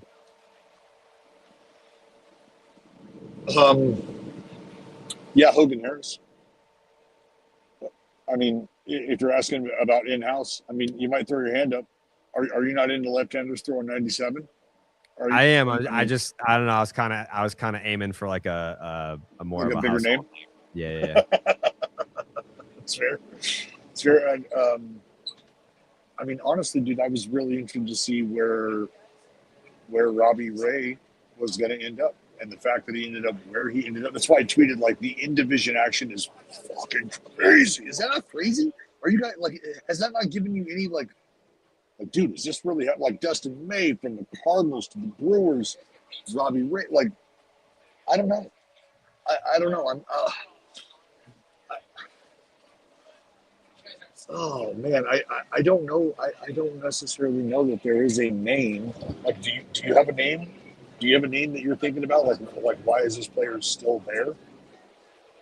Because I feel like a lot of the players that we expected to move have moved. I feel like a lot of the players that we had an understanding of whether or not they would based on their contractual situations and Probably some Mets guys, I guess, right? Like Clay Holmes. I mean, it's like none of the guys that the Giants were talking about trying to move on from have been traded. Well, but that was my point about what I just said is the contractual situations. Like, I mean, if you're talking about, you know, the big three of those dudes, one, Adames, banged up back, not great, not going to move him.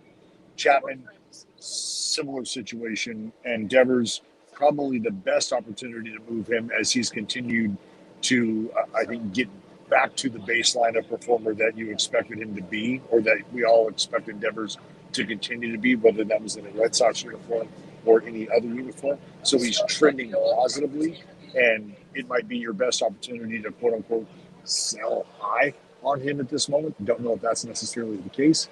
I think Clay Holmes is a name, and I think just because of his versatility, which means we could plug this guy in as a back-end rotation piece if we need that. We could also leverage this guy out of the bullpen. He's used to doing both. It wouldn't be a huge ask one way or the other. The only reason that becomes an issue is in compensation going into free agency and what the next deal looks like. So all those details aside, I mean, I think Clay Holmes is one of those names. I just don't know that there were other huge pieces or super impactful pieces that are still where they're at right now that we expected or had like. And I guess when you asked that question, I asked, is there somebody out there that had a like 50% or greater chance to move that is still home, that is still there? Is that fair? Wouldn't it be what's Buddy with the Twins? Joe Ryan? No. Who, Sanchez? No. Catcher. Jeffers. Yeah. Connor Jeffers? Yeah. Or no. Ryan Jeffers? Ryan. Not Connor Jeffers. Shout out Connor. Shout out Connor love Jeffers. him. Cubs. Yeah, they're getting Ryan Zefferjon. Zefferjon is nasty. Zefferjon is a bastard, an absolute bastard out of the bullpen. Dude is fucking nasty. He is absolutely fucking nasty. The Cubs just got a good one. The Cubs just reinforced the back end for certain. Zefferjon has got. Good Yeah, for Zefferjon's got Passan. disgusting Everyone shit. has Passan's notifications on. He's the most powerful man in baseball. Yeah. Red Sox legend Ryan Zefferjon. I mean, dude, and I know you asked about household names, and I gave you Hogan Harris. Yeah, that's crazy. The fact that Jonah Hyatt is still an Athletic. I'm looking up at the front of the bus to make sure the manager can't hear me. Yeah, I mean, am I telling you that Jonah Heim's going to start the next 48 out of 49 games left on the schedule? No, it's not what I'm telling you. But if you need a little help back there, I mean, is that the expectation that in terms of the pursuit of catching support, you're looking for somebody who's going to start every game with you? Is that what you're looking for? Because if that's the case, I mean, how many of those? Again, I feel like the only person that fits that bill at this point is Hunter Goodwin. All right. My pizza might be here. Where'd you get pizza from? The Hut. Nobody out pizzas the Hut. You obviously know that. Really? What do you mean, really? You have one of those near you? I guess. I haven't had Pizza Hut before. Pardon? Never, not once. Jesus, Tyler. There was one on the east side in Brockton growing up, but I was a kid. You ever had Round Table? Hey, Milky. No. You never had Round Table. You'll appreciate this about me, Milky. I can unequivocally state that I was one of the first 10 people in the state of California to have stuffed crust pizza from Round Table. I've never even heard of it. Is this like a chain? What, Round Table? Yeah. You've never heard of Round Table pizza? No, not once. Oh my God, dude. Have you ever heard of stuffed crust pizza? Yeah. We have that. But like it's like at Papa John's or some shit. Oh yeah, well I mean this Round Table was the first one on the block to happen. I'm not anti it. I'm open to all pizza. I'm not really a judgy guy. I'll get down with Little Caesars. I'm on record for that. Yeah, no, my father at the time. He was my father the whole time, but at the time, worked at the place that actually made the crust because they used their cheese to put in the crust in the state of California. Boom, they got to try it. They had a whole like deal where they brought people from the plant in to try this stuff, and I was honestly like the 6th person in line at the fucking family feed. It was pretty sweet. I'm very jealous. There's this guy I follow on YouTube right now. He works at Papa John's. Him and his brother work there together. They film content constantly. I've learned how to make every single thing on the menu versus with this guy's help. I know how to make stuffed crust. I can do all of it. I have a pizza steal on the way to my house right now. Better ingredients, better produce, Papa John's or something like that. They opened one in Brockton. I haven't been there, though. It looks dangerous. Shout out Shaq. Dallas, what would your preferred fast food place to work at? Where would you like to work at if you had to work in a fast food right now? Man, I mean, it might be In-N-Out. The benefits are crazy off the hook. Like you got a great pathway climbing the corporate ladder there.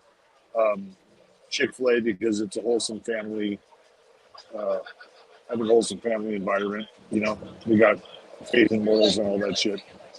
And I think it's maybe one of the healthier places to go in terms of fast food. Is that fair? Maybe that's just my blind ignorance choosing chicken as a nutrient-rich source of protein, and I'm just lying to myself. No, I don't think that's crazy. I would definitely want to work at Five Guys. Too expensive to justify it if you don't work there, and if you are there, you can have it for lunch every day and not think about it. And I just do the little lettuce wrap. Five Guys order, ready, go. Okay. So this is what we're doing. We're going 3 patties. We're doing jalapenos, grilled onions, bacon on it as well. This is about to be a $20 fucking burger right now. That's fine. But we're going 3 patties in there all the way, double cheese, and we're doing a large bag of fries. Now you may say, hey, Five Guys, you don't need to do that. I want it fucking ripping through the bag. I want the DoorDash driver to struggle bringing it to my door. I'm going to tell you right now, the only thing that I would take nothing away from that order. I would only add mustard and A1 to the burger. That's all I would add. A1 and mustard? Yeah, A1 mustard. I want to, absolutely. Yeah, I want to lick that thing like I want to lick the pan of brownies that I'm used to licking in Saugus. I want to be able to taste that fucking thing. Like I want That's how I am with the ketchup. Like, I want to take the burger and dip it. I don't want you to put ketchup on the burger. I just want to grip it. So you want to control the ketchup, the per ketchup capital. Yeah, I want like a ketchup fondue kind of situation, but the liquid, the material of it just doesn't work. I mean, I can respect it. Almost as much as I respect the Buckeyes going and getting Luke motherfucking Weaver. You know I'm fucking excited. To the Pirates? Yes. Hold You know on, how I'm trying to. excited I I've am been for that? posting back and forth here. Yes.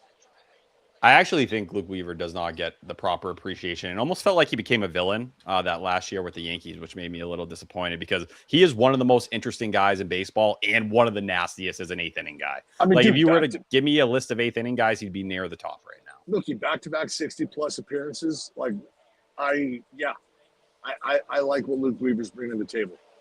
I like the personality. A lot of people, I feel like and maybe it's just because my feed has been infiltrated by a lot of Red Sox fans who are like, yo, fuck Luke Weaver because he wears pinstripes. But I think, all in all, personality-wise, I could get on board with Luke Weaver. I like Luke Weaver. I'll give the Pirates too. That's a no joke move from them. Come on. Are they taking on that money? I'm assuming the Mets ate a lot of it just to get a good prospect return back. Yes. That was the relationship. But that's okay. That bullpen has been an absolute disaster. I think they're second in all of baseball in blown saves right now. So, like, if you can just reverse half of that, it's a complete game changer. We need help. I mean, look, and some would argue, well, okay, cool. So you're accounting for the eighth inning, maybe even the back nine. Do you know what having somebody this is why I always talk about working backwards. Like if we're talking about 27 outs, let's start with outs 27, 26, 25, 24, 23, 22.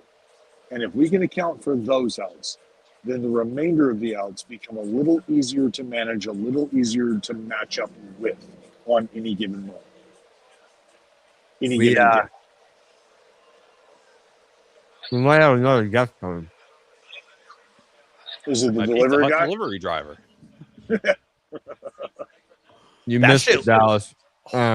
Jared, can you show me something? Can you open it? Wow. Yeah, just show it to me. Milky's about to get Milky, you big pizza cuck. Oh yeah, more. More tilted. Say it slow. You got a cheese pull on that? A what? A cheese pull? Cheese pull. Give me the piece. Pull a piece. He wants you to pull a piece. No, that's weird. No, it's getting sexual now. I don't like that. Wow. It's not. I want to see it go into your mouth.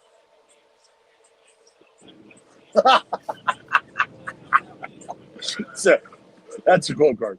It's not sexual. I just want to see it go into your mouth. There was a comment earlier, Dallas. Someone was like, my boys from Lynn said that you were a cocky douchebag that no one liked in high school. Can you confirm? And I was like, first of all, I don't associate with anyone from Lynn. Lynn is like the biggest piece of shit. It's like Stockton. Like it's the Stockton of the East Coast. It's just like all like scumbags and shit and like drug addicts and people that can't read. And then I find out half an hour later, Good Glenn, people on both sides. my guy Glenn over here, who's painting the upstairs, he's like, hey, Lynn English class of like whatever 75. I was like, all right, Glenn, see you tomorrow. Yeah, I didn't know he was a Lynn guy. But I went on like a 15-minute tirade shitting on Lynn. Yeah. Yeah. Well, what's his name? Glenn from Lynn? Yeah. Yeah. Glenn from Lynn 100% has already passed out your address. I've got your house getting egged 3 times within the next month. I mean, Glenn is Glenn's great. He's moved me out of the 9 different places that I've lived. He's done the move. He's like built the gym. He's painting the house. Like Glenn's a real one. It's just unfortunate that apparently he's a Lynn guy. Yeah, Glenn from Lynn. Mm-hmm. Yeah. That's all right. You don't get to pick and choose where you come from. Well, yeah, I guess. I mean, no, that's a fact. I get the fucking baseball is dead tweets breaking I just news. fucked up, and you can just see it. Fuck. Like, I have the baseball is dead tweets. What'd you do, T? I get the push notifications, and like he's putting out in all caps like breaking tweets to announce trades that happened 15 minutes ago. Like, don't do breaking. Unless you're breaking only if it's quick, only if it's like immediately. Yeah, like don't do breaking unless you broke it, is my opinion. Three. I mean, that's fair too. 3 minutes. Like I see breaking on a day like this, and it's something that I've knew for at least 15 minutes. I can't have that. Yeah. Coachable. You know? Because like, yeah, it's gonna grab eyeballs, but it's gonna piss people off. It's not gonna be like, oh damn, this is valuable. It's gonna be like, dude, I fucking knew that 20 minutes ago. What else you got for me? Look at that. Immediately puts it into action. Great job, T. Thank you. Good job, T, man. Maybe T. We're trying. We're battling. We got another guest coming in soon. Shout out T. Shout out Sean for all these graphics. Who's coming in? Who's Oh, next? it's top of the hour, giving away a $100 gift card to Baseball Lifestyle, Dallas. Fuck yeah. How do I enter to win that? Okay, so I did, Steve. I was going to say, can I pick the topic this time? Yeah. All right, you Well, explain the DB, though. Explain to Yeah. DB. Last hour, I said, name like the most obscure baseball player that you can think of, and I picked the one that that really made my heart warm. Now, Steve is going to do one. I got to come up with a good one here. Mm-hmm. This motherfucker said, can I do it? And then didn't have something ready to go. Oh, well, you immediately announced it, and I was like, I would like to come up with it this time. I just need a little time. Rocky Colomito. Come out with it this time, Steve. Okay.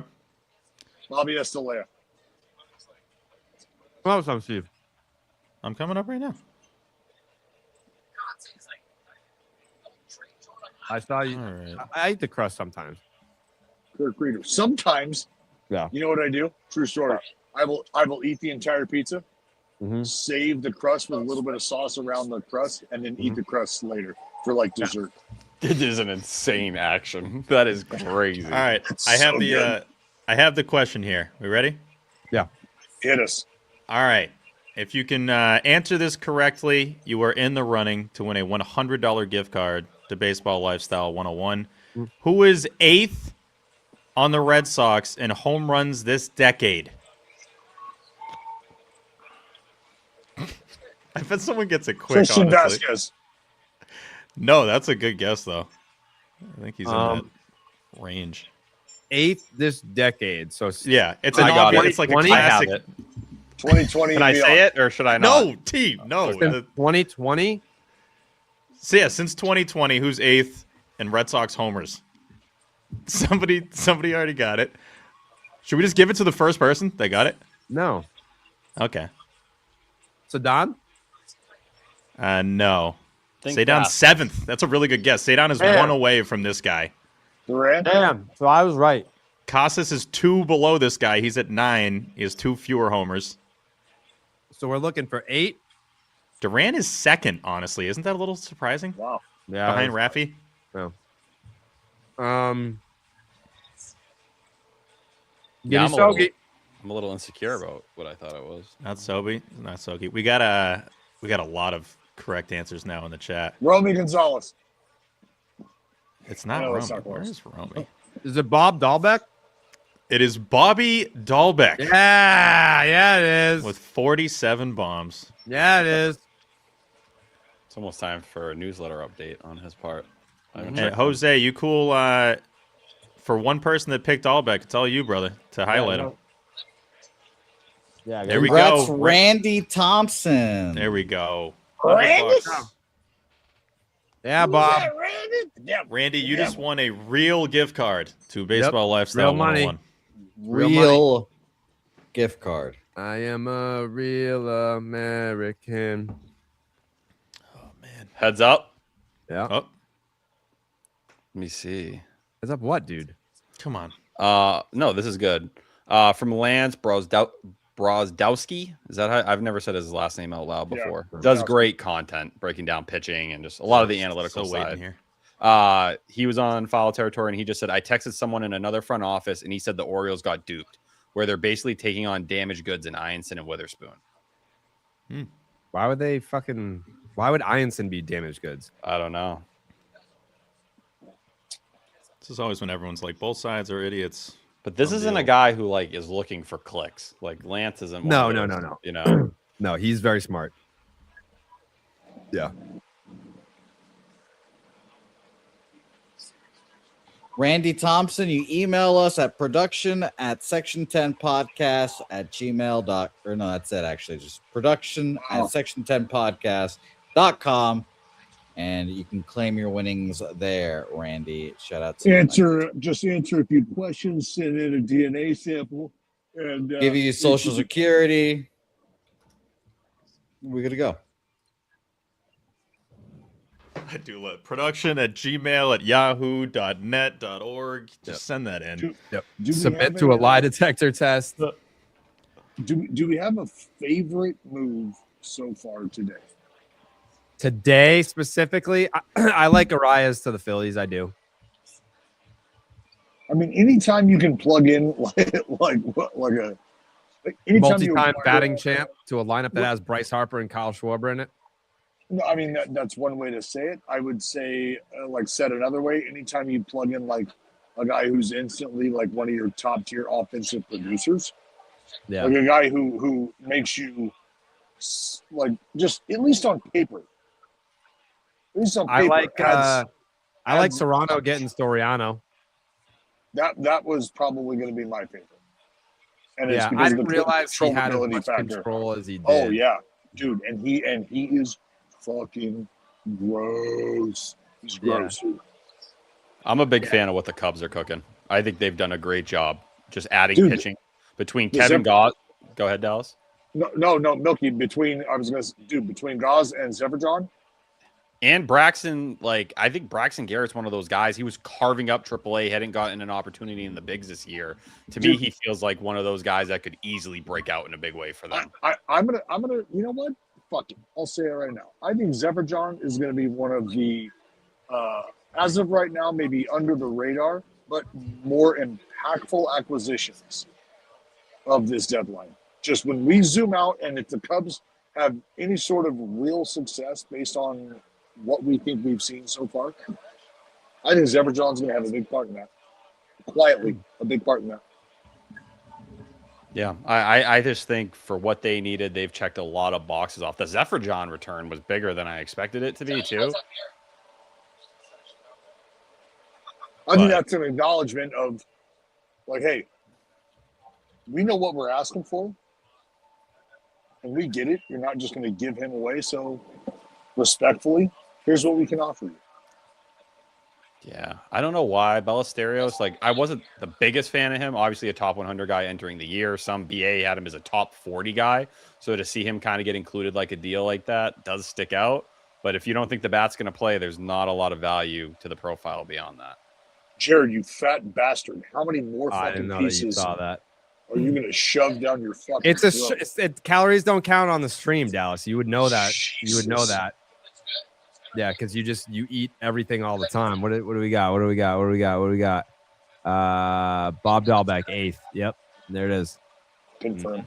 Just for the check. They're saying he's 7th. He's 8th. I mean, I can pull it up right now. Pull it up right the fuck now. Unless Stat Muse is wrong. They've been wrong before. I'll cross reference for you, Steve. You want since Appreciate 2020, yeah, motherfucker? Yeah, motherfucker. All right, March. When did the season start? Started in June. Oh, the 2020 season? Didn't that start in July? Wasn't it July 21st, maybe? What is today's date? Today's date is August 3rd. 8-3. Okay. July 24th. We're gonna get Breslow today too. I'm assuming he's speaking at 6. Yeah, I would hope so. You'd have to think so. One would be under the impression, Dude, we're less than 2 hours. Holy shit. Devers The 1, last two have gone by Duran fast. 2, Willier 3, JD Martinez 4, Xander Bogaerts 5, Trevor Story. So I think what they're saying is, are they not counting? Because Trevor Story and Bogaerts are tied with 49. So they're tied. It's Devers 1, Duran 2, Willier 3, JD 4, Bogaerts 5, Story tied at 5. So that would make Rafael 7th, right? And then Bob's 8th. Yeah. Yeah, Bobby's 8th. Well, Bob's chat. 8th. Yeah, Bob's 8th, chat. People don't realize how good Bob is in Japan. Wow. No, Saying that means something. No, I'm serious. Like, he is one of the best sluggers in Japan right now. I don't know. If you look at just WRC Plus this season, he is the best. He is best. 10th in all of the league. 141. Yeah. Yeah, I'm excited. Maybe when I win that jersey bet with Jay, the easiest jersey. By the way, Dallas, I don't know how you feel about this. 2. You owe me 2 of them. I do owe you 2. I don't want a jersey. I don't want to speak on the man because he's not here, but for the quote unquote smartest guy on Baseball is Dead, I'm undefeated in jersey bets against Justin Havens. Undefeated. What are you pointing yourself for, T? You just put me down. Why are you putting me down? Huh? What the fuck does this have to do with you? You said the smartest guy. Well, I can't be in the running to be smart? Absolutely not. It's okay. It's okay. I agree. God, no. Hey, side note, I had my one of my broadcast partners looked at the cartoon character draft and asked, his exact words, I believe, were, "Does this guy live overseas?" Foreign type shit. Yeah. Oh, Dalton Varsho going Yeah, to Varsho the gone. Astros. To the throws? That ain't no We can finally Jaron stop Duran, seeing buddy. the highlight of that fucking catch. Damn, it's like, hey man, you know what? I like that deal. I don't know who's going in it, but I love that trade. I love the fit. Yeah. I mean, they got Were they not? They don't like Myers out there? What? Where are you going, by the way? Are you like on a fucking safari? Like, what is going on? Buddy, I'm in fucking rural Kentucky. Why? Yeah, that doesn't answer the Wearing question. blue Why? blockers. Because I just went and because I've been drinking bourbon since.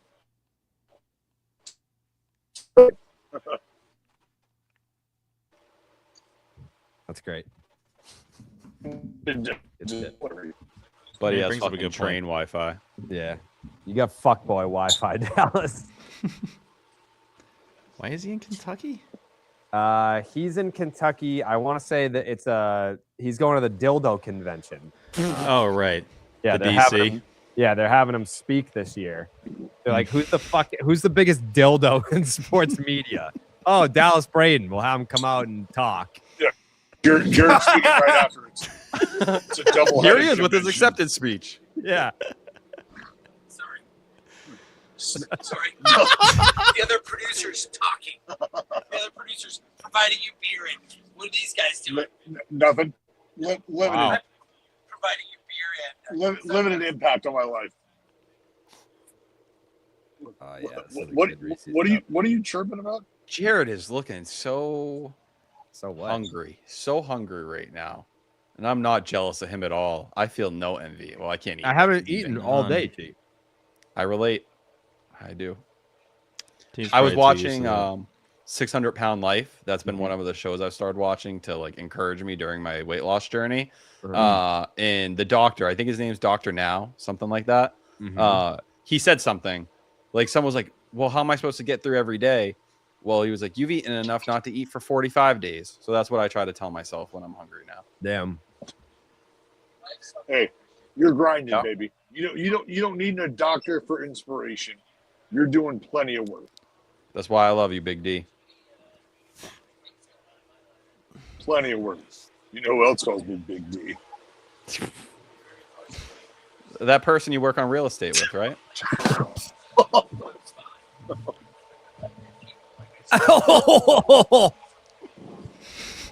That Milky, that right there. That's what you live for. No, yeah. Yeah. I'll Steve, beat I the agree shit out of with- both of you at the same with time. With the text that Steve just sent me, I agree. Of I mean, course. I wouldn't say that publicly to his face, but you're right. We're always texting about that stuff. Yeah. Like, I gotta hit up DB on this one. Is that a DC, Steven? Is he bouncing or is he getting booted? He doesn't know. He's drunk. I'm bouncing. Oh, there we go. Just hopping out. Very dildo like. What happened? Do I go away and then come back and then go away and come back? Dallas, Don't when you worry, go on Dallas, we Twitter, can still I think hear it's you. happening. I think that's it. Did the chat just say, Jared, give us something? Like I didn't give you fucking Adley Rutschman? The deal of the day. I gave you the deal of the day, brother. If I feel someone like- else comes in, I'll let you know, but More people are attributing that to me in this group chat than you. I don't despite give a me fuck. quoting. Wow! Let's go! Hey, the boy. You're muted. The best Jemai in the space. I'm off mute. Yeah. Yep. Damn. Say some stuff. What's going on? Dallas just looks absolutely blitzed. The sunglasses. He literally looks like the Yo! Hey! What up? The crowd goes wild. This is big. Can't play with him. Can't coach with him. Can't do it. Cannot win with him. Can't do it. It's so good. And I want winners. Oh man, Red What's Sox that early shirt, on, Jemai? man. Telling you. This is Yeah. WrestleMania 3, dude. Hulk Andre the Hogan Giant at the versus Silver Hulk Dome, Hogan. brother. Hulk Hogan. It's Andre, man. It's classic, dude. I got Yeah, it. I got it on the Vineyard. Actually, it's a great shop over there. Some classic shirts. That's a great shirt. Had to get this one, dude. Where were you when you heard the news? I was probably in REM sleep, and then woke up to the alert. So I was in my bed, dude. Hell yeah. And initial reaction was, all right, Adley Rutschman, that's awesome, dude. This is great. They need a catcher. This guy's switch hitting, 3-time All-Star. This dude is an incredible player. He's starting to have a turnaround, healthy again. And then I was like, well, to get something, you got to give something up. And then I wonder what that would be like. And I started to see like a few of the Rivas is not in this, by the way. We've established that, right? Correct. Okay, so 3 of the top 5 prospects plus Narvaez, man. That's quite the haul. That was gonna hurt. It's gonna hurt big time because I absolutely love Carlos Narvaez. This guy's man, his journey to get here to the big leagues was just nothing was ever given to this guy, man. He grinded in the minors forever. He was signed as a teenager. He never had a backup plan. Awesome dude. Great guy, would check up on you, talk to you. We had a great rapport, and this one hurts, man. It definitely stings because you build the relationships with guys like him. I mean, and I've never said this either. This is my wife's favorite player, and she doesn't care anything about baseball. So, our household is absolutely crushed right now. She could care less with what I do.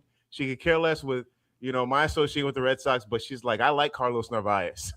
So this is hit home, man. This is tough. This is tough indeed. And but you know what? The Red Sox have a window here. And he wasn't, this year was tough for him too because he was in and out of the lineup. He never got the consistency that he did last year to find that offensive rhythm, but he still maintained his catching ability, which is attractive to teams out there. And now he has a real opportunity to go with Baltimore and be their everyday catcher essentially, or, until Basayo gets back. And he's going to get a real chance to play and be wanted. So you like that for him, but it's just, again, this one kind of hit, man. I woke up to a nightmare almost, but we got Adley and we're in a better spot than we were the day before. Craig definitely improved the team. I'm excited about Adley. I think most of the people were freaking out in the chat when they saw what the haul was to get Adley, but I'm trying to read between the lines here and assume that if that's the cost, that they feel pretty good about getting something done in terms of a long-term extension. I know, and I'm sure you've heard the same, Jemai, for months now, you've had people pretty high up in the Red Sox organization walking around, making it known that if we end up trading for someone and he's a star, we don't care if he's making $300 million. Like, we'll take on money for a star. And that to me says that they're at least thinking extension with Adley if you're going to bring him in like that. You got to, because you got this year, you got one more year of team control and what you've given up. And that year is not promised. Right, exactly. To your point, we could be looking at either hopefully not the whole year, but definitely possibly extended period of time with this CBA negotiation between the league and the players. So you don't know what that's going to look like. So you certainly want to try to get this man, make him a Red Sox forever, and let him finish his career here, because this guy was the first overall pick, man. The talent is there. It's undeniable. Obviously, the last few years have been some ups and downs, but, man, the way he can handle this pitching staff, the way he can do things, you gotta love the prospects of that. Where's Dallas going, dude? He's literally he's drunk on a bus in Kentucky. They have told no lies up to this point. What I would love to know, because look, brother, you got your ear to the street, and I asked these dudes this about Adley right when I first popped on. Do you have any reason to believe, though, what we have seen from Adley here recently over the last couple, maybe a few years, is due to turn around? Because I think Adley, and whether people want to put a finger on it or not, whether people want to put a central figure in this picture or not, is Adley not a big part of the narrative surrounding the Baltimore Orioles' lackluster performance of the quote-unquote core? Is he not a big part of that? You bring up some great points. You can't deny that, but you also have to factor in he's now at Fenway, right? So that Green Monster is going to be enticing. Maybe mentally that helps reset something for him. And also a new situation, right? Like, now he's coming into this. He's like, all right, we got some juice. We got some energy. We got new guys here. This team is, won 24 of the last, whatever, it's 27 games, something ridiculous. They're on a 5-game heater again after winning 14 straight. So, like, this is a team that I feel like feels as if I was maybe one of the missing pieces to answer some of the deficiencies that they had. So maybe that helps. This game is so mental, and I feel like that's reset a lot of guys. And I feel like that could be something big for him. From a baseball fan perspective, I love everything that you're picking up and putting down right there. I do, and that was exactly kind of what I explained to Jared, because he asked me a question about whether or not bringing a guy in like this at this point in the season has any impact from a catcher-pitcher relationship, communication, preparation perspective. And I kind of went on to explain why I think that it can actually be a positive based on who he's going to be working with in Andrew Bailey. I hope that it is a new face in a new place, invigoration, something that happens, that takes place. Sorry about the skipper staring me down right now. And you know what? That's actually, it's funny because we heard the rumblings probably about the time we got to Fenway Park at 11 o'clock this morning. And so I was asking Lou, I was like, Lou, this is kind of crazy, right? Like, you get a catcher mid-season, 2 months. And, this is obviously one of the reported needs that we saw for the Red Sox that they wanted. And he's like, no, man, Adley's different. Like, he's a smart player, right? He's got the athleticism. He's got the skill set. So usually you do wonder about these things, but because of who he is, they're going to make it work for sure. Well, it feels like and I hate that I'm even diving this deep into the Red Sox, but no, that's what I said. Did I not say OX? I thought it was I said OX. But the Red Sox, they acquire a talent like Allie to be able to plug in back there, and it is something as minuscule and as minor and as easily overlooked as the arm around the shoulder coming off the field. But for me, that speaks to the desire to compete. And I'm talking about not day to day. I'm talking about pitch to pitch, at bat to at bat, inning to inning. And when we get to crunch time, that's the kind of vibe I want. That's the kind of juice I want flowing through the clubhouse. That's the kind of juice I want flowing through the dugout.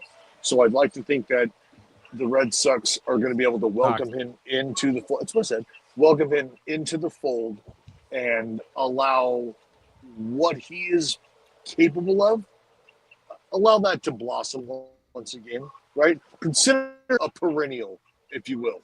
Maybe he's been dormant for a while, Jemai, but it's time to blossom once again. And if that's going to happen, no better time than October. Fair enough? 100%, man. So I love it for that. And you never know what's coming from that side. Yeah, like Dallas. His It's history, fucking like we loud said, on the is- bus, man. with this pitching staff, I think this now. There we go. There we go.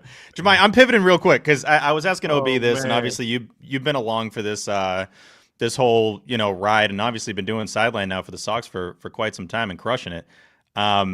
There's really been nothing like this though, right? This turnaround. I mean, I can't really. We've been struggling to find any kind of comp here. Like, what's been the one moment through this journey where you're like, what the hell's going on?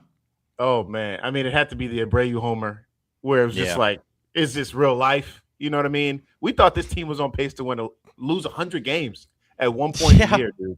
They I mean, legitimately, I was telling everybody like, this is the worst season in baseball that I've experienced since covering the team. And obviously 20 was a different animal. Obviously 60-game season, but like from 1 to 162, it was bad, bro. You could not see the light at the end of the day, and I'm probably the most positive person that you'll come across as it relates to the Red Sox. You're always smiling, and I was thinking of you like early in the year. I'm like, how the fuck is Jemai gonna keep a smile on his face? This team blows. Like, Never seen him in no a bad way, mood in my life. Bro, Not it once. was bad. It was bad. And so Yeah, guys, they've lost 10 in a row, but I talked to Durbin, and he feels good.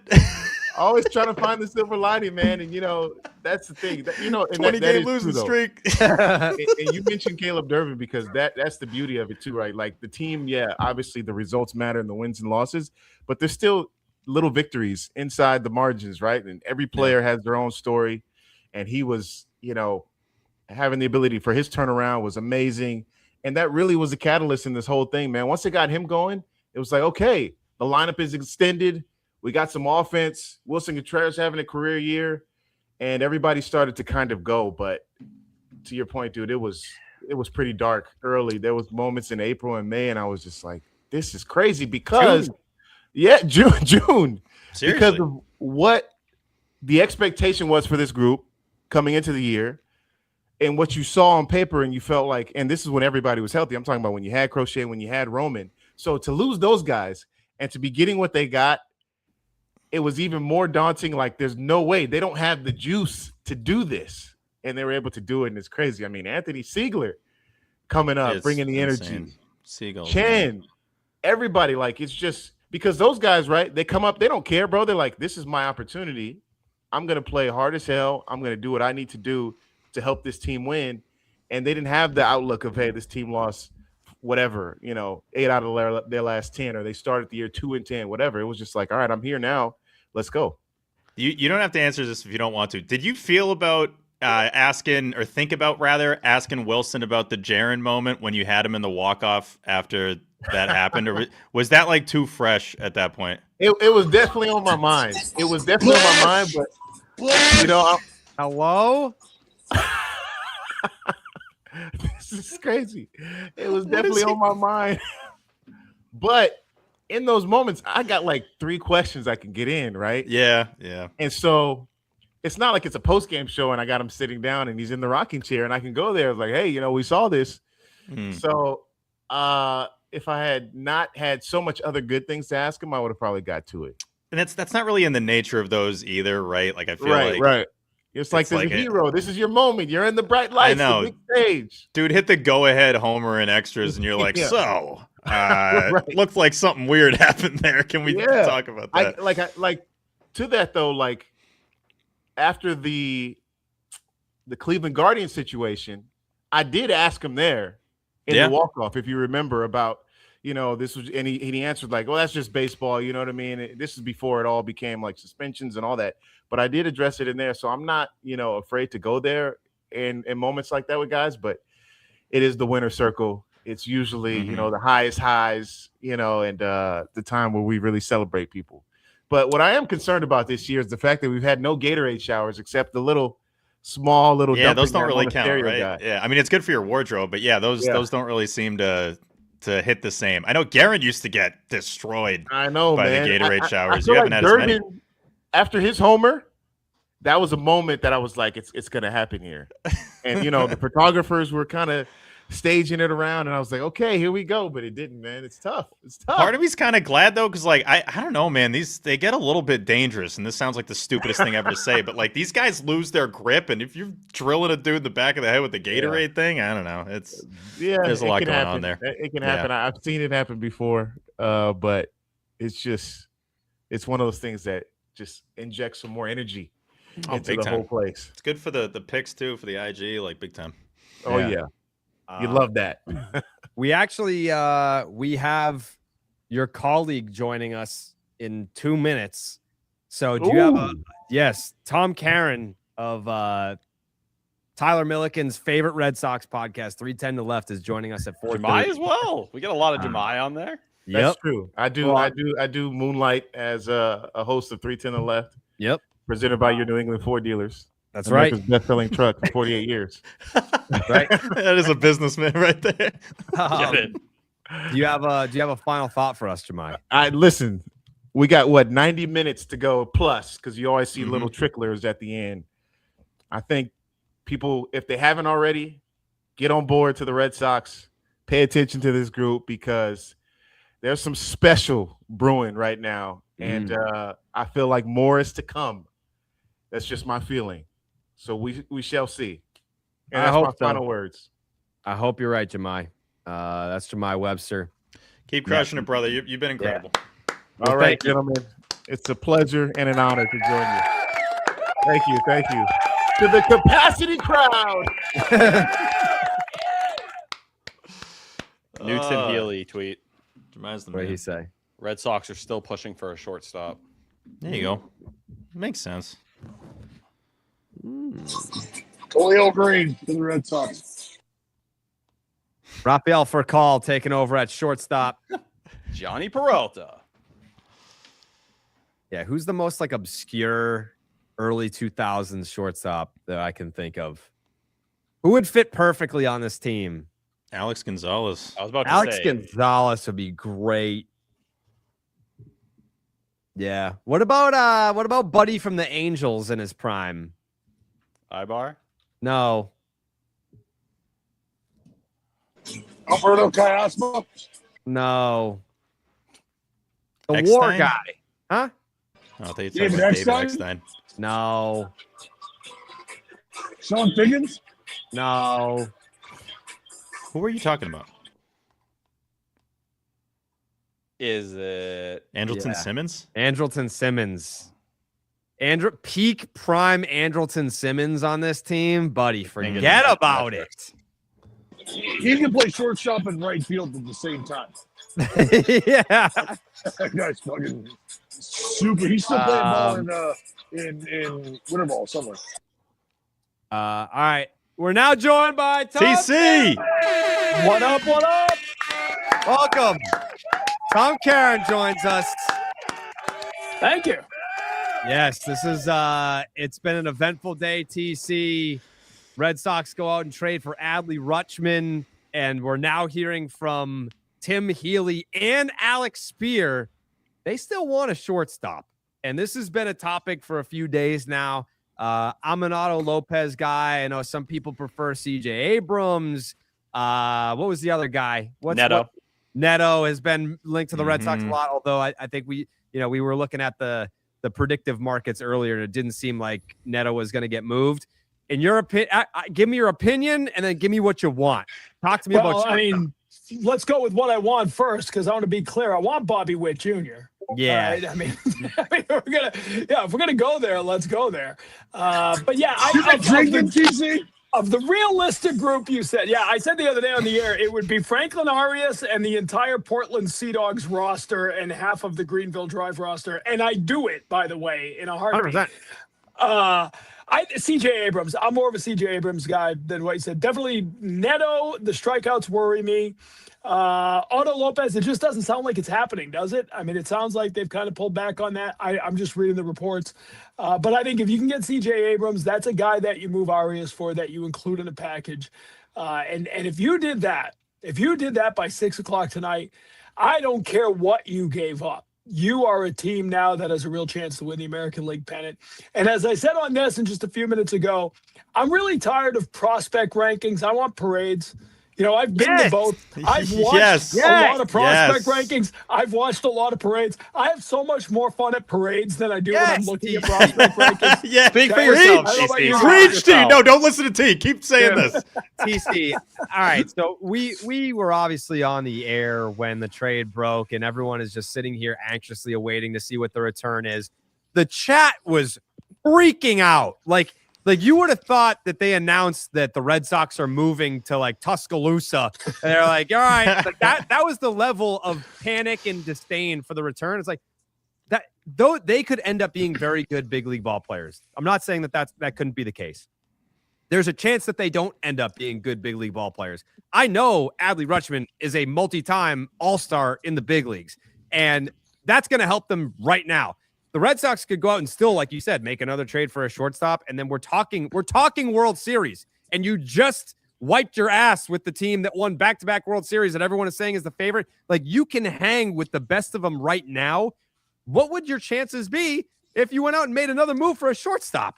And by the way, what if Meade's actually back at the end of September? Yep. Like, if you start talking about a shortstop and Rutschman and Meade, this is a completely different lineup. This is a lineup that could hit home runs, which is what you need to do in October to win playoff series. And get Roman back, TC. And get Roman back. I mean, right? that's right. Get Roman back. Maybe Crochet's pitching. I mean, it could be a completely different team by the end of September. But I think the prospect capital is real. You're giving up a lot. Here's why it doesn't bother me. Even though it looks like in terms of prospects, it's probably more than people would have expected to pay. This group under Craig Breslow has shown us that they can develop pitching. So I'm not worried about giving up the pitching because I trust in them to develop more pitchers like that. Witherspoon was just last year, and he's had like a 5 ERA in single A. I think he's going to be fine, but he's not knocking on the door. Ianson's been really good. But again, a guy that, what was he, a third, fourth rounder? You've taken that and turned him into a major piece because of your ability to develop pitching. So let them keep doing their thing. They've got enough pitching. Bennett has changed the equation. It's why you could trade early. It's why you could trade some of these other guys because you've got someone in Bennett. You know what you have in Tolley.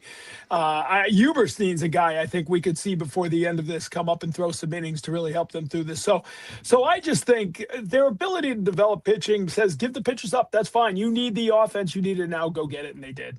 That's actually the best way to put it because there's a lot of like, well, like the prospects, they're just lottery tickets and blah, blah, blah. The way that you convince the prospect huggers are to say, I have faith in the Red Sox pitching pipeline. So while Anthony Ianson might be a stud pitcher in the big leagues, look at what's already here. Look at how they've developed pitchers in a way that they've never done. You've had Lester, Buchholz, and then it goes back to Clemens. Like that. There's a pretty sizable gap. Like we're talking 30 years of not being able to do it, and now you have two rookies in your rotation right now that are, the cornerstones of your rotation moving forward. I'm happy to move pitching prospects, feeling 100% confident in the Red Sox ability to repeat that process and continue to repeat that process. So if now we're in this alternate universe where you're not bringing up your Pedroias and your Ellsburys and your Youkilis, like you can't bring up the position players, all right, then keep churning out these fucking stud pitching prospects and trade them for position players. Great. Love it. No doubt. And that's All where right. so I like that. I like And that in getting Rutschman. What I want to see now is go get one more bat. I'd like to see him get a reliever too. I'm a little worried about the innings load. It's been we know how good this bullpen has been, but it's not sustainable to have the most innings of any major league bullpen over the last 6 weeks. You've got to ease up the workload, and you're going to be looking at it the other way, right? You're going to be looking at, we got to watch Tolley's innings total. We got to watch Bennett, his innings total, because we want them in October. And I feel like relievers are relatively easy to get. You can flip somebody for a reliever that could help this team. So go get a reliever. I expect that to happen today. And talking to people over there, I think they are definitely in on trying to get a shortstop. And if you can tell me at the end of today you got Rutschman and a shortstop and a reliever, I'm going to Nesson and saying we need 3 hours of pregame coverage tomorrow just to get in my thoughts here. What? So this is a like off the grid question that has nothing to do with the trade deadline, but I want to get your thoughts on it specifically. The data point that Orioles weekend series, it was the highest capacity crowd at Fenway Park since 2016. What, like 2021, 28, like what are we doing? Like, I feel like that was probably matching the David Ortiz retirement crowd. Are we really at that point? Are you sensing walking around in society that we're at peak interest in the Boston Red Sox because of a 28-5 run? 100%. And I'm sure you guys are too. Like, the end of games, I'm getting texts from people that I haven't heard from in 5 years, in 10 years. Yeah. They're playing Sacramento last week, and we're doing 2 a.m. post-game shows. And Mike O'Malley, the actor out in L.A., right, huge Red Sox fan who's from Nashua, New Hampshire, he's texting me like, these guys are for real. I'm like, dude, I looked. The last time you texted me about the Red Sox was 2007. Great year. So, that's where we are, and it's awesome. You guys feel it. You're at the ballpark every day. Like the buzz, that night game, the game that ended the streak, when they lost the night game of the doubleheader. Mm-hmm. And it was 38,000, first time 38,000 since 2016, right? Biggest crowd. But that ninth inning when they were down 5-1, the place was bopping. Like a month ago, you're all groaning when they're up 5-1. How are they going to blow this? Instead, they're down 5-1, and there was absolutely a belief that this team was going to win. The vibes are off the charts. I haven't seen it like that in a while. I will say, TC, we've been watching you for a long time. You've been obviously crushing on Nesson, and I just watch you. I know your body language. Like, we watch so much of the pre and post game. I know if you got to sell something or if you actually feel it. And those first couple months, I was like, I'm feeling for TC right now. This is rough. You're like, all right, they lost again. Well, fuck. Like, what are we going to talk about? What was the first moment where you're like, oh, wait a second, this could be a little different? Because obviously, you're day by day, it gets different. There's little things you might pick up on. Yeah, I'd love to say it was the Yankees sweep, but it wasn't. You know what I mean? Like, I remember at the end of the fourth game, we were just saying, well, at least they have this. At least they swept the Yankees. So we'll look back on this and be happy. The moment that will stick out in my mind was the final game before the All-Star break, the 3-2 win in extra innings over the Mets. Down 2-0 in the ninth inning. Those were the game. That was the last thing, right? They hadn't had the big comeback win, the signature comeback win. They had nothing going for 8 innings. They patched together a couple of runs in the ninth. They bunt and play for the 1 run in the 10th because they have the bullpen set up to close it down, and they do. That was the point. Driving home that night, going to the All-Star break. But it's like, crap, there might be something real here. This might be more than just a little run. This team might be doing something. It is. I made the point on the podcast last night about how 20 years from now, we're going to be talking about this run. Like, it's just going to be a reference point. And it's great. Like, I'm just trying to enjoy it while we're in it, because, you do get caught up in a moment and be like, all right, well, now we need to focus on the trade deadline. And then we need to, start planning for the postseason. While we're in this, like, there could come up, like, they could get swept and then lose 2 out of 3, but then end up getting to the playoffs somehow. Like, I just want to appreciate this run while we're in it. And I don't know about you. I can't think of a similar run that the Red Sox have been on. And there's also just the aspect of where they came from. When this run started, the day before this Red Sox run started, They were the worst team in the American League, and they were the second worst team in Major League Baseball. It was almost July. So, like, how often have you seen that much of a sample from a team 3 months and then be like, yeah, that first 3 months, you can just throw that out, small sample. It's like, no, that's actually a very sizable sample to be able to determine if this team has it or not. And it's almost like the first 3 months are completely irrelevant to the story of where this team is going to end up finishing. Yeah, was it the Braves a few years back that went on that insane second half run? The Nats too. The Nats a few years back, right? So both you've teams, had a couple teams that have done this kind of thing, but it's never been the Red Sox. No, like the Red Sox always will, right? I was looking at it last year. They had 17-11 in August. The prior 6 seasons, they had a losing record in August. And all we've talked about is they didn't do anything at the trade deadline, and August got away from them, and that was that. Right. That's why I love this deal. This is the old days. This is rest in peace. Nick Cafardo walking off the set and saying, hang on, they just traded Manny. Don't sign off yet. You know, this is the stuff we used to get on a regular basis at the trade deadline because you were in it and you were trading those prospects because you knew you had an opportunity to do something now. I love what Craig Breslow said after the Curtis Meade deal. He said, I've learned a lot. And one thing I've learned is you can't try to win every trade.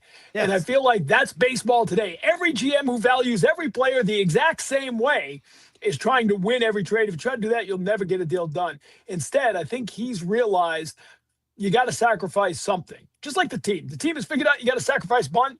Well, he's figured out you got to sacrifice trade. You got to give up something to bring something in to be good. So I'm glad you brought up the Manny trade, TC, because I just saw, it was like the other day, like Zach Scott went on Jake Iggy's Red Sox podcast and he told the story. So I've always wanted to know this. Did I ever tell you my story of that trade deadline day? No.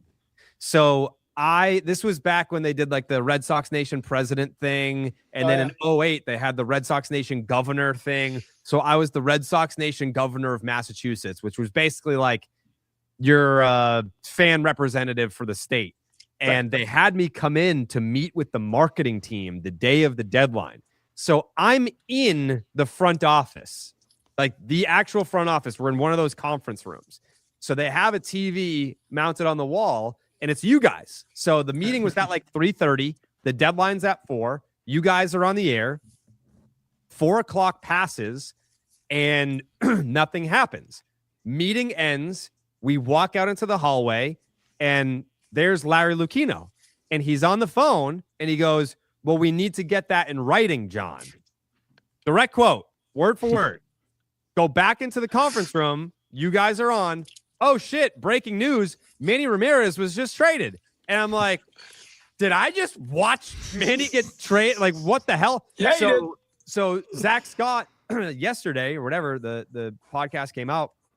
He was explaining how like Manny was outright refusing to play for the Red Sox. So Bud Selig, the commissioner at the time, had basically allowed the deadline to extend for the Red Sox to figure out the 3-team deal because he was like, it would be such a bad look for a franchise player star to refuse to play. So I'm going to give you guys extra time to figure out this deal. And I'm assuming now, after all these years later, that Larry was talking about what Bud Selig said to get that in writing. Unbelievable. That was like when Manny came here as the free agent, right? He tried to bring the clubhouse guy with him from Cleveland. Yeah. And they're like, like, no, man, I'm married. I got a kid. I'm not moving to Boston. And Manny's like, yeah, you are. Come on. You're my guy. You want to take the barber with him? Oh, he did. The barber would just fly in like, you know, what was that? El Monstro. Monster 99 or something like that. Well, the other great one was obviously the Nomar trade. We talked about Nomar over the weekend, seeing him in the booth again, which was awesome. But that was so last minute and probably after last minute, right? And those were fax machines and all that. But when the deal all went down, Matt Merton was the prospect the Red Sox were moving. When the deal was finished, 2 different teams thought they had gotten Matt Merton. Like I think it was Chicago and Minnesota both thought they were getting him. Because there were so many names flying around. And I think the Red Sox, like, you can't do it publicly. You know, they very quietly later had to give them a player to be named later that wasn't announced in that deal because they thought they had gotten Matt Merton, and that was why they signed off. And then all the faxes came through, and they're like, Wait, what happened to the guy we got? Oh, he went to Chicago. Yeah, Wasn't the legend that Dan Duquette thought that Derek Lowe was like a left-handed sinker baller or something like that? All I know is that, and this is the truth, they were in Minnesota when that deal went down, and Derek Lowe announced to the room in 2004, like at 4:10, all right, boys, we all made it. Nobody got traded. And then like 5 minutes later, Tito started calling guys into the, hey, Nomar, got a second? Oh, no. So, yeah, we've learned 6 o'clock is, not the be all end all, but 6:15 or so we'll know. It is quicker without faxes, though. I will say right. that. Like that was the way to fudge the system, is be like, ah, shit, we're out of paper. I lost you there. Oh. Joe just died, and I think that's Nesson's way of telling me I got to go back to work. All right, We're going on the air at 5. Can you guys hear me? Yes. I lost you. I got to run, though. They're telling me to go to TC, work. you're the best. All right, you're the best. Thank you, TC. See you at 5:30 on Nesson. See you at 5:30 on Nesson, TC. Good plug. Good plug. That's great. Yeah, we just got an update. I don't know where the fuck T just went, but I think Castillo had that the Red Sox have made Meyer available. Why would that be just now? Wouldn't that have been the case this whole time? Yeah, but I guess it's just, hearing just like more of a they've thing he offered him does. up, yeah. There you go, Castillo.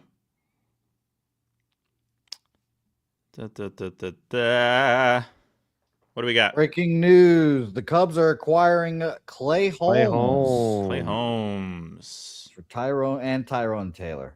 So, the pitching spree continues for the Cubs. Interesting. Interesante. I wouldn't be shocked at all if there was a Meyer deal today. No, me neither. I fully agree. There's other teams that are still going to look at him as having a good amount of value too. Yeah, why not? Chat, what's up, chat? What's up, chat? I'm saying pregnant dudes in the chat. Can people still put pregnant dudes in the chat? Yeah, why not? All right, pregnant dudes in the chat. Let's see if they can. I bet Gundy's the first one that does it. Every year I forget how fucking hectic this is to stay on top of everything.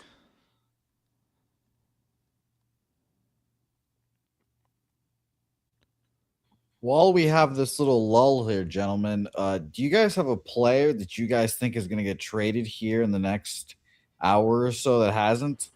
Our friends at Kalshi are forecasting a lot of things, but what are they saying over there? Well, we've got a lot of interesting ones, low percentages, if we must admit. Okay. Rafael Devers. Can you sort it by probability? Let's sort. Nope, I love that Adley's at 99%. It's like, yeah, it's good call. It could happen. It definitely could happen. The most Where's Randy likely Rosarena? One, he is right here at 7%. 7? He's down 10%. Okay. Pregnant dudes in the chat. Let's go. Jaron Duran has been someone that's been getting a lot of action today, apparently. He gets action every day, you know what I'm saying? Hey. At one point today, he was at 64% to get traded. He is now down to a measly 11%. Okay, so not nothing. Yeah, so our friends at Kalshi, the most likely guys are Jaron, Stephen Kwan, Christian Walker, still apparently on the market and up 6%, the one that's rising, and Sandy, who we kind of know isn't moving, but up 7% according to our friends at Kalshi. At Kalshi. There we go. Yeah. Promo code section 10, promo code BID, whatever show you'd like to support. Over on whatever Kalshi. you want. Oh yeah. We are almost an hour away. Steven. It's been a hell of a day, man. Hell of a day. It's been a hell of a day. I like this new camera angle, I'll be honest with you. It's good. It works for you. I mean, I'm super supportive of this setup over the. I got nothing against the World Series trophies ones. I just think this one feels more like laid back and kind of your vibe. Yeah, it's a good setup. You think this is better? I do. Like yeah, it feels like more of a podcast setup. It does. Like the trophies is almost a little too in your face, but I mean that matches you too. It's a little like Fucking trophies, gold bottles, Yeah. Yeah, trophies. This is more like I feel like this is more podcasty. You know what I mean? Yeah, but like, Just a smidge. I feel like the podcast is more high energy, where the stream is more laid back, and this match is more of like a laid back stream. No, it does. Both. I think both can be true. Type shit. Let's see. Chat, pregnant dudes. What else we got going on, chat? Is Mikey here? Mikey's watching. I don't know if he's in here. Dude, shout him out, man. I'm here. Shout Mikey! out, Yo. Oh, man. Chicago White Sox are acquiring catcher Joey Bart from the Atlanta Braves. How about that? How about that? Shout out to our guy earlier saying that the White Sox were indeed going to get a catcher. They got one. They straight up got one. And that's a fact. No one can deny that, really. Coffee Oreo for the Nona's flavor. Let's see what else we got. Latinas tonight. Nope, not tonight. Why not? You're not going to celebrate Adley? On a Monday? What's up? Why? Secco on Friday. Definitely Secco on Friday, Adam. 100%. Wait, the Sox are home this weekend? Yeah. Who are they playing? Who are they playing? I've lost A's. track of the schedule at this point. The A's, right. A's. Dallas is in town. Right. Oh, yeah. I'm going to have to sleep over Mikey's. There we go. Big day on Saturday. Oh, yeah. Jose, highlight that gold comment there. What's that say? What do we got? Today's stream has been absolutely incredible. Second year in a row I've listened all day. Steve is also definitely right. Jared's clip/live stream room is the one. I think so. Yeah, I won't use this for the pod, though. I'll be honest. You're sold on that, so there's really no need to try to convince you. But I need differentiation. Like, I have a set for the podcast, I have a set for the stream, and Jerry, it's like it's got to look different. Like, because if you discover someone and you pull up their Instagram and it's like, oh, they just do this, and it's like, well, no, this is we have the stream, we got the videos, we got the podcast. Like, it's all gonna look different. It feels like I think in your brain you're like, I want to look like I'm in different locations, but you personally love just staying at your house. So it's like I can look like I'm in different places, but it's the same place. Yeah. Yeah. I want someone that is just discovering us to know that we offer an array of content. Yeah, that works. Type shit. How are the Reese's? They're gone. I don't want to eat too many because, like, I mean, having lunch at 4 p.m. is fucking crazy. Like, now I'm going to have dinner at 10 p.m. and my whole day is going to be thrown off. That's just how it works. You love this mic, right? What's up? Yeah, of course. It's reminiscent of what? He gets the reference. You don't even have to ask him. Yeah, let's stop talking about obvious stuff, please. You Thank get it, right? Yes. All right, let's move on. What do you get about it? There's got to be deals coming in. We just don't have time. I mean, I would get to it if we had time. What is this mic in reference to? Oh man, so yeah, Cubs did get Holmes. Okay, that's something. Joey Bart to the White Sox. Yeah, we saw that. We already announced that. Who should I add to the list from today's stream? What does that mean? What list? Thoughts on SummerSlam? That would take way too long. What is this, Steve? What's up? Raw is War. Yep, that's right. Good job. Yep. What's up, boys? Thanks for doing this. Been on since noon. Lil Birdie told me Duran/Contreras drama was over a missed/wrong sign. I don't know. Fucking fuck if I know. Yeah, I don't know, man. Shit. You fools pay attention to us. We're paying so much attention to the chat right now. People are yelling at us for not paying attention to the chat as we're reading from the chat. Tough crowd, huh? Chat's always going to say some crazy stuff. I've just baked that in. I love the chat. Yeah, who else are we going to... I kind of think the Sox are done, if I'm being honest, but we'll see. Yeah. Wednesday, no. Be there Friday.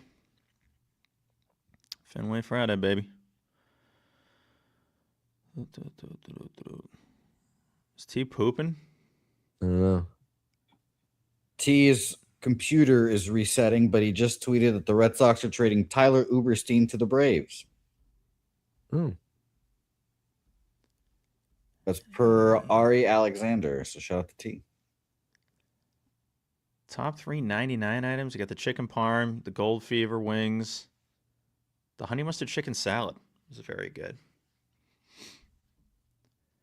Haven't gotten Euro Mart and Hingham, but I might have to. I've heard it's good. Via AP. Shout out to our guy Joe Sullivan. Yeah. Photog for the Sox. Good friend of the program. He just texted saying the deadline stream's awesome. Been tuning in all day. Follow him on Instagram. He has great like player cinematic. It is reels. Clean, little slow-mos. He gets the shots, dude. Joe's a really good dude. Met him at the Bourne Braves. That's where he was interning / working.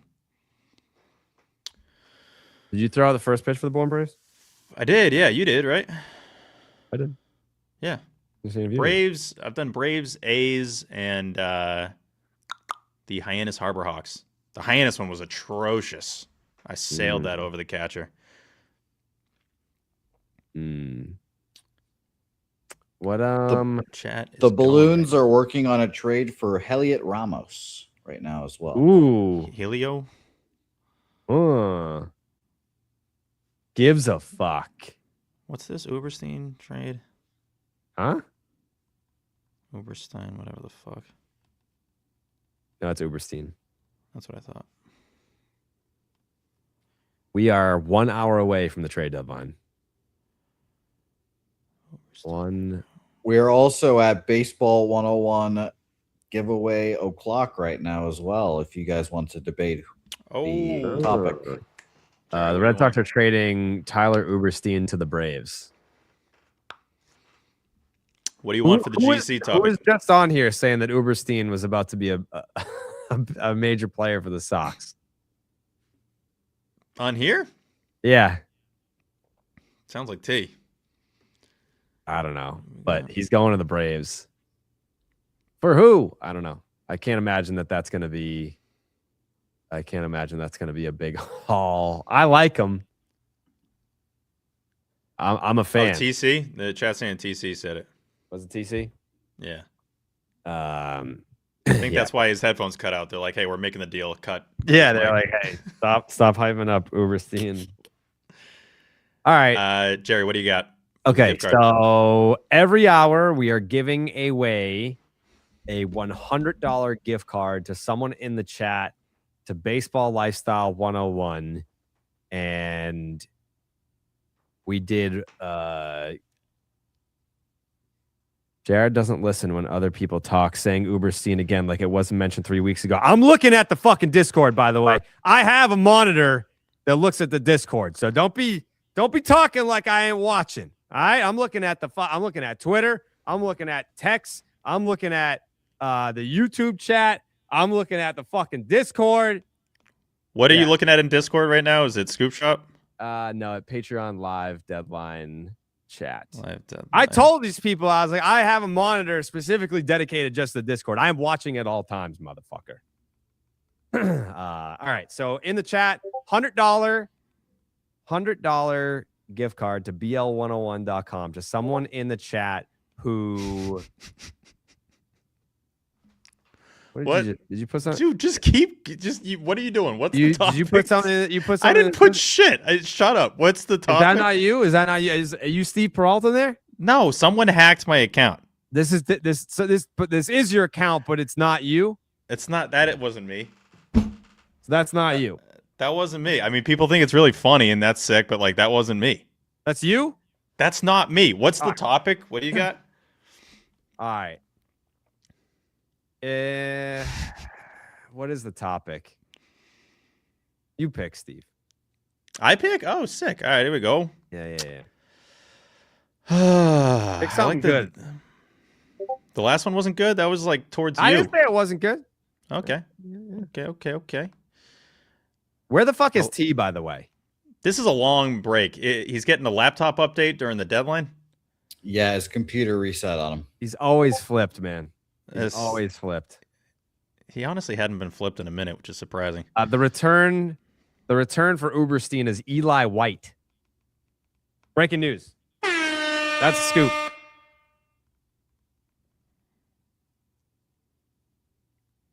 Let's see. Okay. I'm actually surprised this is the answer. Which Red Sox starter this decade, this is one of AP's favorite stats, has the most wins? This decade, Red Sox starter with the most wins. This is for a $100 Baseball Lifestyle 101 gift card.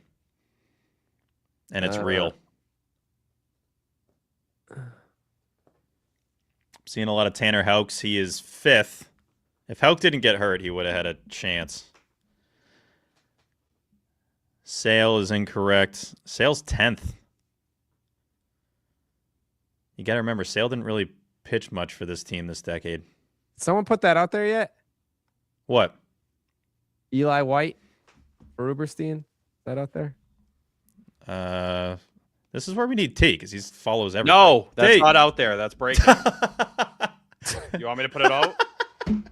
That was perfect timing, T. That was great. You want me to put it out? What? Yeah, sure. Okay. There you go, T. No. Scoop Shop dominates the trade deadline.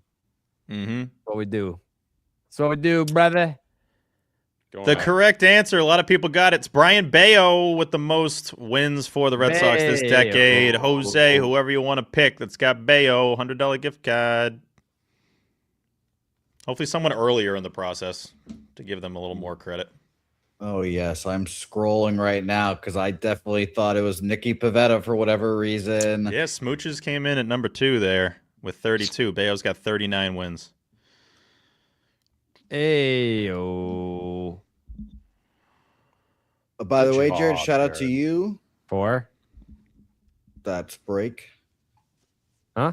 Oh, yeah, that's what we do, Jose. Dude, that is the news of the day. Jerry's 2 for 2. 2 for 2, baby. Dallas is 1 for 1 with keep your eyes peeled. Thank you, guys. Hey. It's for you guys. It's for you. I do this. I don't do this for me. This is just... Yeah, I do. Shout out to Owen Stafford here getting the dub. Owen, congratulations. Eli White is an outfielder with a 1.1 WAR and an 89 OPS plus. Very fast guy, right? Yeah, no options. So it's not like you can just ship him off the roster either. Yeah, that's interesting. I don't know how they're gonna make that one work. The Adley trade is official from the Red Sox PR account. Much better against lefties with the 106 WRC plus, but you're not getting the impact that comes with like a Jahmai Jones. Red Sox acquire Adley Rutschman from the Orioles, along with Jake Rogers and cash we got cash considerations. That's somebody we talked about in the past. Finally coming back to Boston. I don't know if this is a scoop or not. I think it's kind of stating the obvious, but I have reason to believe that the Red Sox are not done. Okay, yeah. That's fair. That's like scoopy enough. Yeah, like they're definitely not done trying. I can't tell you that it's going to happen in the next hour, but they're working on something that isn't just like and that happened. Like I think they're working on they're working on another big swing. We got a Yankee fan in the chat. I'll buy $150 worth of merch, but if the Sox win the World Series, I get my money back from one of you. Deal? If they win the World Series, I'll buy. All right, yeah. I'll make that deal. Yeah, because if they win the World Series, then we'll be good. we can probably afford that. Yeah, I'll buy $150 worth of merch, but if the Sox win the World Series, I get my money back from one of you. Yes. All right. Deal, Andrew. I'll make that deal. Is there about to be another move here with one of the outfielders? I don't know. Does that sound possible? I have reason to believe it's still the shortstop situation that they're targeting. Yeah, I could see that. I wonder if there's a world where, let's call it Jarren Duran is part of the way they get that shortstop now. And then you have some combination, but the pieces still don't fit perfectly with Jones and Eli White. Like Eli White is, platooning in that way. You got to have a match for him. So I guess it would be what, like Eli White and Massa out there. Is that really better than Jahmai Jones and Massa? Shit if I know. I'm so stressed. You nailed it. What? Mark Feinstein just came through with the report. Did he credit me? Fuck no.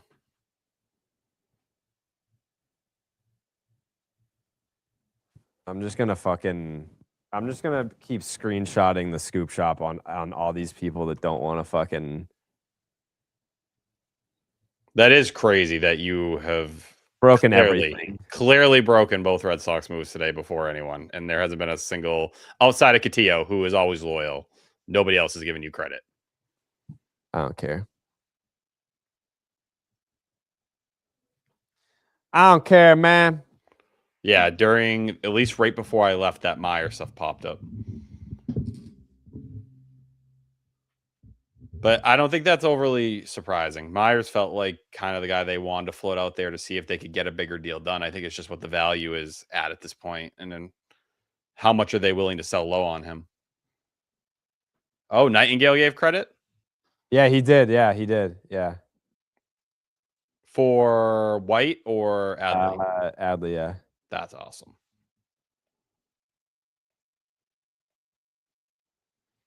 Yeah, I'm just... Yeah. I like Bob a lot, man. I really do. Yeah, that Eli White, that is a weird move. I don't really see the Unless logic. something's coming. Yeah, it feels like there's another shoe that's going to fall. Is there a team out of the ones we mentioned that would like Duran? I mean, literally the only one that I ever fucking hear of is San Diego. That's it. Yeah. Yeah. Who are looking for an outfielder.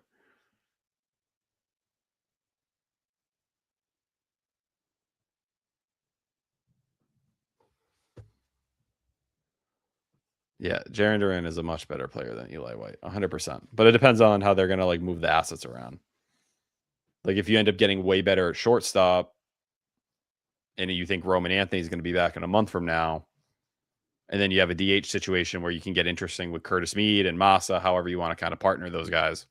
You can see the view. Yeah.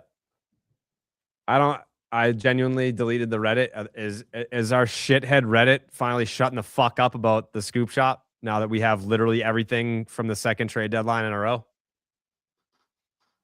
I do want to check in here. They're talking about stats a lot.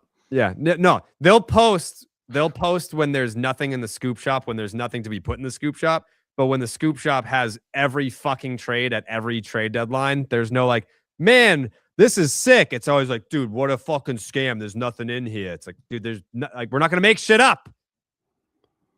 There is one. We have one shout out, Jared. Yeah, thanks. 10 likes. Assholes. Where did I just lose my spot? Okay. Apparently, if you do want to see people freak out, a good place to go is the Sox Prospect Forum right now, which I live in. Jared, say any names for the shortstop we're targeting? I don't think the Otto Lopez thing is dead. I know I saw, was it McAdam that said it's dead? Yes. I don't think it's dead. I'm not telling you that it's gonna happen, but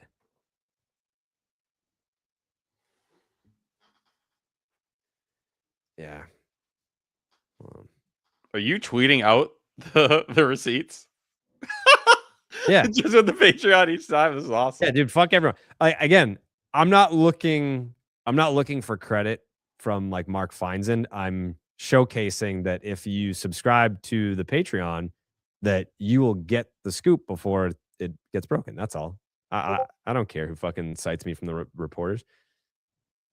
You deserve it. I don't know how anyone could say anything. Like Adley was They not. can't. Dude, I've a couple speculative reports. I've been breaking fucking deadline day trades since 2014. It's 2026. I broke the John Lackey trade. What are we doing? That's crazy. Show me my damn respect. I've been around. I've been getting scoops. I do want to say it would be exhilarating because 5.5 hours has flown over here because they've been so involved in so many different things. But if they were to get in there at a buzzer beater and it's not say like, oh, we traded a AA guy that's never going to make it to the big leagues for this like lefty reliever who is a rental. Like if they end up being like, bang, here's a shortstop. I feel like we almost have to do an emergency pod. It would feel like everything is going that crazy. I don't know. I want to believe it's coming. I want to believe there's one big swing. It's just that Eli White move feels so weird. That feels preemptive, doesn't it? Yeah, it feels like there's something else coming. And just with the pieces they have, really, there's 4 chips. And I just tweeted about this, just kind of thinking it through. There's really not many chips if you were to make a major deal. It'd be Arias, Gonzalez, Premier, and Delzine, which if you do that, you've cleared out the entire top 10. And I do think I'd be surprised if they emptied just everything to that level. So how do you get around that? Jarren Duran, it's Marcelo Meyer. Those are the names that you start to push in. Is it surprising that we've heard in the last hour that Meyer's getting thrown out there for pitching? No, I think that's the deal. Those are the pieces they're trying to push. And I'd guess they're clinging to those 4 guys that are in the system right now that are, at least industry wide, they get a lot of love. Hell yeah, brother. Oh, I'm nervous. Adam just tweeted at Skiba and said ban Jared from tweeting screenshots from the Discord.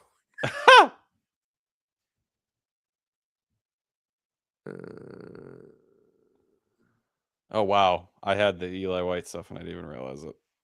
What? Someone sent me a text when I was rebooting my computer. Oh, dumbass. No, a goat, actually. A man you love as well. No, I'm talking about you being. Oh, yes, 1,000%. Yeah, the Uberstein, I wouldn't freak out about that. It was pretty clear they didn't view him as a starting option. And I think with Blake Wehunt and John Holobitz now at AAA, they view those guys as options that are just as good. It'd be similar to Connolly Early from a year ago, but I think they view it in that kind of light. I think the fact that you haven't lit a cigarette yet, Jared's crazy. The lighter's downstairs. I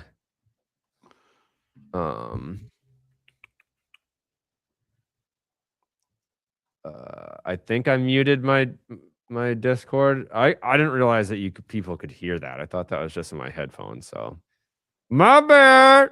I don't think we could hear anything anyways, Jared. They were talking about it in the chat. I saw someone was saying could hear it. The only thing I've thrown in there is what the packaging for Adley Rutschman was going to look like. Get it out.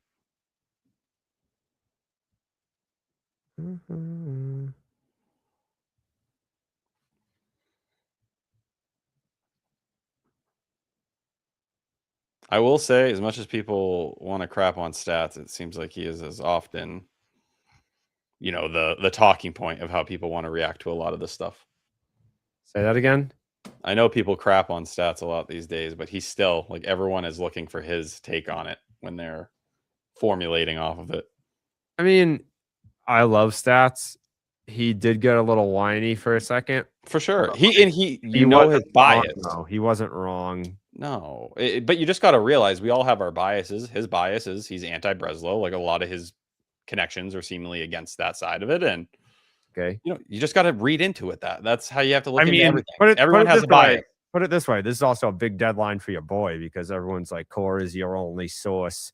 Cora tells you everything. You think Cora had fucking Tyler Ruberstein of the Braves? You fucking loser. You fucking geek. I thought I just saw something. Oh, it's the Heliot Ramos thing. Whatever. Who cares?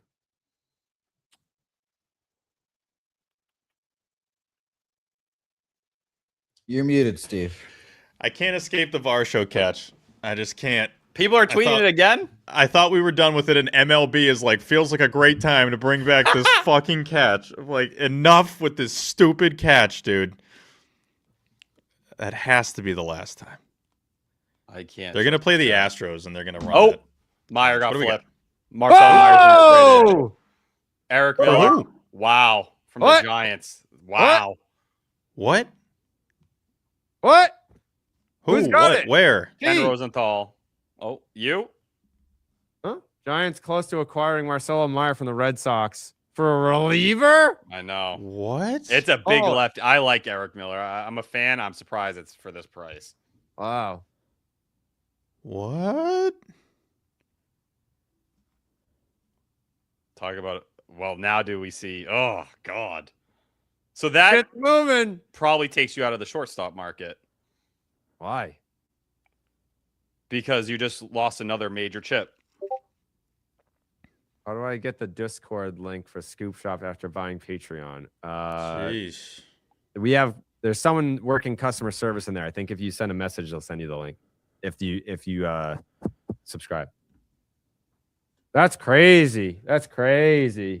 Imagine where we were at with Marcelo. They're like, yeah, they're probably gonna flip him for a reliever at some point. Honestly, dude, fucking smell ya. Yeah.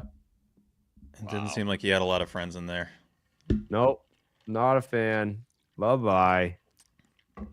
Dude, Tough couple months for Roman. I was about to say. You get sent out of Boston and you lose your best bud. Imagine telling someone that Marcelo Meyer is going to get flipped for a lefty reliever. And I like This Eric Miller. early in the process, too. Yeah, How many games has he played with the Red Sox? Meyer had to be It's not a lot. 100, right around there. 114 games. Yeah. And he gets flipped for a reliever.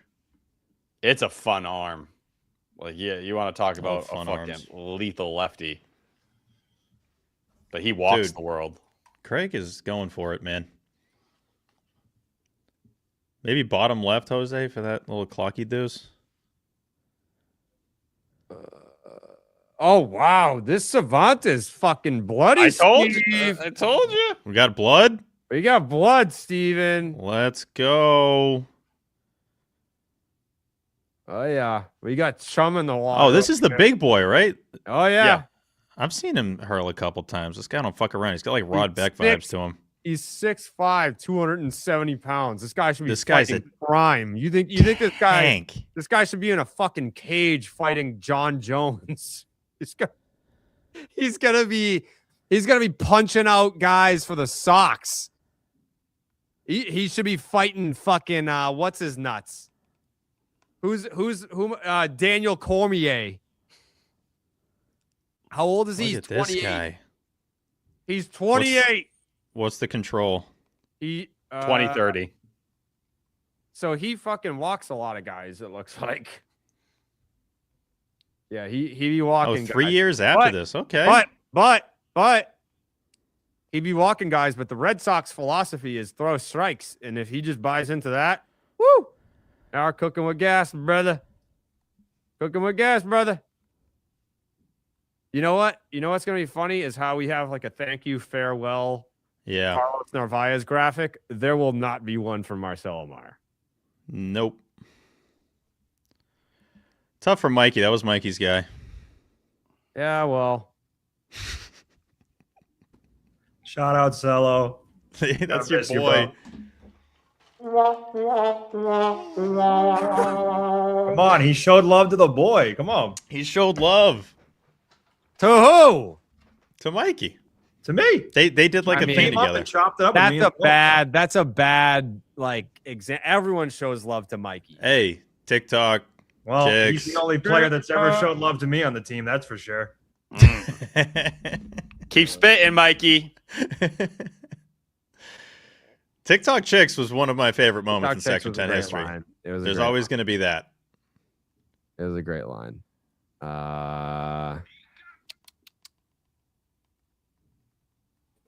Yeah, that's bloody. Coley, the McMahon. Yeah. He's making moves. Eric Miller is coming to Boston. Oh, Marcelo Meyer is going to the Giants. There goes Mr. TikTok chicks. Are we still working on a shortstop? What's the plan Yep. there? Yes, we are. Even Working on a post shortstop. Meyer? Yes, we are. Well, Well, I don't Wouldn't know. that further prove that they are? No, that would tell me that they're probably happy, or at this point in time, you With don't have the Story package. and then get into Franklin. Yeah, you would just run that way because you have another package that you can give up without. You'd lose the whole top 10 at that point. See, this is an educated guess. My guess, T, is they're still trying to make Otto Lopez happen until it doesn't happen. I love education. I think my educated guess is that they're trying to make Otto Lopez happen until it absolutely can't happen. And this Without time Arias. last year, when he was making those educated guesses, it was correct about Joe Ryan. Yeah. That was a good guess by me. You're saying no. You're saying no Arias. They're still trying to make it happen. I did not say anything about Arias. Okay. I can't Interesting. speak to that. I can't speak to No, that. for sure. For sure. No, I wouldn't want you to. Yeah. So Where are it's- you at on it's- Adley, Coley? Well, hold on. I just want to make sure I have all the deals so far. It's Adley, it's Eli White, and it's Eric Miller. That's it. And then Curtis Mead, if we're going to include him. Sure. I just meant today. Obviously, Yes. I'm the biggest meat eater on the planet. Everyone knows that. Meat eater. Yeah, I'm okay. Like I saw the McAdam quote from an industry source. Always my favorite type of quote from nobody. I think that's like an utter nonsense take from whoever that faceless person is. Like I wasn't crazy high on Azakar. Obviously, people in the industry are. I don't think Craig for 1 second ever gave a fuck about Kyson Witherspoon. No, he didn't mesh. Well, we've seen him do that with other pitchers who have gone on to have success as well. So it's not like you give him a pass for that, but he was drafted to be traded. You gave up Ianson. That was the big ticket. We got Jake Rogers back in that too. Yes. For what? For what? Why? I don't know if they're going to just keep him until Adley's ready to come off the IL. I genuinely wonder if it's that Interesting. quick to just a DFA, or if Interesting. Wong gets moved in a deal and they're just like, Baltimore, we're going to just take your catching situation and run Well, with Jake it. Rogers been there for like a week, right? Yeah, 3 games. That was it. Detroit. Passon came in with the deal is still in medicals. Yeah. Okay. For who? Meyer and Miller. Oh. I like the swing. I like the swing from. Oh, he likes the swing. I mean, I'm glad he likes the swing. I don't know what we would have done without that. What state? Does Kelsey have odds on what state Coley is driving through right now? I might still take Georgia. Georgia? Georgia. There he is. Coley, you still in Georgia?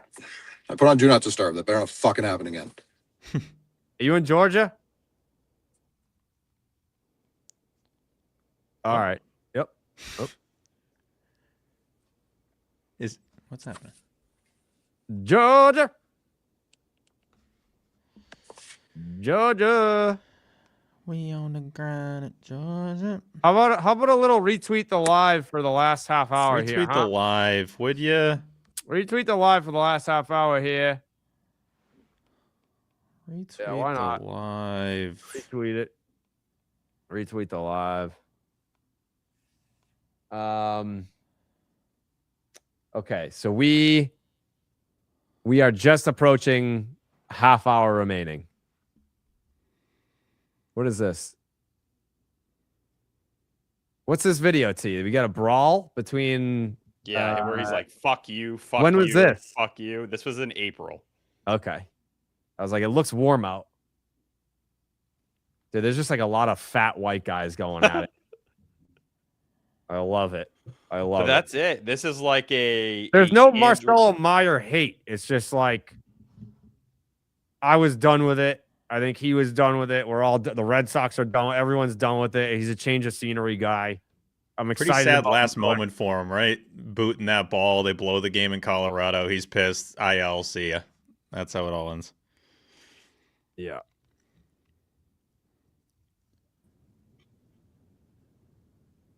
But even just to go out for a controllable lefty reliever, which there's upside, who would have thought that's like what the deal looks like or anything like that? It's wild, but it's not cheap what they're getting back here. Like Eric Miller is a guy who has some of the better stuff from the left side and is easily a high leverage guy if the command takes a step forward with real control.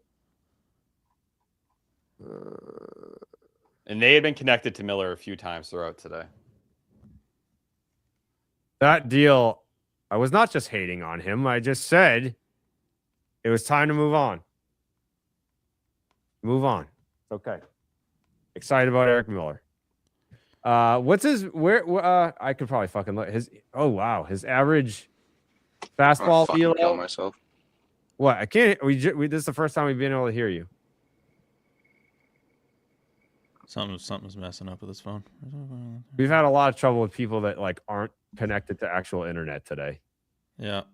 What does he sit? 97 T? Yes, right below that, 96.9. It happened. I made it all the way till now. This is impressive. What? Oh, his fucking headphones. That's crazy, Steve. Are we hearing anything new yet? What do you mean new? We just had a deal happen 10 minutes ago.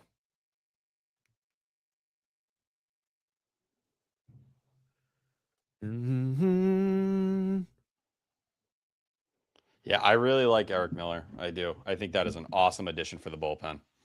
I'm big into it because you are already 4 deep. All right. Well, no, Chapman's obviously left-handed, but you're not going to use him situationally as a left-handed reliever. But yeah, having a lefty that's not your closer to be able to use that. Yup. That's a move that, you know what, T? That's a move a playoff team makes. Yeah. Well, to me, it's like Eduardo Rivera, like Darwinzon Hernandez, like one of these big lefties. If you dreamed up like the 100th percentile outcome, like this is, I'm not saying 100th, but this is the kind of arm you dream, you hope to be able to get in that mold. Well, you have him now, and now you have him for a couple of years of team control. If he even takes a slight step forward in terms of walk percentage, like, man, like you start talking about a guy who could easily exist in the 8th inning and maybe even higher than that. But they don't have lefty arms like this in the bullpen you can depend on. I love Giovanni Moran. The guy, he's at his innings from last year, and the elbow has already barked. Like, besides him, what was the lefty you were going to lean on in big spots? I don't know. There's not. I don't know. Huh? There's not one. That's why I was like talking Brooks Raley and some of these guys a ton. This is a higher end option, in my opinion, like in terms of stuff, especially for a pitching lab. Like Tyron Guerrero, Roldis Chapman. You want to learn how to throw strikes? Come here. Yeah. Like, this is the org you go if you want to try to throw strikes right now. Oh, yeah. Stats says Miller sucks in high leverage. No, usually that goes hand in hand with the guy still trying to get his command together. Yeah, he walks the world, like literally walks the world. So. But yeah, it's ridiculous stuff. He even says it in the tweet too. Wow, man. This is like such a fun deadline. Easily the most fun deadline since how far back are we going to go? Is it Pomerantz? God, no. I mean, like the 18, that was 17, but the 18 additions, the 18 additions were all like well before. Like they just didn't get the love immediately. Well, they weren't deadline day deals. Like Pierce was like early fucking or like mid-July. Like they got guys into place. No, 21 guys. I think people misremember 21. Like people were not happy at that deadline. People did not look at Kyle Schwarber in that light they do now. Kyle Schwarber wasn't even half of the player he is in people's eyes today back then. And people were pissed he was injured. And people forget the clubhouse wasn't overly happy about it either. The fact that they had to wait because they were drowning at that point in time. Kyle Schwarber went on for everyone to love him. I remember people be like, Hansel Robles, who the big fudge? Are you fucking me with these two? Robles shows up and gives you a 0 ERA in September. Was Big Fudge the Chavis deal? Yeah. Who ended up getting a huge out against Juan Soto, if you recall, during that final series in Washington. But man, in terms of names like this and this many deals, you're certainly past 21. Oh yeah. Ziegler was 2016.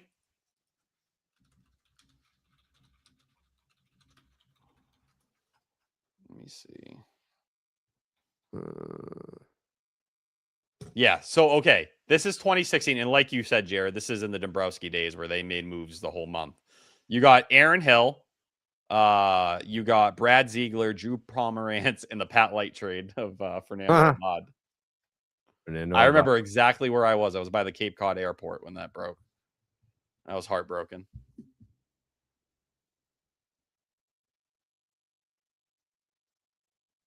Griffin Foster to the Guardians. No extension, my friend.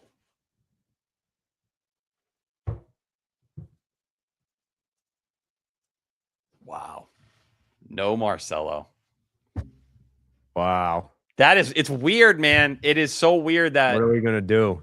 No, I don't claim. I know people said I was very negative on Marcelo Meyer when we talked about him on the podcast the last time. But it is very wild to see a guy who is the 4th overall pick, who was built in all those years to be that guy. For someone who 6 months ago, Craig Breslow believed so much in that guy, he wouldn't make a deal for Ketel Marte. And now you just trade him for Eric Miller. You act like Eric Miller is a schlub. No, but if you thought Marcelo Meyer was going to be going in a deal for a lower leverage lefty reliever with intriguing stuff, I don't think people would have picked that. I guess.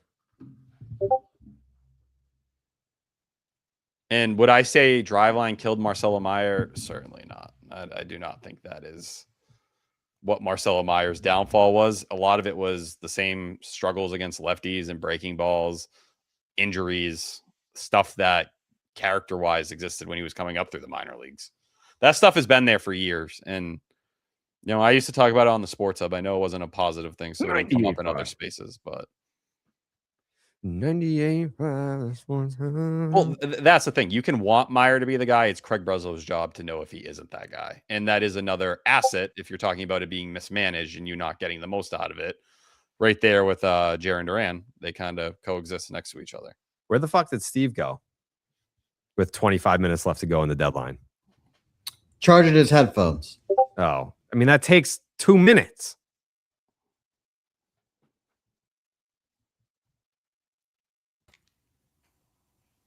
There's the kid. There we go. What's up? Give me one more. Steve. Hey, Steve. People were asking what the Discord is. Never. Shut up with the wired headphones. I'm not purchasing wired headphones. Give it up. Yeah, and me either. Actually, you should get these. They sound great. They are wired. They break my head. I have a massive dome, dude. Those just give me a headache. We're good. We found AirPods that last 5.5 hours. I don't think there's many others that we're gonna do that go this long. That's Very a new impressive, pair, Steve. The ones you're wearing, like that was just another one you were like, "Fuck it, let's try it." Yeah, they got new ones. Like these are newer throwbacks or whatever. Yeah. Charge your shit. Shut the fuck up, whoever that is. Boston P. Shut up. I'm getting in Jared mode now. I'm pissed at the chat. No, I like the chat. I hate the Reddit. The Reddit, our Reddit. I love the chat. It's just there's a good handful of unreasonable people. Biggest pieces of shit going. There's The like Reddit. literally no AirPods that last 6 hours. I don't know. Yeah, I love the Discord. The Discord is one of the greatest collections of Red Sox fans on the internet. Like the Sons of Sam Horn, this was well before your time, T, but the Sons of Sam Horn was a message board back in the day. And like Kurt Schilling like time, right? Yeah, That's the way it was always told to me at the hub.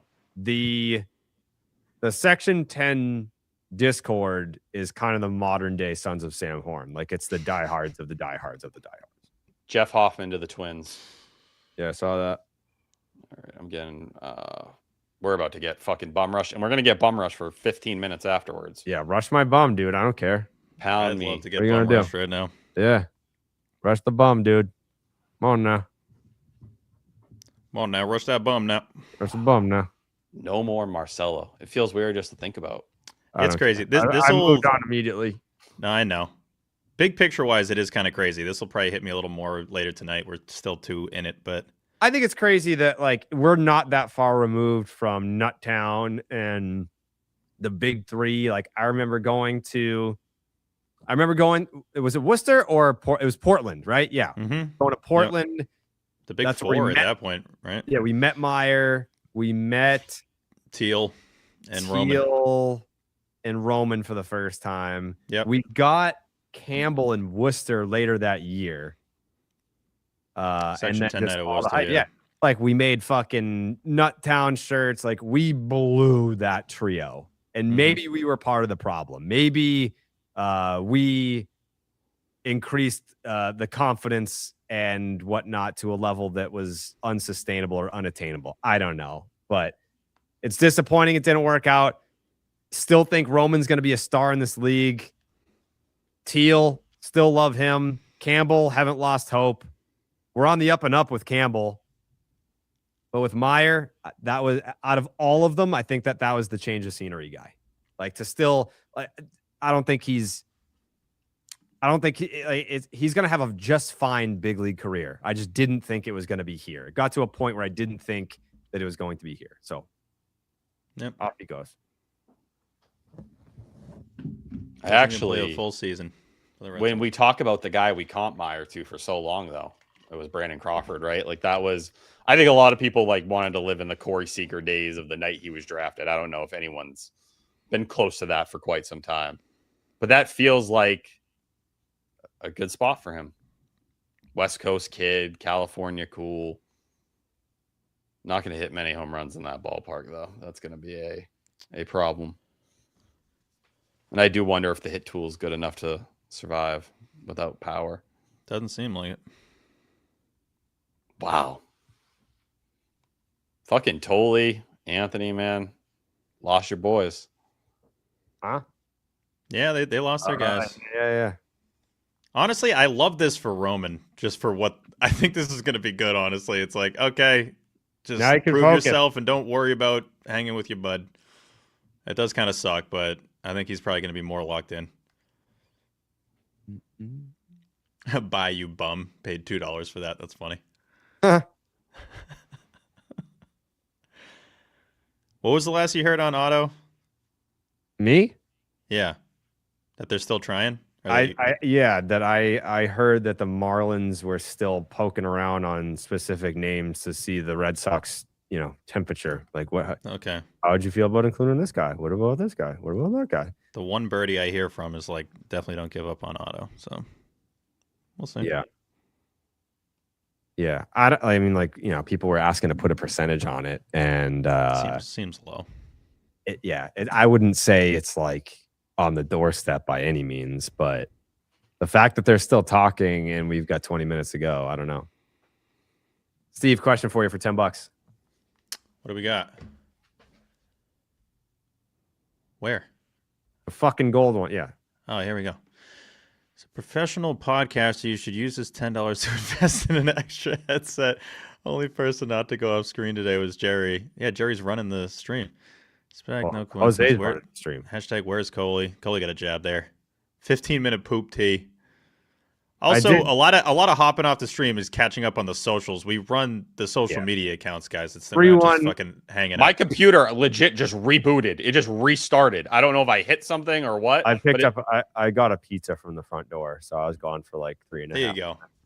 But yeah, there's a lot of stuff going on behind the scenes that you guys are unaware of, and that's okay. We don't tell you. DoorDash have not ordered DoorDash since May 24th. Wow. Congratulations. God bless. Thank you, brother. I'm a bum today, apparently, says Chris. No, I'm just upset at the headphone people. I think I've been good for the first 5 hours. You've been good for the whole season, I think. Hey, appreciate it, man. Peralta of the year, some are saying. But I did get upset at the headphone people. I do wonder. So you've separated early in Meyer, which felt like your tier 2 chips in a lot of these conversations outside of a Franklin Arias like Anthony Ianson. Do you feel more comfort now that you brought in a big lefty, that Johan Oviedo, that Tanner Houck, some of these guys, you're more willing to take a chance on stretching them out. Even Cutter Crawford, despite him no longer being a human being, are those the things that they're willing to ride out here on the starting pitcher front? Even though Hollowitz, that first Whistler start was fun. Thank you, Zach.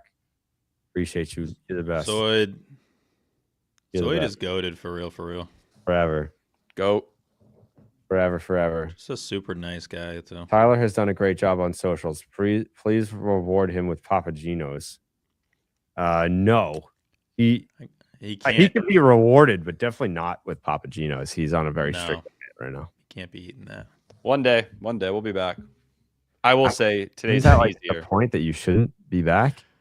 Like, shouldn't you be on the straight and narrow? The whole point of Awaken 180 is one day you reach the maintaining phase. Unfortunately, I was so out of shape when I got there. I have a lot of work to do to get there.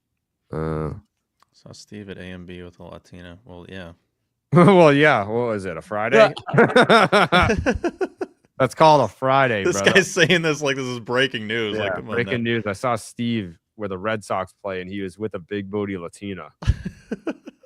In other news, I saw a seagull at the beach. Is the Meyer You Bum commercial still playing on Nessun all the time? No, I it's can't remember. not. That's a good point, T. Thank God that's not. I couldn't do that anymore. They're sneaking in like Stephen A. Smith, which isn't much better. But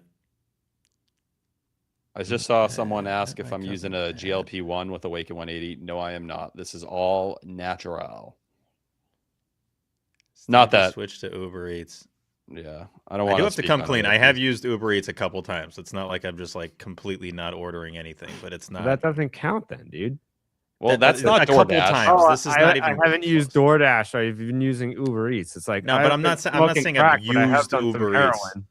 It's like as a cigarette guy, Jerry. It's Uh-huh. like someone asks you, "Do you smoke cigarettes?" You're like, "Nah, only when I like vape, drink, though. or only if at a wedding or something." Like that's basically what it is. Holy shit, Alex Cora out. Out is Red Sox manager. Chat is going crazy right now. Shout out to the chat, man. Chat's the best. One of the best chats to ever chat. R.I.P. to the big three. R.I.P. to the big four. That's even more R.I.P. at this point. Even Kyle Teal, while I love the player, the injury history is getting lengthy. Well, do you see his fucking workouts, dude? Yeah, no, you're right. It's a good take. He literally will like be doing box jumps while wearing wooden clogs and have cement blocks in a backpack while wearing a ski mask. It's like, dude, just do the leg press. Like, what are we doing? What are we doing? All right. 15 minutes. Holy shit.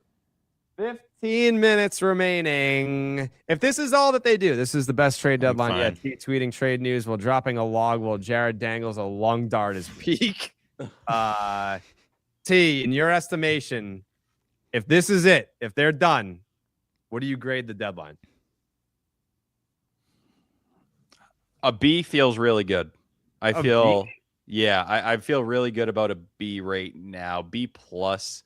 I feel better about with Rivas no longer part of that package. I feel a little bit better about the return as a whole. And I like Adley, as we talked about on the pod. But you got the lefty reliever I was crying for and asking for. You're getting credit for Curtis Mead. Obviously, he's hurt, but you do. That's a controllable 800 OPS bat that you can throw with Adley. That's big. I think the only thing here is I wish you did more for the rotation. But yeah, right now, I don't know how you don't sit in like a B range. And if you told me B plus or B minus, I'd hear you out. I'll go A minus, honestly. I'm getting in that A range, dude. I love the Adley move. Marcelo wasn't really going to do much for you, so you got a legitimate reliever for him. A lot riding on Curtis Mead now, I would say, which sounds crazy if we said that a month or two ago, but it seems like if he comes back healthy, that would help a lot. So I feel good about it. And part of it's that this is just way more than we're used to getting. Definitely. I even said yesterday, like, we'd be at this exact point and be like, are you going to do anything? It's like, no, they've done stuff. They seem to be making more moves than most, right? There's a lot of teams that haven't done shit. I feel like us and the Cubs are dancing right now. Yeah. But yeah, I don't know. That feels right. Like, Jared, would you go B or are you higher? Or you said A minus, right, Steve? A minus, yeah. I'm probably B plus. I'm probably B plus. B+? Yeah. Okay. Yeah. Yeah. I mean, I think Adley came out of nowhere. I didn't have Adley on my board this morning when I woke up. I do. It makes me very happy, and it's encouraging that there was a lot of hype around the Sox coming into today, and to actually see them do shit is nice, because normally it's like Nathan Eovaldi with a full trade clause won't be traded today. Okay. Oh, John Morosi. That was one I was super into because I thought it would cost almost nothing if you took the money. It is weird that he wouldn't accept a trade back here, even if it was Boston. I don't know. I wonder if the Red Sox look at it and they just don't want to. The stuff is backed up a little bit this year for sure, but I'd still, if you didn't have Garrett Crochet and you wanted ace mentality, Nate Eovaldi is ace mentality, and I believe he could get it up for a playoff run. Yeah. Cotillo's tweeting what we were talking about the Ketel Marte. But yeah, so you think about it, and this was the rumor. I believe there was more to this, just talking to people at that time too. But Ketel Marte and it was Connolly Early and Marcelo Meyer at the front of that Ketel Marte package. You end up with Curtis Mead and Eric Miller. Yeah. Interesting. That's part of it. That's how you grade CBOs and do some of that different stuff. But yeah. I also think for a lot of people that wanted just to say like Meyer was going to thrive after Cora left. Well, now Chad Tracy's part of this. The front office is part of this, and clearly he didn't. Lars Nootbaar is going from the Cardinals to the D-backs. I like that for them a lot. There's some volatility, man, to this trade deadline, though, for sure. Remember that Utengarden or whatever the fuck her name was? Remember that? Ante J. Utegaard. Yeah. Yeah, massive jams. Yeah.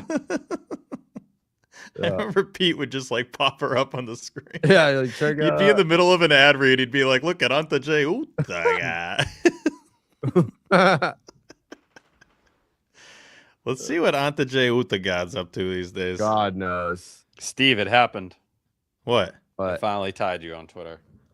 Oh, there we go. Congrats 2 to years T. After Steve said it, 2 years. It just took me to show I said up it was enough. inevitable.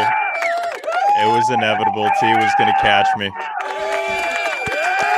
Hey, stop it. It took him 100 tweets a day. I was about to but say the amount I tweet, congratulate like you really Tyler. can't say anything. It's not a victory lap. Good job, T.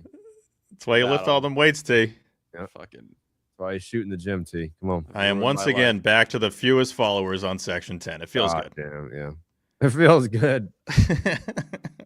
Let's see. No, Steve's got 76.2. You have 76.1. Oh, so am I Steve- still yeah. ahead? All right. Yeah, Yeah, shut up, Did he T. just, Like, did Yeah. he just jump me the minute I brought it up? Yeah. everybody Everyone- go unfollow T, please. Let's Yeah. widen this gap. Get in there. Yes. All right, Dude, so at if- least now this is the line. I'll always know I had until deadline 2026. I had you beat. That's the line. From here on out, it's not going to be that close. If you 10 minutes remaining in the period. Here we go. What's I'd up, T? say if Steve put out one more tweet a day, just one more, he's probably at 100K. He's probably sitting at Probably, 100K yeah. right now. I just don't tweet that much. It's not really worth it. That's the other half of the entire conversation. I'm sick in the head, and I like living on Red Sox Twitter. Yeah, same. In my head, I just always wanted to be on Red Sox Twitter and be like a bigger account. So to me, that's like the weird obsession I can't let go of. Someone said deleted X, reinstalling now to unfollow T. Everybody unfollow. Do what you have to do. Do what you gotta do, guys. No, follow T. T is really one of the best Sox accounts out there. Thank you. That's good. I wish you'd care less about one person, but whatever. You heard that.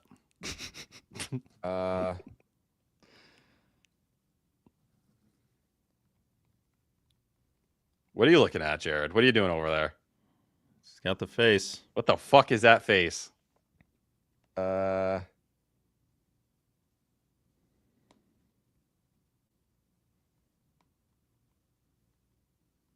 don't know. Not something that I trust. Okay. Okay. Not something. There he is. Coley. I'm gonna fucking kill myself. Whoa. Why? Every time I try to connect, my fucking card just refused to cooperate. Oh. That's all You're right. in Florida? There's 8 minutes left in the trade deadline. Is that I'm that well Palm aware. Yeah.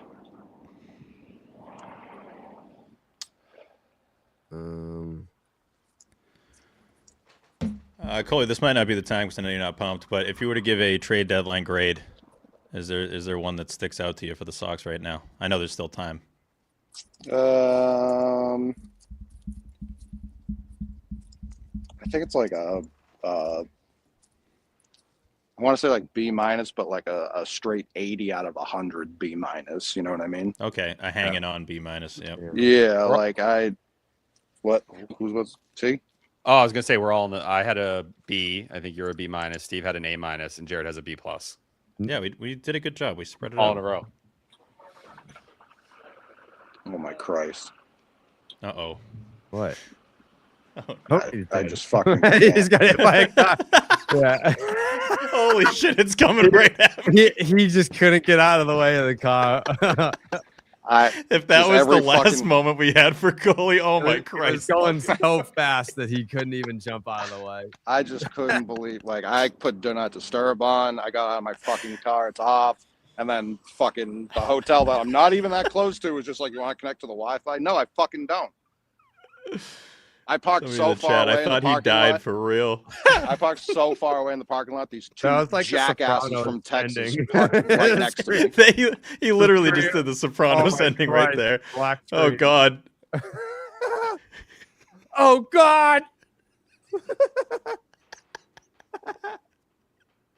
If there's anyone that watched Eric Miller last year, can you explain how his K percentage jumped from 6.6 to, or his K per 9 from 6.6 to 12.4? He struck out twice as many people this year. That's a good take. I want to see the whiff percentage on that. This is what you guys don't see is when I sit here by myself and go through the pages. Dude gets hit by a helicopter. Oh my God. He has a ton of control left, right, T? 2030. So it's like he'll be here. The way I described it, Coley, and you might appreciate it more. It's like what they wish Darwin's and Hernandez, like that kind of arm, like what they wish he could have became. Well, I know what And, you're like- saying. You can't tell other people that. Like, you can't No, say that you- out loud. To the That's public. one of those people aren't things- going to like that. I would say on the Sports Hub, and they'd be like, "Yeah, you're done talking for the show. Like, we don't want to hear you talk anymore." Like, hey, why don't you pack up your things? You're gone. You're out of here. Thanks for showing up, kid. So he started throwing that slider last year. Another clip from Bones. Shout out Bones.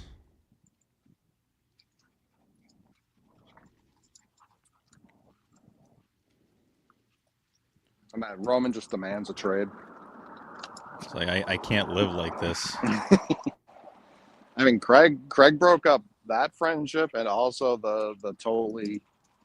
Oh, he don't give a fuck about Connell friendships. We I have can one see him left. having to speak. Now listen up, motherfuckers. If you got a best friend, I don't give a fuck. I'm gonna get rid of him. He don't care. That's why he loves Wilson. He's like, Wilson only has enemies. That's what I'm going. I only want enemies on this team. He saw the Jaron thing. He's like, "Yep, not getting rid of Wilson." Or Jaron. Yeah, unfortunately. Yeah. Yep. My educated guess is that Miami might be insisting on Arias in an Otto Lopez deal, and the Red Sox are not willing to do that. That's I okay. can see that. I don't think they should be fine right now. I don't think they have to do that. And then I would hold on to that one post Meyer. Yeah. yeah, and then also Miami, I think which could be our fault here. I think that they like Justin Gonzalez, and the Red Sox are like, yeah, no. Let's see. I mean, if you're not going to give up Arias, you kind of have to put everything else on the table if that's what you want to do. If it's not what you want to do, I think that's fine. But you can't just be like, Well, I don't know what yeah, you're offering at that point. right. How else do you think you're going to get a deal done if you have multiple top prospects that are unavailable and you just traded 3 of your top 5? Oh shit! The fucking hurricane outside. They better get Nathaniel a deal. Lowe. Nathaniel Yeah, Lowe. shout out. Guardian. Shout out Nate. Low Vaughn. Here we go. He gets the breaking. He feels like a Guardian. Oh yeah, he's got a big swing in him for that team. Yeah. Kingsley. The last time it rained this hard, I lost power. That would be fucking hilarious if I lost power at fucking At the deadline? Yeah.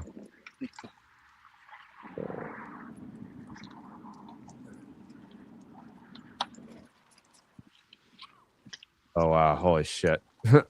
What? I just saw a passing tweet. The Miami Marlins are acquiring, and I was like, "Whoa, shit!" And it has nothing to do with us. No, he certainly wouldn't phrase it that way. No, it'd be a breaking. Has Yeah. there And ever the been Red a Sox major acquiring. one, Jared? Say that Have you ever gotten a major passing bomb that didn't get to you before, Red Sox related? Because you kind of, you guys let each other know. You talk.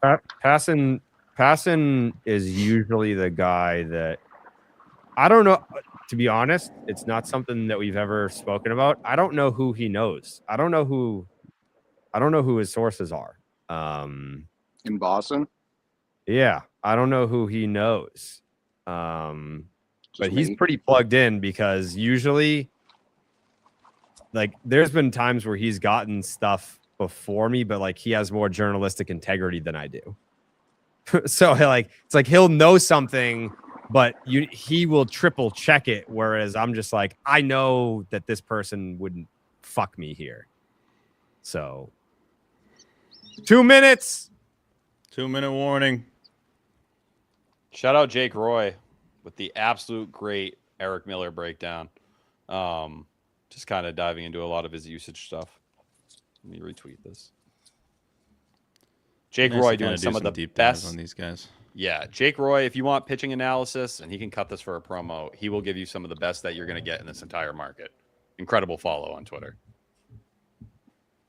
And also very just good if you have questions or you want to go back and forth with someone. Like, he's someone who's willing to have the conversation, which a lot of people aren't.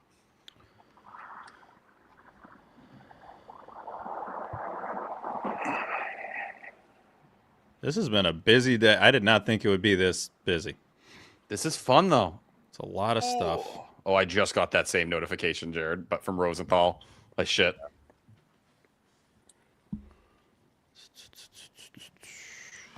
Nine, 8, 7. Oh, shit. 6, 5, 4, 3, 2, 1. Oh, it does a thing. I was hoping it does a thing. There we go. Let's wait.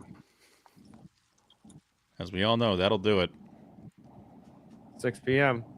Was May Steve just shoots his computer. He's like, all right. May wasn't post buzzer last year, right? It was like 10 minutes before. It was before. I think barely. It was like 7 minutes left, and then we're like, what? That's it?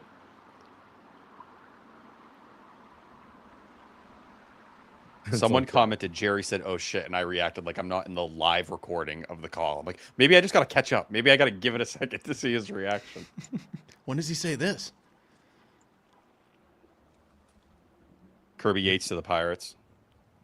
Casey Mize to the Padres. Wow, man, dude. AJ Preller.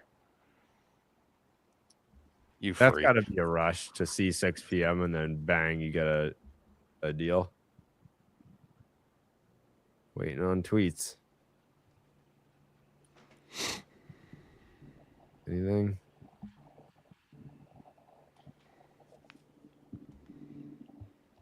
Usually, like, a reporter will tweet something being like, the Red Sox are done. Nothing new with the Red Sox or whatever. Yeah. I think they all just got their scheduled tweets out. The pencil's down.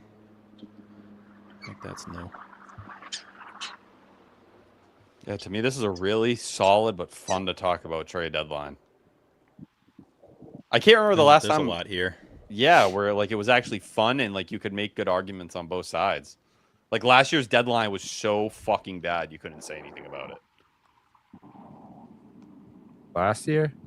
Yeah. You didn't like Steven Matz? That was boring as shit. Shout out Blaze Jordan, the 1 week wonder. Yeah, no. Stephen Matz was fine.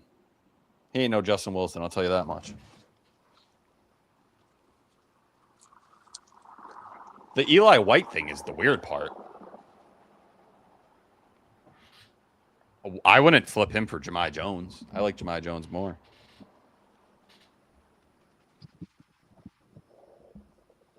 You also didn't trade any of the quadruple A players you have all hanging out.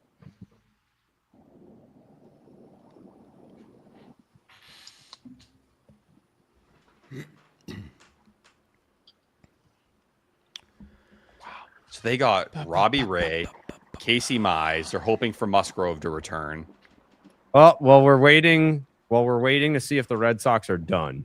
Let's do one more $100 gift card giveaway from Baseball Lifestyle 101. Coley, do you want to pick the stipulation? I did obscure, like name an obscure baseball player. Steve's been doing trivia. Okay. First, T, you're gonna have to pull this up just so we have it. First person to type out Cedar Rafaela's full name gets it. Full name. Shout out Hunter Knoll. Do it. Jose, be First ready. person. Be ready, Jose. And I don't have it in front of me, so no. Full name, Ryan Green. Full name. Not He's got just Cedar 5 names. Rafaela. More. No. Nope. Nope. Maria, it's Maria. Maria. Get it? It's Yep. Maria. Is that it? It's Maria. It's There you Maria go. in the chat. Congratulations. It's Maria. $100 gift card to Baseball Lifestyle 101.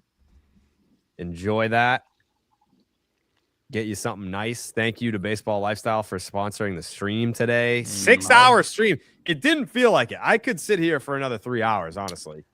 No, it felt I like think it to when me. we were at the midway point, I was like, oh, okay, we still got 3 hours left. The last 3 hours took like 30 minutes. That flew by. The guests definitely made it go. The fact that the Mhm. Red Sox were in it or doing something the whole time. Shout out to the Nesson folks that hopped on. Really Yeah. good Did stuff. we- They were all throwing heaters, by the way. Great work. Did we get a reason why the Rushman thing took as long as it did? No, not officially, but my theory is that maybe they were asking him about, there will be no buzzer beater deals for the Red Sox, according to Alex Beard. They're done. That'll do it. Okay. Kind of felt like it. So no shortstop then. Trevor Story. Trevor Story, come on back, brother. Bob?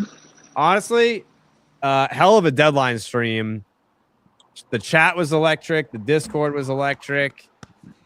We had scoops in the scoop shop. We broke two of the 3 Red Sox trades today. Mm-hmm. We had 2 out of the 3 giveaways.